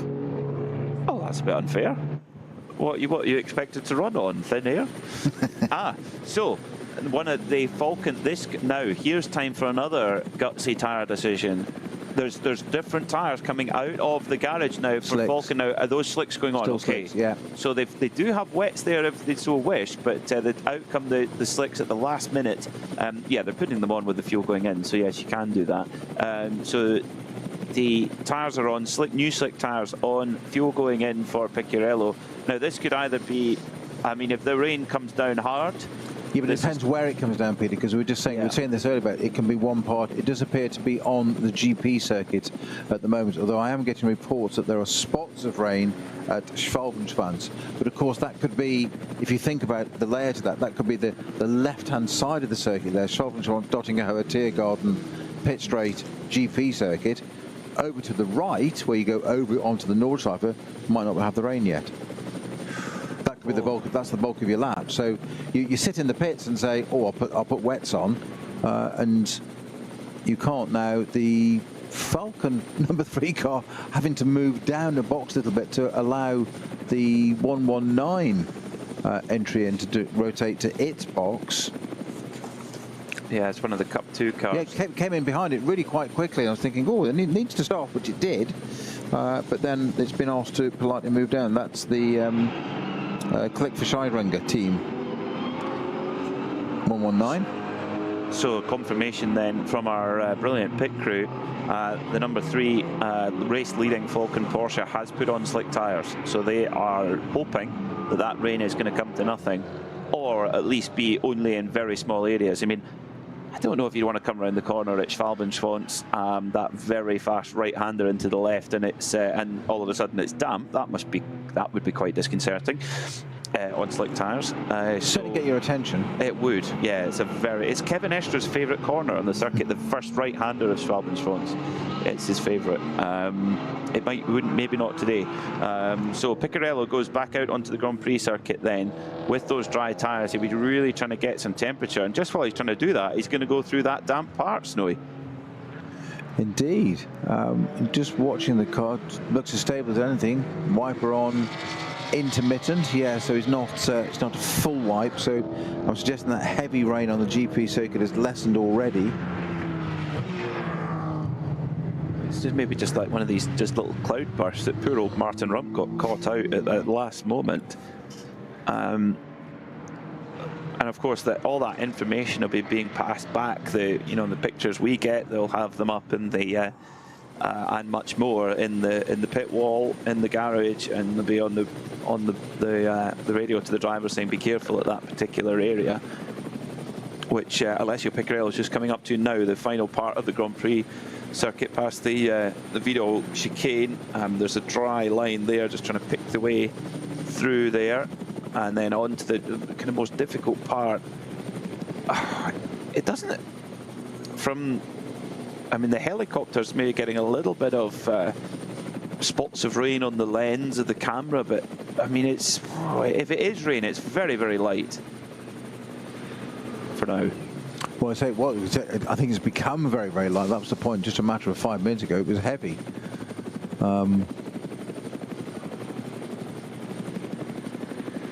Yeah, so there's obviously an intermittent option on that Porsche wiper, as you'd expect, because it is just flicking occasionally. Yeah, it is. That's right. It is an intermittent option. Coming down through towards Hocheichen now, and onto the Kittelbacher Ho, just gone through Hatzenbach, and then towards Flugplatz, where you need absolute trust that the car's going to do what you ask it to do. And it has. As he comes now through absolutely flat out into top gear for Schwedenkreuz, one of the biggest, bravest corners anywhere on the circuit. So fast, left-hander, and the full dry, 255 kilometers an hour, 260 maybe, and then on the brakes into Arnberg.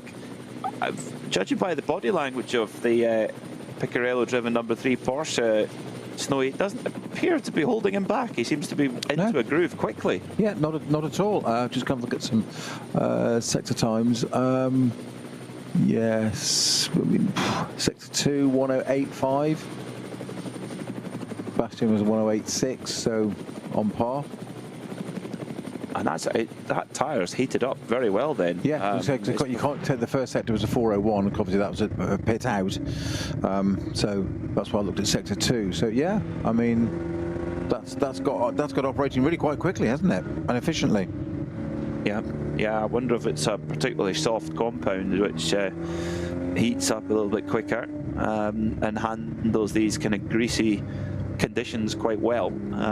Well, you could afford to run a softer compound with an hour to go, because it hasn't got time duration.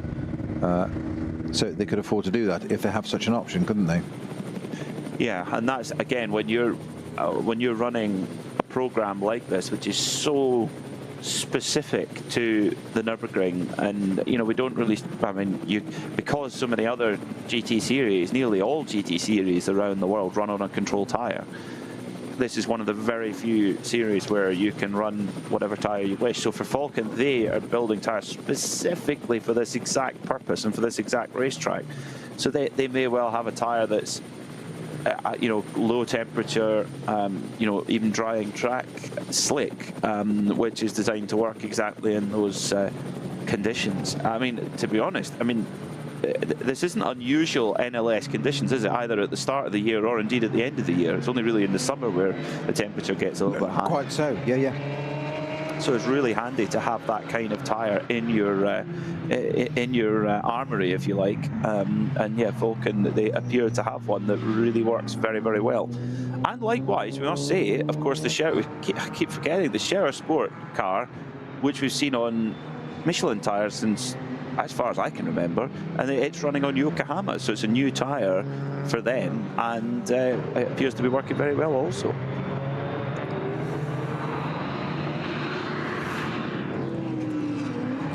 So 46 minutes left on the clock then, as we head into this business end of the 55th Adenauer ADAC Rundstrecken-Trophy.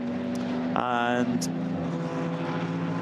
now the stint is showing, I think we might have an issue with the timing screen again, because the stint is saying that there's 8 laps on Piccarello's stint. Well, it's definitely not. He's on the first lap of the stint, but Nico Bastian has still got potentially 4 laps left on his stint, certainly maybe even 3 so he could then pit very late on in the race and have quite a short final pit stop now. So yeah, so Nico Bastian, he's too far back for it to make a difference, but yeah, interesting one. How if he pitted with 24 minutes to go, he would only have 94 seconds to pit, whereas Piccarello had nearly double that. So that's a minute and a half in terms of minimum pit time between the number 3 Vulcan Porsche and Nico Bastian in the 15 Scherer Sport Audi.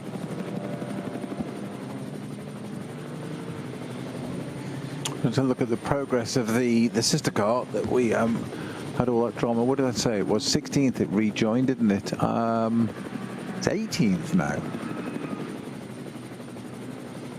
Yeah, I think it's actually just said its personal best sector in sector 1. I saw that come up. Yeah, 106.4. So I wonder why it's, maybe that was just settling down where they were on the lap on the chart. It actually left the pits on 16th, but by the time it's settled and everything caught up, it's 18th. So I wasn't far off it being lucky to be inside the top 20.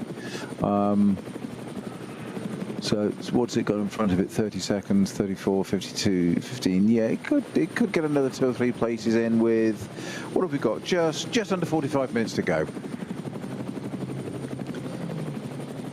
So yeah, with 45 minutes to go, it's once we get the number 15 and Nico Bastian over the line, we'll get an idea of what that gap is and where they're gonna kind of filter out. But we've got a good marker now to get an eye on the number 3 Vulcan Porsche, because of the kind of light minty bluey green on the front of the car, and then the dark blue on the back. There's some dark blue gaffer tape on the front right of it, so we can easily identify the number 3 now with having the dark blue gaffer tape on the front right of the car. So and even the different colour mirrors. And that also, Snowy, yes. If you're a swot like you doing all your homework, yes, of course. But the mirrors are quite difficult to spot from a helicopter, unless not if you're low enough. Well, the helicopter shouldn't be going that low. Yeah, getting chirpy now with 43 minutes to go. Have you been on the lemon drizzle cake? I wish. So I'm just a sponsor. I just supply it. You just benefactor. Indeed.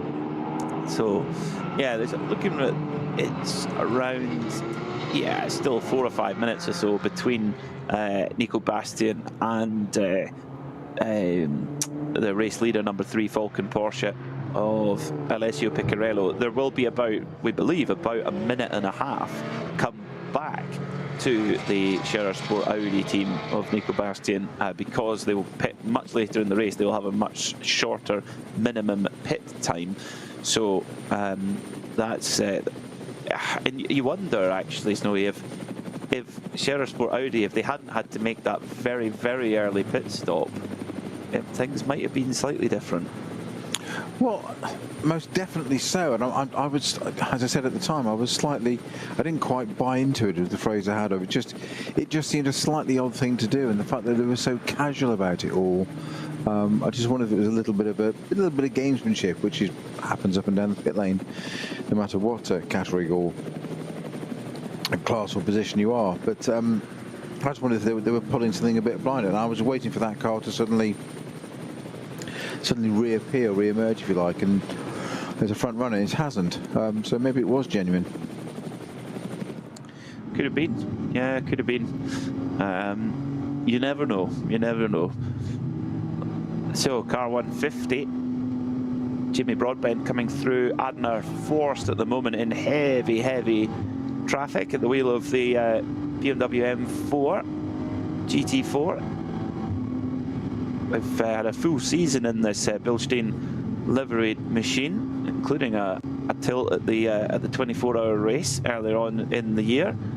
Just coming up behind the TCR machine, and a Porsche Cup car comes through. There's all sorts of mixing up to do as they come through Metzgersfeld 2 and down into the right-hander of Kallenhardt at number 150 car. Where is it sitting at the moment? Still sitting first in class at the moment, so looking good at the moment for that that number 150 Bilstein car. Always a fan favourite. When you see all the comments in our stream on YouTube, it's always a lot of support, a lot of love for Jimmy Broadbent, for Steve Brown, and indeed Manuel Metzger. 41 minutes to go then, and now when we should be, yeah, we're not far off getting a pit stop for the dynamic Porsche, which sits in 4th at the moment, so it's not necessarily going to threaten the Scherer Sport Audi in 3rd, because the dynamic Porsche will have to pit quite soon, and therefore will have a longer minimum pit time than the Scherer Sport Audi will have. So Scherer Sport Audi looking on for a podium at the moment, all being well, but is there going to be a Porsche car on the podium yet again for the 2nd time running?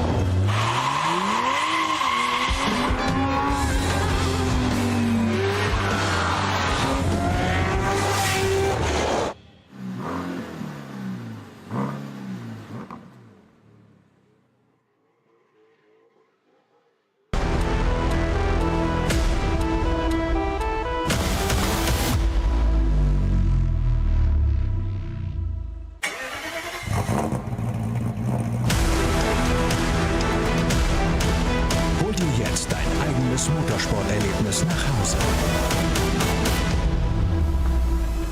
Dein Online-Shop für Simracing-Hardware und Zubehör. www.simraceshop.de.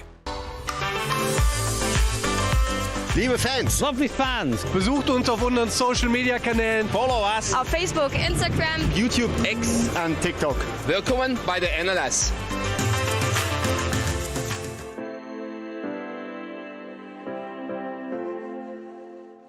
Was ist ein X?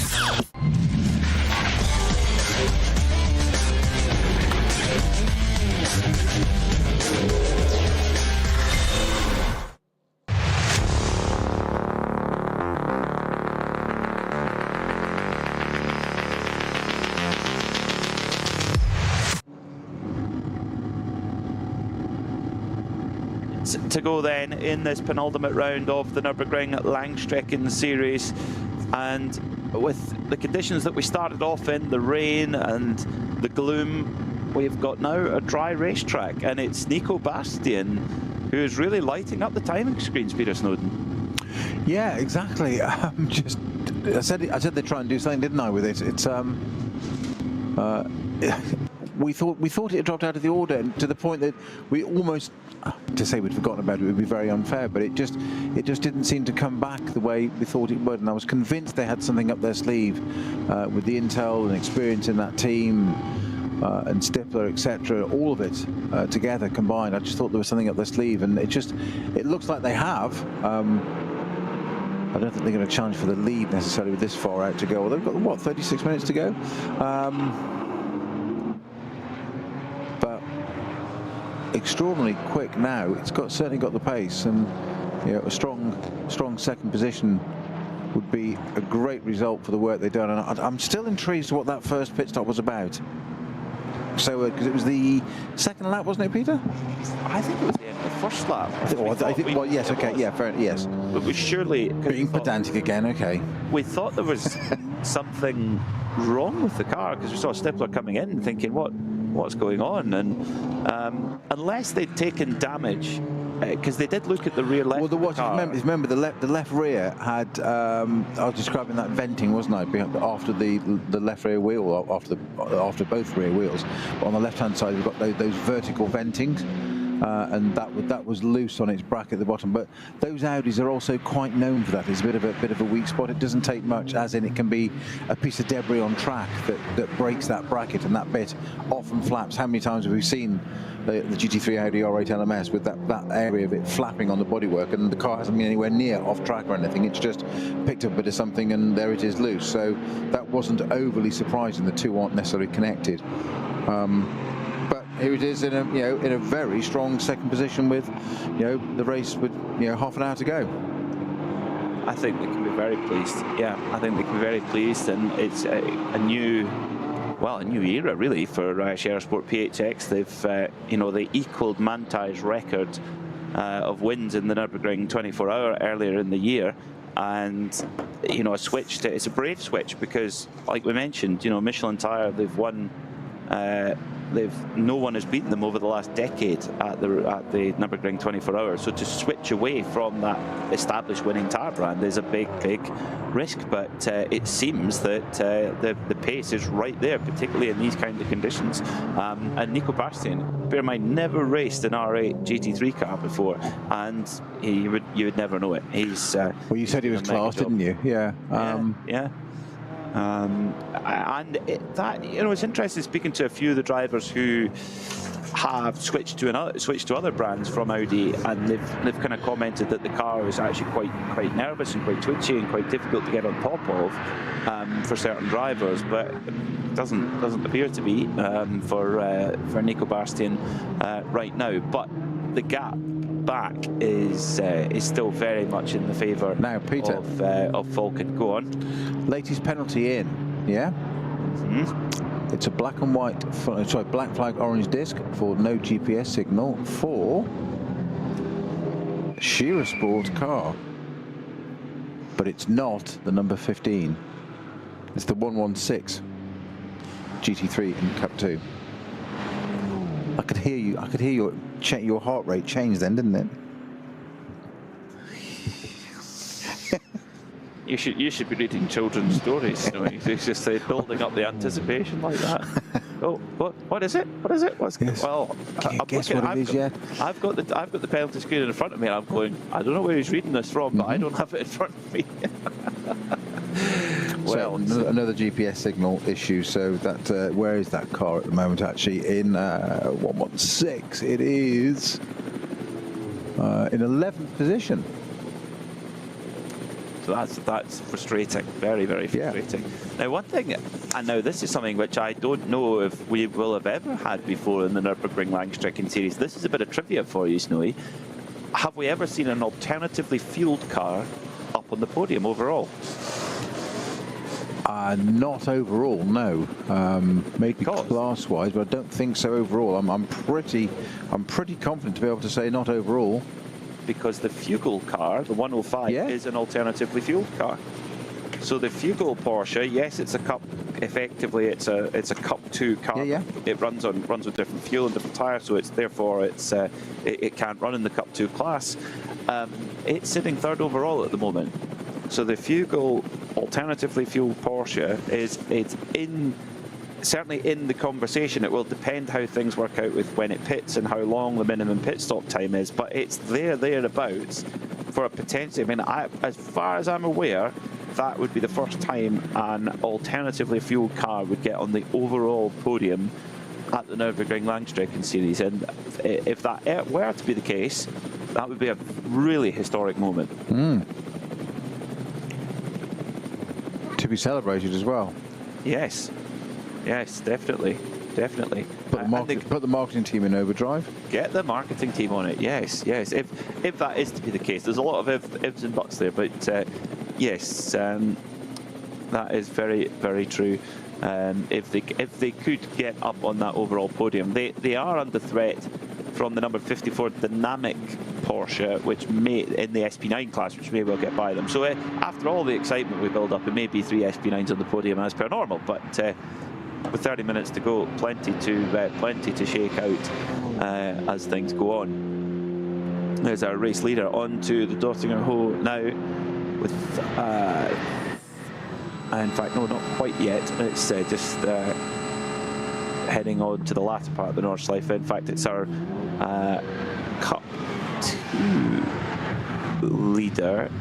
Yes, our Cup 2 leader coming up to Tiergarten now. The number 148 was qualified on pole by Tobias Müller and running very, very well at the moment. They've had their last pit stop. They sit in 6th overall at the moment. The race leader, Alessio Piccarello, has just come through sector 3 with a personal best time, so he's heading towards the kind of second part of the Nordschleife right now, and we'll get a bit more of a look on where they shake out. Of course, the Sheriffsport PHX car is still to take its last stop, so yeah, so really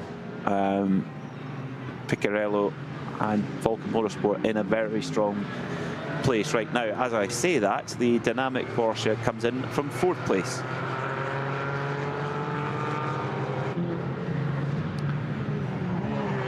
So 29.5 minutes to go then here in this 55th edition of the Adenauer ADAC Rundstrecken-Trophy, the penultimate round of the Nürburgring Langstrecken Series for 2024. And we've had it's been a fair old hiatus, hasn't it, since the beginning of August, Snowy? The teams might have to chip off a little bit of rust this morning going out and qualifying. Just a bit. You don't forget which way it goes, though, hopefully. But no, you're absolutely right, because as I said, we had there was a rival series. There were going to be 2 series this year, of NLS and NES, Nürburgring Endurance Series, and that didn't attract quite the entries it wanted to, so it got canned. So they were splitting the date, so therefore there would have been something else in between. So it was indeed it was the 3rd of August we last had a round of NLS. Plenty of time to enjoy the summer holidays, and then come back in the autumn time to get the race car back out of the garage. So as you do. So with what have we got? 30. So with around 30 minutes left on the clock, the dynamic Porsche came in, so it has 111 seconds of minimum pit time to serve. And the question is as well is, can the Fugal Porsche get home without another stop? It's done 7 laps on its stint. I think it will need a quick splash and go, which may determine whether it ends up on the podium or not. We're also expecting a pit stop from the number 6 Advan Mercedes-AMG, which sits in 4th at the moment, which it will be coming in shortly too. So plenty to shake out there. Yeah, just on that little note, you've mentioned quite a big gap or hiatus, as you've just said, for this series. Then, of course, we have this is the penultimate round. We do have NLS 6, the final round of the year, in effectively a month's time. On Saturday, the 16th of November, will be our final 4 hours of fun around the Nordschleife for NLS in 2024. And they, well, you really want to be that last round. You want to be invited to the Frickadelli party. I've heard it's absolutely legendary. The Frickadelli end of season party. It's the stuff of legend. I'm reliably informed. You've got until March to recover then, because it's 22nd of March that all the dates were confirmed a few weeks ago actually for the 2025 season. So it kicks off again on March 22nd, and then 26th of April, 10th of May, 5th of July, and of course we've got the 24-hour in between, 16th of August. That one that we said we had that big hiatus. Then there's actually 2 rounds in September next year on the sort of 13th and 14th, 2 back-to-back, and one on the 27th. And our last one next year, NLS 8, is effectively this weekend, the 11th of October not this weekend, this time next year, the 11th of October next year. So 8 rounds of NLS for 2025, all in the diary, all booked in already. Can't wait. Wonderful. And also... And a 24-hour. Well, the 24-hour is going to be fascinating this year because... Mars Bar City. Mars Bar City. 5 years ago, we had a back-to-back with Le Mans into the Nürburgring 24-hour, 1 week after the other. That's going to happen again next year. So it's a triple, isn't it? Have we got 3 24 hours in 3 weekends? Spa the week after. Yes, I think it is. I'm sure it's a triple. I think it's the first time in history. I'm sure it's a triple next year. Could they not just spread these dates out a little bit more? That would be quite nice. No, sleep's overrated. You can sleep when you're dead. It's fine. It's your job. I love sleep. What, sleeping? Well, in your case, yes. Yeah, I love sleeping. It's nice. That's where you're the pro, I'm the am on that one. If you're can you imagine being a factory driver there, going from Le Mans to Nürburgring to Spa 1 week after the other, 3 24-hour races in a row? I know, but what a fabulous documentary to make, or podcast to make about that. You know, the road to those 3. Look at that, fabulous, wouldn't it? It would. Well, Porsche did one 5 years ago where it was called Porsche. It's called Endurance, and it was basically a fly in the wall of going from Le Mans to doing Le Mans and then doing the Nürburgring, and the differences between the 2 races. Because yes, they might be 24 hours, and they're on a racetrack, but that's about where the similarities end. They could not be 2 more different events and competitions if they tried. It's just so different in every possible way. And all the better for it. I think that variety is brilliant. There's no point having everyone having the same style. No, I think absolutely. Everyone have their own style. It's good. And then you go to somewhere like Daytona, and it's completely different again. A 24-hour race there is so different in the way that it all works. So, are we going to see? And I believe, I'm just going to say, I believe for the first time, an alternatively fueled car getting on the podium in a Nürburgring Langstrecken Series. Yeah, I'm just checking through on that. We had, because Neste Renewable Diesel was, they've won the 24-hour race twice, but that was back in 2016. That was different, obviously. We've had Bonk Motorsport used different system. But did they get the overall? No, I don't think that's not exactly what I'm just trying to look at here. And of course, we've had Teichmann Racing use a synthetic fuel mixture. I'm just going to...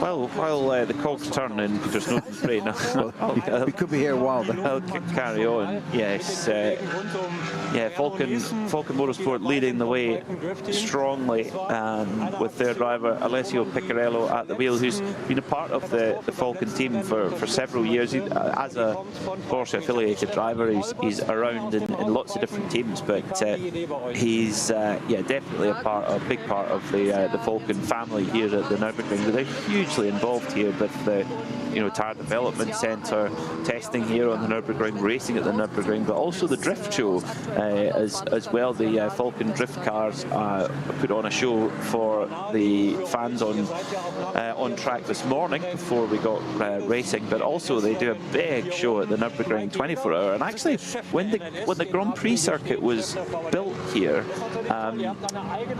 back in the early 1980s, it was opened with a drift show of Opel Mantas. So drifting has always been a part of the Nürburgring Nordschleife, and indeed this wonderful paddock. I do remember watching it from the bar last year, because we'd finished for the day and we were having a well deserved beverage, and we were watching the drift show. It was great fun. Just going back to the cogs have been turning whilst you were doing that, Peter, and I think you're right. It's there've been class podiums and class positions, and first and second Bonk and Teichmann and whatever, have used different alternative fuels, etc., and synthetics. But I think this could be. I'm not going to jinx it, but if things would stay the same for the next 21 minutes, then yes, this could be the first time one's on the podium overall. Is the key word. Well, at the moment it's just now the Fugle car has just taken a pit stop and has gone back to 6th place. So it might be mute after all. So great work, Snowy, and everything, but it might not be necessary after all. Mind you, there's still plenty that could shake out in 20 minutes time. The number 6 Team Advan Mercedes has just come into the pits. Taken in by Dennis Fetzer, the young 23-year-old who's already had 5 Nürburgring 24-hour starts in that short time. They just pitted from 3rd place. Can they hang on to that 3rd place? They might well be able to. They're on their outlap at the moment. Could be tight there actually, how that one plays out. But got Piccarello in the Falcon Motorsport car in the lead, 15 Scherer Sport Audi in 2nd, and then Fetzer just brought in from 3rd place the Advan Mercedes. It will depend where they shake out after the pits compared to the leading Porsche Cup car, the number 148 now that's in the Cup 2 category, Black Falcon Team 48 Losch, which is driven right now by Noah Nagels-Dieck. That's a mouthful. It certainly is. So 3 minutes and 50 seconds the gap. I can't recall, Snowy, a gap quite as significant as that in a Nürburgring Langstrecken Series race. No, it's not easy. I'm looking at the sister Falcon car, which is currently running in 13th. So is it going to get into the top 10? Probably not now. Without doing all the gaps in front, which I can't read because I haven't got the information to make it. It is entirely finger in the air exercise, that one is. Yeah, 3 minutes and 50 seconds the gap at the front at this moment in time, and we still need to actually see the number 15 Scherer Audi, Nico Bastian, come into the pits. So that may well then put the number 6 Advan Mercedes of Dennis Fetzer up into 2nd place after a pretty eventful day, a crash in qualifying, a quick repair, and then a drive-through penalty for bumping under either behind a code 60 or on the race start. And it could be that we could end up with a 1-2 of cars that crashed in qualifying. Well, so there's no points in qualifying, so it doesn't really matter, does it? Well, it does, but... It does. It certainly does here. Certainly does here. I think if you put yourself on the back foot, you just don't get the time back. We see that so often in the 24-hour race. If you're, even for a 24-hour race, if you start 20th, you miss the bus. It's gone. The train's left the station, and you spend the entire 24-hour race chasing and chasing. But You know, we saw one of the Rover BMWs being a bit like that 1 year, where they qualified outside the top 20. They ended up finishing second, but they had race-winning pace, but because the qualifying didn't go well, it was all for naught. Yeah, you spend your time catching up, don't you? If you don't look out. So Noah Nagelsdijk coming through, ex-Müller out, up over the crest towards the Lauda links, and a little bit of confusion there with one of the BMW M240i's, a car that's a class of car that's really served well. It's had various iterations. It went from a 235i to a 240i, and of course the new version of it, due in 2026, is being tested today in competition conditions by Max Hesse and now it's just escaped me, Max Hesse and Jens Klingmann.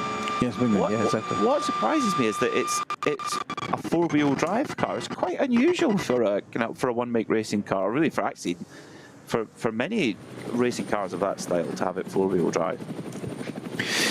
Yeah, it did say with the option to do it. I'm not sure. I don't know if it's introduced in four-wheel drive in this form. It said the press release is there's further information to come out. It still hasn't clearly. There's no spec available from BMW to what engines in it or stuff at the moment, unless I haven't had a chance during the commentary to dig a little bit deeper on the internet to do that. I'm sure it's out there, and of course that's now going to open the floodgates to everybody to tell me, oh, it's got this, and it's got a 5.7 litre V8 in it, and it's in the wrong class. But I exaggerate for clarity. It's an option. It would be the first time X-Drive is the BMW version of four-wheel drive. It would be the first time that X-Drive has been used. Now, what have we got? Oh, now we've got a Porsche very heavily damaged on the front there, facing the wrong way. Now, where's that? That's not one of the Müller cars, surely, from the colours I'm seeing there, is it? Not sure. Is that Hoeracht? Yes, because it's then very fast downhill from. Yeah, no, it's actually. So no, that's the Shearer Sport car that had the. What that car is there. Yeah, that's the 116 Shearer Sport Porsche I mentioned. Had the GPS. That had Jos Menten at the wheel of that was in it a few minutes ago. So I think that's what that's off there. I say last minute's drama is 15 minutes to go. It's pretty last minute. Yeah, having competed all day. Whatever it is, I'm thinking is that just subject to confirmation. I think it's the 116 entry Shearer Sport Porsche GT3 Cup that's in the Cup 2 class. That would have had to say Jos Menten at the wheel. That's a pro car. And it's facing the wrong way with a lot of debris on it. It looks like it's clattered down the barriers for some considerable distance, had a hard impact off on the right and rotated round and facing back up the track. So that's why there's a code 60 there. They're coming up to Hoeracht, actually. Yeah, if that is at Hoeracht, I think the grip level there has been pretty sketchy all day. Yeah, so you come out to Caracciolo Carousel and then up to Hoeracht. Yes, sorry, Peter. You think, of course, when Klaus Bachler went off there earlier, was that as a result of very, very low grip? Or indeed, because he went into the barrier pretty hard and there's a lot of coolant and stuff and fluids in the front of the car. Has that then leaked then all over the circuit and it's just not, the grip's not quite there? Maybe it could well be a factor. Now, quick driver change, interestingly. Nico Bastian has jumped out of the number 15 Shearer Sport Audi at they're just about to come out the pits now. Frank Stippler has jumped in, so that's strange with 2 laps to go, effectively. Yes, to make that last switch. Because quite often people like those teams, Shearer and Falcon, we've seen them do it quite often when it's a 4-hour race. They have such an equal and well-matched pairing. They put one driver in for 2 hours and the second in for 2 hours. Yeah, just split it equally, half and half. Very odd. Yeah, very, very odd. Perhaps Frank just said, I'm bored sitting here drinking coffee, I want a shot. Are you going to say no to him? Are you going to say no to Frank Stippler? Probably not. So what that means then is that all things being regular, that is 3. Now, at the moment, it is as we now finally get the cars through over the start-finish line. Actually, we do have then a Porsche Cup car back up onto the podium. The number 148, the leading car in class, the Black Falcon machine. It is right now sitting in 3rd overall, and by my reckoning, it can make it to the end of the race without stopping. So it then comes down to the gap back to the number 120 machine running in Cup 2 as well. That's the Avia WNS Motorsport car.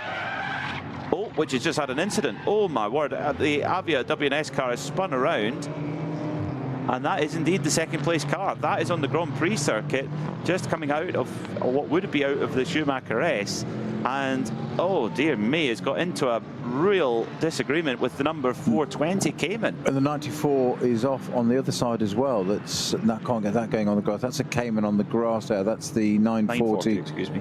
Yeah, so Nielsen Baumann very, very wisely reversing it off to get it onto track, to get some traction. Now gone back forward again and looped it round. So once you've got going, the rear wheels rotating there, no TC working on that.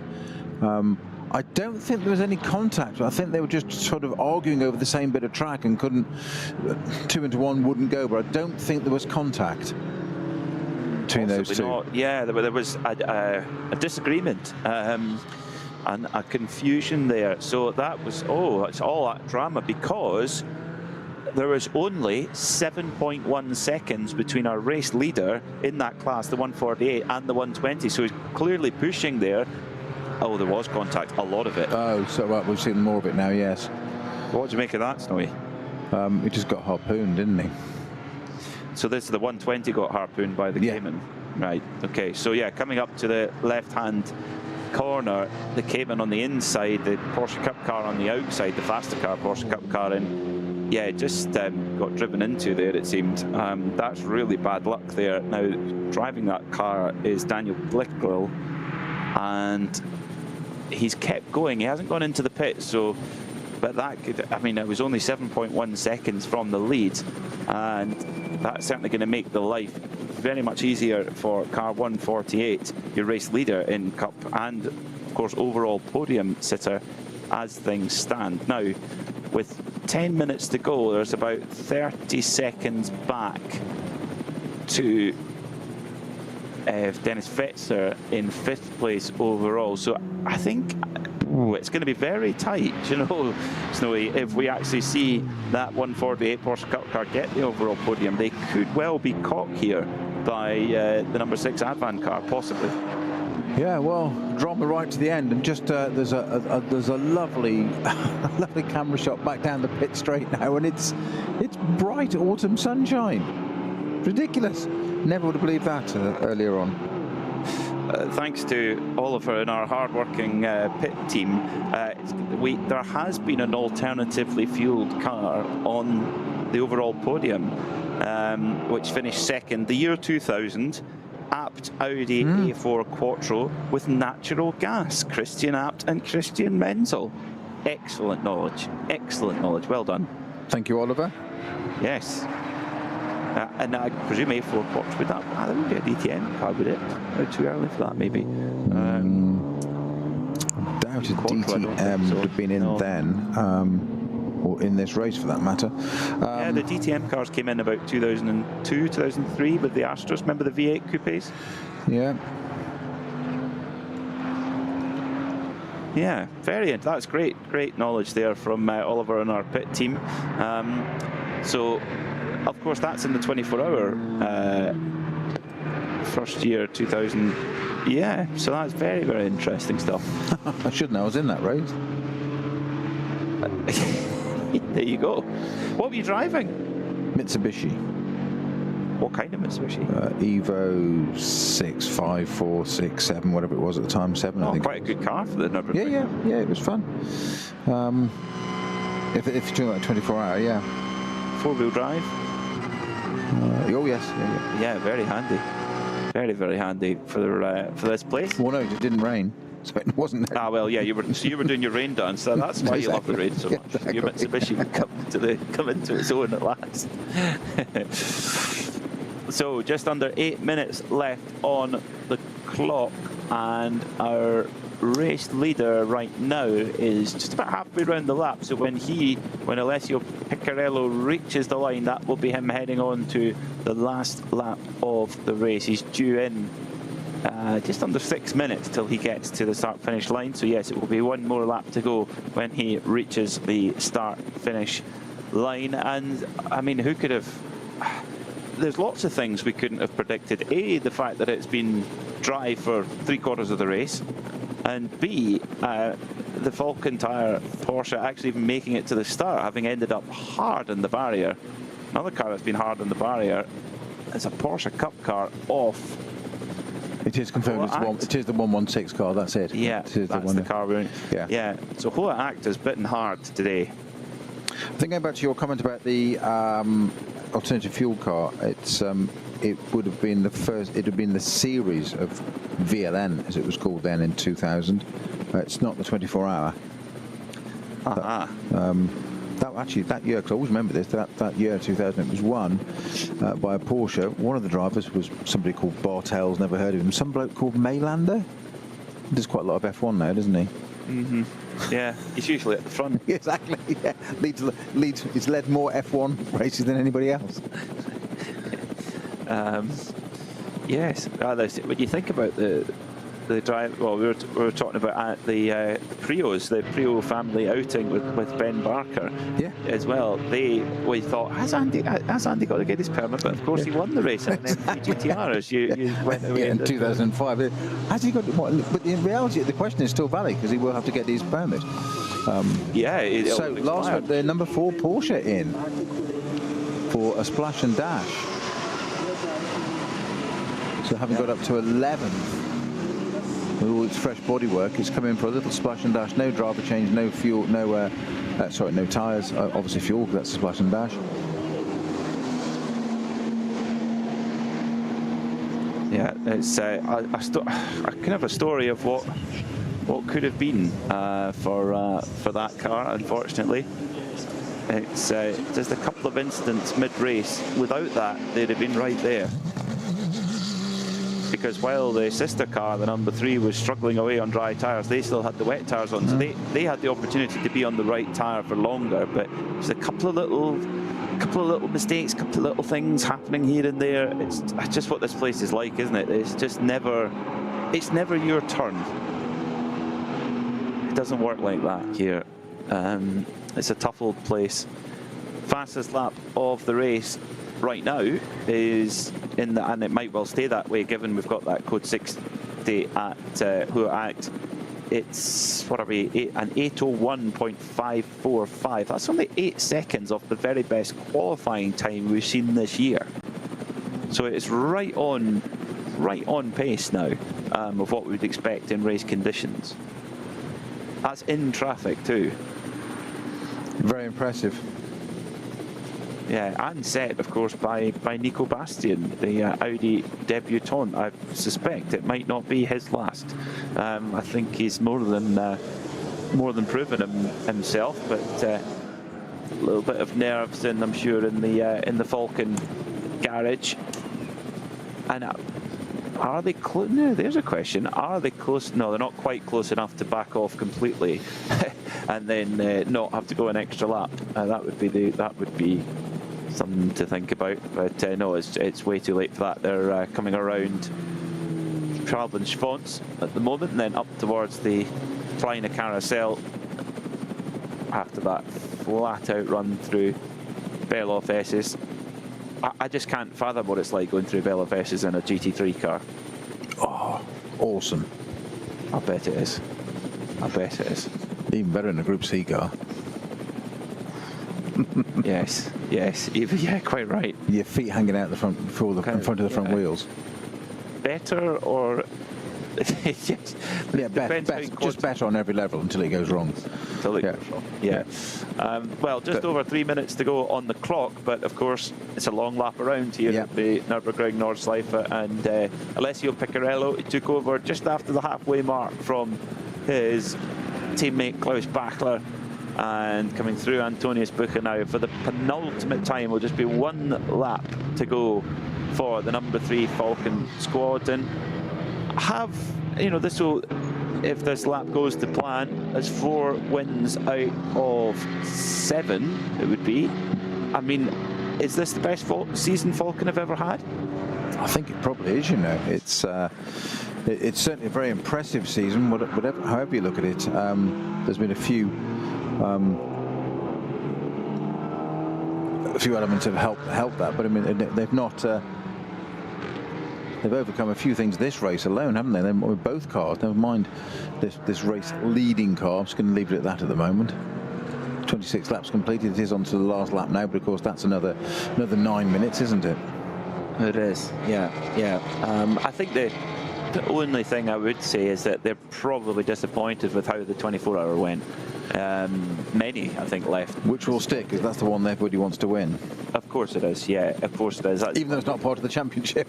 Well, exactly, yeah, but it's of course a crucial part of preparation is if you're strong in the Nürburgring Langstrecken Series, you put yourself in a great position to challenge for the Nürburgring 24. And it was interesting, looking at the pace going, pre-Nürburgring 24, you looked at the sector times and the Falcon Porsches looked really, really strong. But it just, come race week, things didn't play in their favour, and it didn't go their way. But in terms of their NLS performances, absolutely superb. 4 out of 7 wins if Alessio Piccarello can make it through this last 20 kilometres or so. And the gap, I cannot remember a gap as big as this one, as we've seen today. Big gap back to Frank Stippler in second at the moment, and it's going to come down to the wire. Do you know, Snowy, for that podium at the last timing point, it was 24 seconds between a third placed overall, your leader in Cup 2, car 148 Black Falcon, and fourth place overall, car 6 SP9 Team Advan by HRT Mercedes. That's going to be very, very tight to see who, and at last lap by, there was about 20 seconds between them, so it's going to go right down to the wire. Quite extraordinary, and nothing we could have predicted earlier in the day. Quite extraordinary. So Piccarello now on to the run down towards Schwedenkreuz, and then on the brakes hard for Arenberg, and he's actually in a rare bit of solace there. There doesn't seem to be any traffic around. Down towards the foxhole he goes, down that absolute helter-skelter, hitting almost the fastest you'll go in the entire circuit at the bottom of the foxhole there, then quickly up the hill towards Adenauer Forest. Now there's a little bit of traffic for him to negotiate, but right now, Snowy, what do you think is going through his mind right now after the day they've had?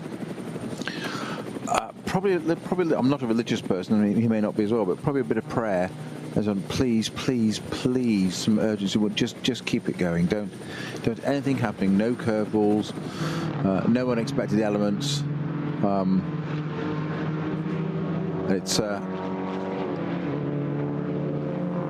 something you've got to look out for. It's that last lap, isn't it? It's not done until you cross the line. You can't rest on the laurels because you haven't earned them yet. No, not yet. Those, and they do have very impressive laurels here at the Nürburgring, proper gold leaf laurels. This circuit, this 25-kilometre masterpiece, has unique challenges on lots of ways. And one of them is, of course, having marshals. You need a marshal at every single post, and they must be able to see one another, and they've got to be there to deal with any kind of incident, to wave flags, to warn cars of what's going on. So a huge thank you to all of the marshals who allow us to go motor racing, and there's not really many more demanding racetracks in the world in terms of sheer numbers of marshals than here at the Nürburgring. So a huge thank you to all of you out there around the circuit. And luckily, it's dried up because when we came in this morning, it was pretty wet and gloomy. Alessio Piccarello goes over the bridge at Adenauer, which is a part of the circuit that's always absolutely packed come 24-hour race weekends. And you even get tents in the Aldi and Lidl car park, so limited is the available space because so many people come along. Good place to be, actually. You can go in and you don't have far to walk with your shopping bags. Did you just see that there from the helicam shot? So hence now fervent flashing of the light. It just nearly got caught by. I'm guessing it's not car. Porsche Cup car. It's Cup car, isn't it? Yes. Yeah, coming up the Kesselchen. Yeah. Alessio Piccarello. Again, he was behind a back marker. He just sat behind it. This he being Alessio Piccarello, our race leader, and just sat behind it. I mean, just what you were asking me a few minutes ago, and Peter, what's going through your mind? And it's exactly incidents like that, because you can't let your guard down. You're on the last lap of the race, but you haven't won it. You've done all the hard work. It's so easy to cross the line, knowing the length of this circuit, the flag has, the time has stopped, the clock has stopped, but the flag hasn't dropped yet as he heads up to the carousel now. And that was coming up to, fairly fast part of the circuit there. There's a back marker in the way who's also got another back marker in front of them, and it suddenly holds him up, and he goes to go past, Alessio goes to go past, and it's just, almost two wheels on the grass, and it can be as simple as that. And it's a part of the circuit where there's a strip of grass on the side, so it would take nothing to connect with the barriers.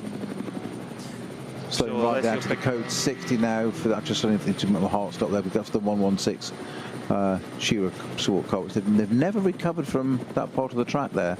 They've left it where it is. Green flag now, so it's clear to carry on and continue. So this is at, was that Hoeract I said that was at? Hoeract, yeah, exactly. So it's that always makes your heart jump when the race leader on the last lap goes slow. All of a sudden, it's because it's going through a code 60 because of that incident there for that stricken Shearer Sport Porsche Cup car. Yeah, we've got the 140 Pro Sport Aston stopped as well at approach to Callanard, I think. Yeah. Oh no. And also slightly further up, so that becomes, there's an incident there, and a 120 becomes a 60. So that's the 140 Pro Sport Aston, which is in the SB8T class, so GT4 car turbocharged, and the other car in that involved or stopped at the same part of the track, and I'm guessing the two might have come together. It's often the case, isn't it? Is the 950, which is the Schmickler Performance Cayman, and that's a little bit further up, just stopped as well. That's really, really disappointing. At the last lap of the race, it's just absolutely galling as Alessio Piccarello comes through. Schwalbenspons, the Falcon team, they can maybe start to smile now.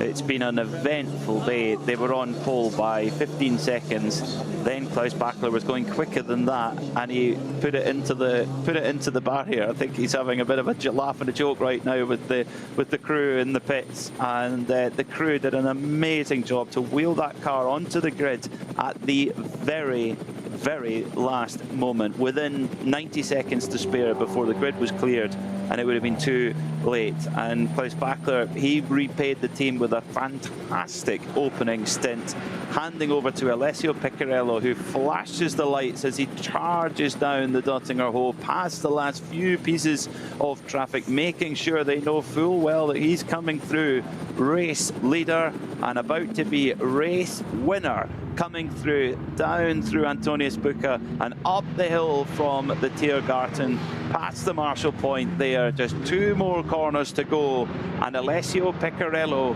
and Klaus Bachler are going to win for the number 3 crew, for Falcon Motorsports and for Porsche. Checkered flag, and it's a win for Falcon. A very richly deserved one as well. They put some work in for that, didn't they, with that qualifying incident to put the car. I thought it would be lucky to start the race on the grid. I thought it would get into the race. That was never really in doubt, but I thought it would be a pit lane start, which just makes you work all that much harder. But a great job to get that car out, and it's had some repairs and stuff gone through it, and it's looking a little bit battle-scarred and grubby, but more importantly, it's on the top of the podium, which is exactly what they wanted. Not quite the result for the number 4 car. That had its issues not in qualifying. It had its ones in the race, but what a day for Falcon team and the tyres and those cars. And for Klaus Bachler, it's just one of these seasons where it seems to come right. You know, he's the newly crowned World Endurance LM GT3 champion, where Manthey have been so strong all year long, and that's his 3rd win in his career in the Nürburgring Langstrecken Series. They don't, you don't accumulate wins at, even someone like Frank Stippler, 15 wins, and you think how long his career here has been. So a 3rd win for Klaus Bachler and a 2nd Nürburgring Langstrecken Series win for Alessio Picariello for the double European Le Mans Series champ. 2 young drivers who have come up through the Porsche pyramid of various guys who's gone through Porsche Junior programs as well, and yeah, now up there and trusted to run in a long-standing Porsche customer program. You think, the Falcon Motorsport, they can kind of pick whichever brand they want to go with, but they've stuck with Porsche over several years, and well, it's really come good.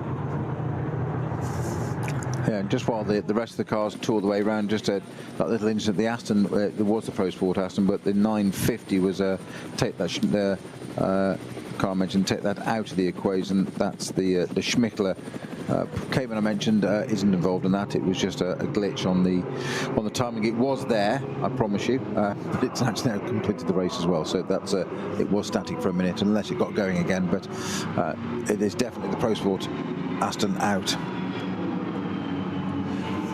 So, waiting for confirmation if we're going to see the number 148 leading Porsche Cup car on the overall podium, or if we're going to see the number 6 Advan AMG of Dennis Fetzer up on the podium after having a pretty eventful day as well. I think we will do, because last time they crossed the line was 0.122, still in the favour of the number 148 Porsche Cup machine, but the sector times are very much in the favour, to multiple seconds in favour of the number 6. So I don't know, Snowy, if we're going to see the heroics of a Porsche Cup car up on the podium yet again. It looks like the SB9s they've restored honour eventually, by the looks of things so far. Not quite sure there. I've got... Because Stippler has not taken the checkered flag yet, by my reckoning. Neither is Nagel in the 148, neither is Fetzer. They're still out there, I think, but I could be wrong. No, they're going through sector 3 at the moment. It's just actually so large was the gap between the number 3 Falcon Porsche and everybody else. They're going to get time to have a chat, have a cup of tea, maybe coffee. Alessio Picariello jumps out, big hug for teammate Klaus Bachler. They've done the job, and the job well done for Falcon Tyre. Alessio Picariello, when he was a karter, he always used to, if he won, he would get a treat from his parents. They would stop at the Friture in Belgium for chips and things like that. You'd never know. Look at him now. He's a fine specimen athlete. Maybe might not be stopping off one of those tonight. Karting then, did he? Well, clearly he did, because he's look where he is. No, as I meant diet-wise, as it is, had no effect on him. You're missing my pun. Go with me. I'm with you now. Sorry, I'm just a bit slow. I can't keep up with the man of your intelligence. So Picariello and Bachler, they're going to be looking back, going, where is everybody? We've parked the car up. The engine's cold by the time anyone else has come to join us. Frank Stippler just now, he'll just be coming onto the Dottinger Ho now. Will the Audi man for Scherer Sport? I mean, it hasn't been the result they maybe. Well, is it? Having been parked up after the opening lap, second place for Sport Audi. Yeah, exactly. On a new tyre that's a brand. great That's maybe result. a good result. Yeah. Yes, yeah, absolutely. That's an amazing result from where they were. Because I honestly thought, given their breadth of experience, they got a trick up their sleeve and they were going to surprise us. So maybe they had second pulled it off. I mean, it is a huge gap, but yeah, second is still second when all said and done.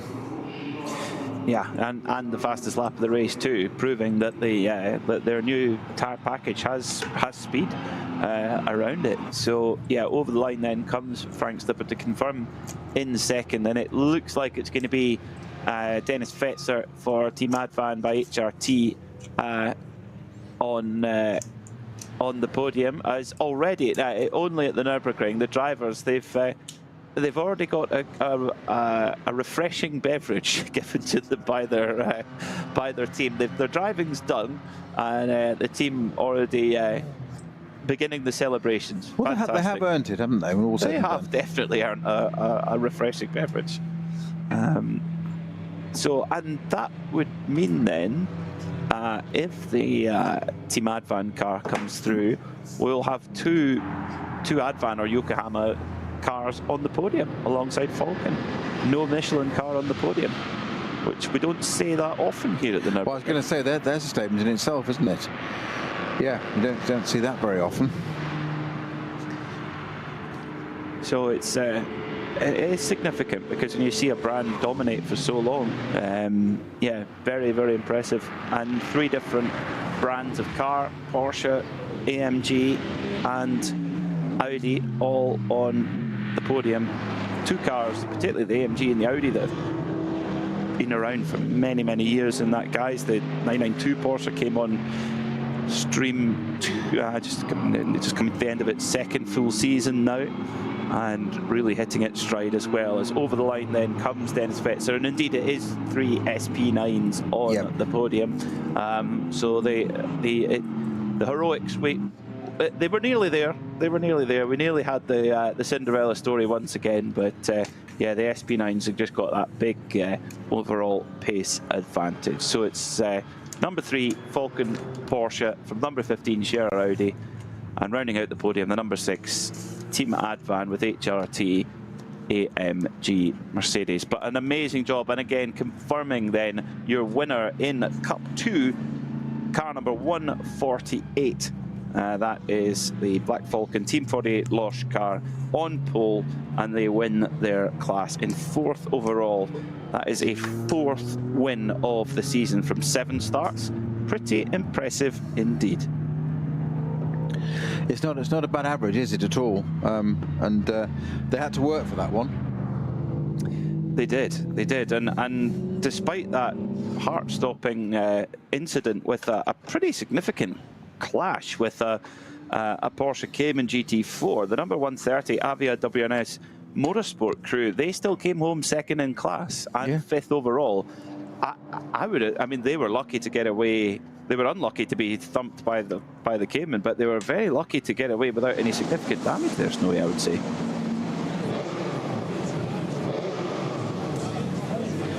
So sorry, guys, I was going to say, only now are we getting the 2nd place car into Parc Fermé. That's how long it's taken. Yeah, such was the dominance of the number 3 Falcon Porsche. And yeah, the 15 Scherer Audi comes in, had to pit after lap 1. That kind of put them a little bit behind the 8 ball, and they were in the pits for maybe longer than they would have liked to be. If we were being told the right story, that it was just tyre testing, I think as a tyre test goes, it's a pretty successful one. Another successful NLS race, another podium, another laurel for Frank Stippler. And I'm sure he'll climb out of this Scherer Audi like he's just been doing somebody's taxes. Because he's just the most chill guy ever. Never gets, well, I was going to say he never gets flustered. Well, there's actually evidence on YouTube that he absolutely does get flustered, but code 60s or not, he doesn't like code 60s. Apart from that, he's unflappable. Is Frank Stippler.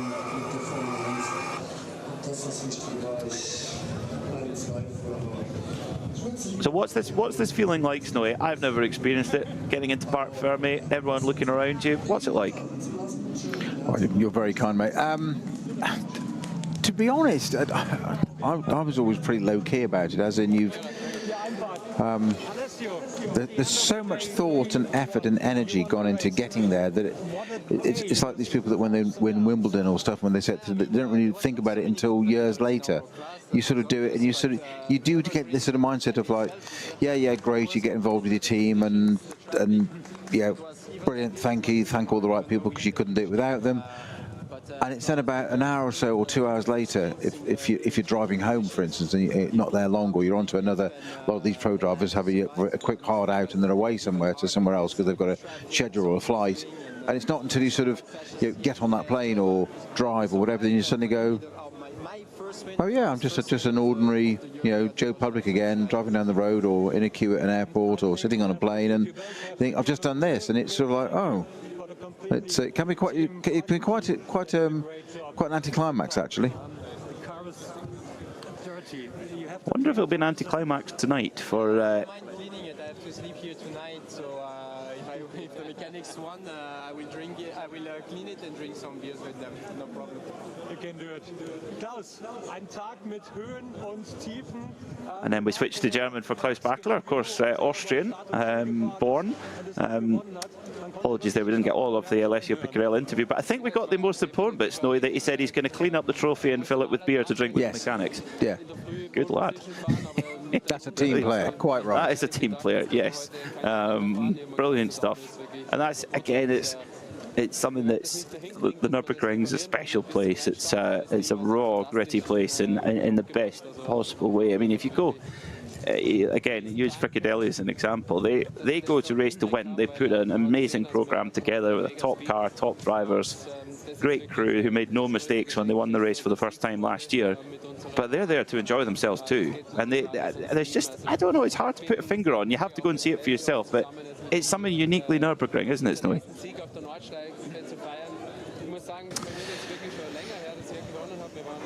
Yeah, it is. It is. Yeah, it is very. I mean, it's easy to say the word unique, but it is, and it's actually quite difficult, which is our job to portray what is so extraordinarily special about this circuit. And it's why it draws people back, and teams and they want to drive it in different category cars. It is something special. It really, really is. There's nowhere else on the planet like it. Not at all. And what a great job from the Haupt Racing team as well. Nico Bastian pointing at his teammates, saying, "No, he did all the work, not me." I wouldn't say that. I wouldn't say that at all. As I'm sure we'll be hearing from Nico in his mother tongue, in German. And the Yokohama caps on. Of course, a double podium for Yokohama. They'll be, I think, for Yokohama, they'll be absolutely delighted with that, Snowy, to be up there on the podium. 2 cars, 2 different brands, 2 teams, and proving that they're here to stay at the Nürburgring. Indeed, indeed. I still can't believe that it's bright sunshine in the background compared to what we had earlier and what we were expecting. That which we mentioned we drove through on the way in this morning, and the qualifying. I honestly, forget the race. I honestly believed qualifying was going to be red flagged. It was so wet and there were enough incidents. Well, I would think if you're saying that, I would think that then it's on the edge as it is, because that was my first thought when I saw it. I thought, oh, that's a bit on the edge. But I wonder what Snowy will say about it. Well, just from the point of view, it's not so much that it's dangerous, but there comes a point where you've got a 4-hour race. And there's not much of a gap between qualifying and race here, time-wise, in the schedule. You've got a 4-hour race, and everybody that's put their effort into it, and spectators and everybody else in sport, like, well, if you're starting to have so many risks, and with that far off, not far off the end of it, quite often, stop it and get everybody into the race, call it quits. Why risk it? There's nothing to be proven. I did just think that was a possibility. But this outcome weather-wise is absolutely extraordinary. Yeah, it's always nice. I love this time of year as well. In autumn, you get the it's my favorite colours. I really like it a lot. I'm a big rallying fan, and it's when you get autumn with the leaves on the ground, it makes it really tricky and interesting to watch. And of course, the Nürburgring is basically just like one big tarmac rally stage that goes round in a circle, more or less. Yeah, I wouldn't disagree. Yes, Yeah, others might, but for those who joined us on the, now we might get this interview in English. Hold on. No, we did try, folks. We don't like to talk over anyone, but of course, German TV doing a great job speaking to all the crews and all the drivers. But oh, here we go. We struggle with some grip, but then at the end of the stint, we recover a bit the gap. So we did a good job to close the gap. Congratulations, P3. So that was Michele Beretta there of the number 6 Advan Mercedes. That's all our podium finishers covered, if you like, with our German TV crew. So that leaves it to us to say goodbye here from everyone here at the Radio Show Limited network of channels from the Nürburgring. For myself, Peter Mackay and Peter Snowden, thanks so much for listening. Thanks for watching if you joined us on the live stream. And remember, one more round to go of this wonderful championship, the Nürburgring Langstrecken Series. Bye for now.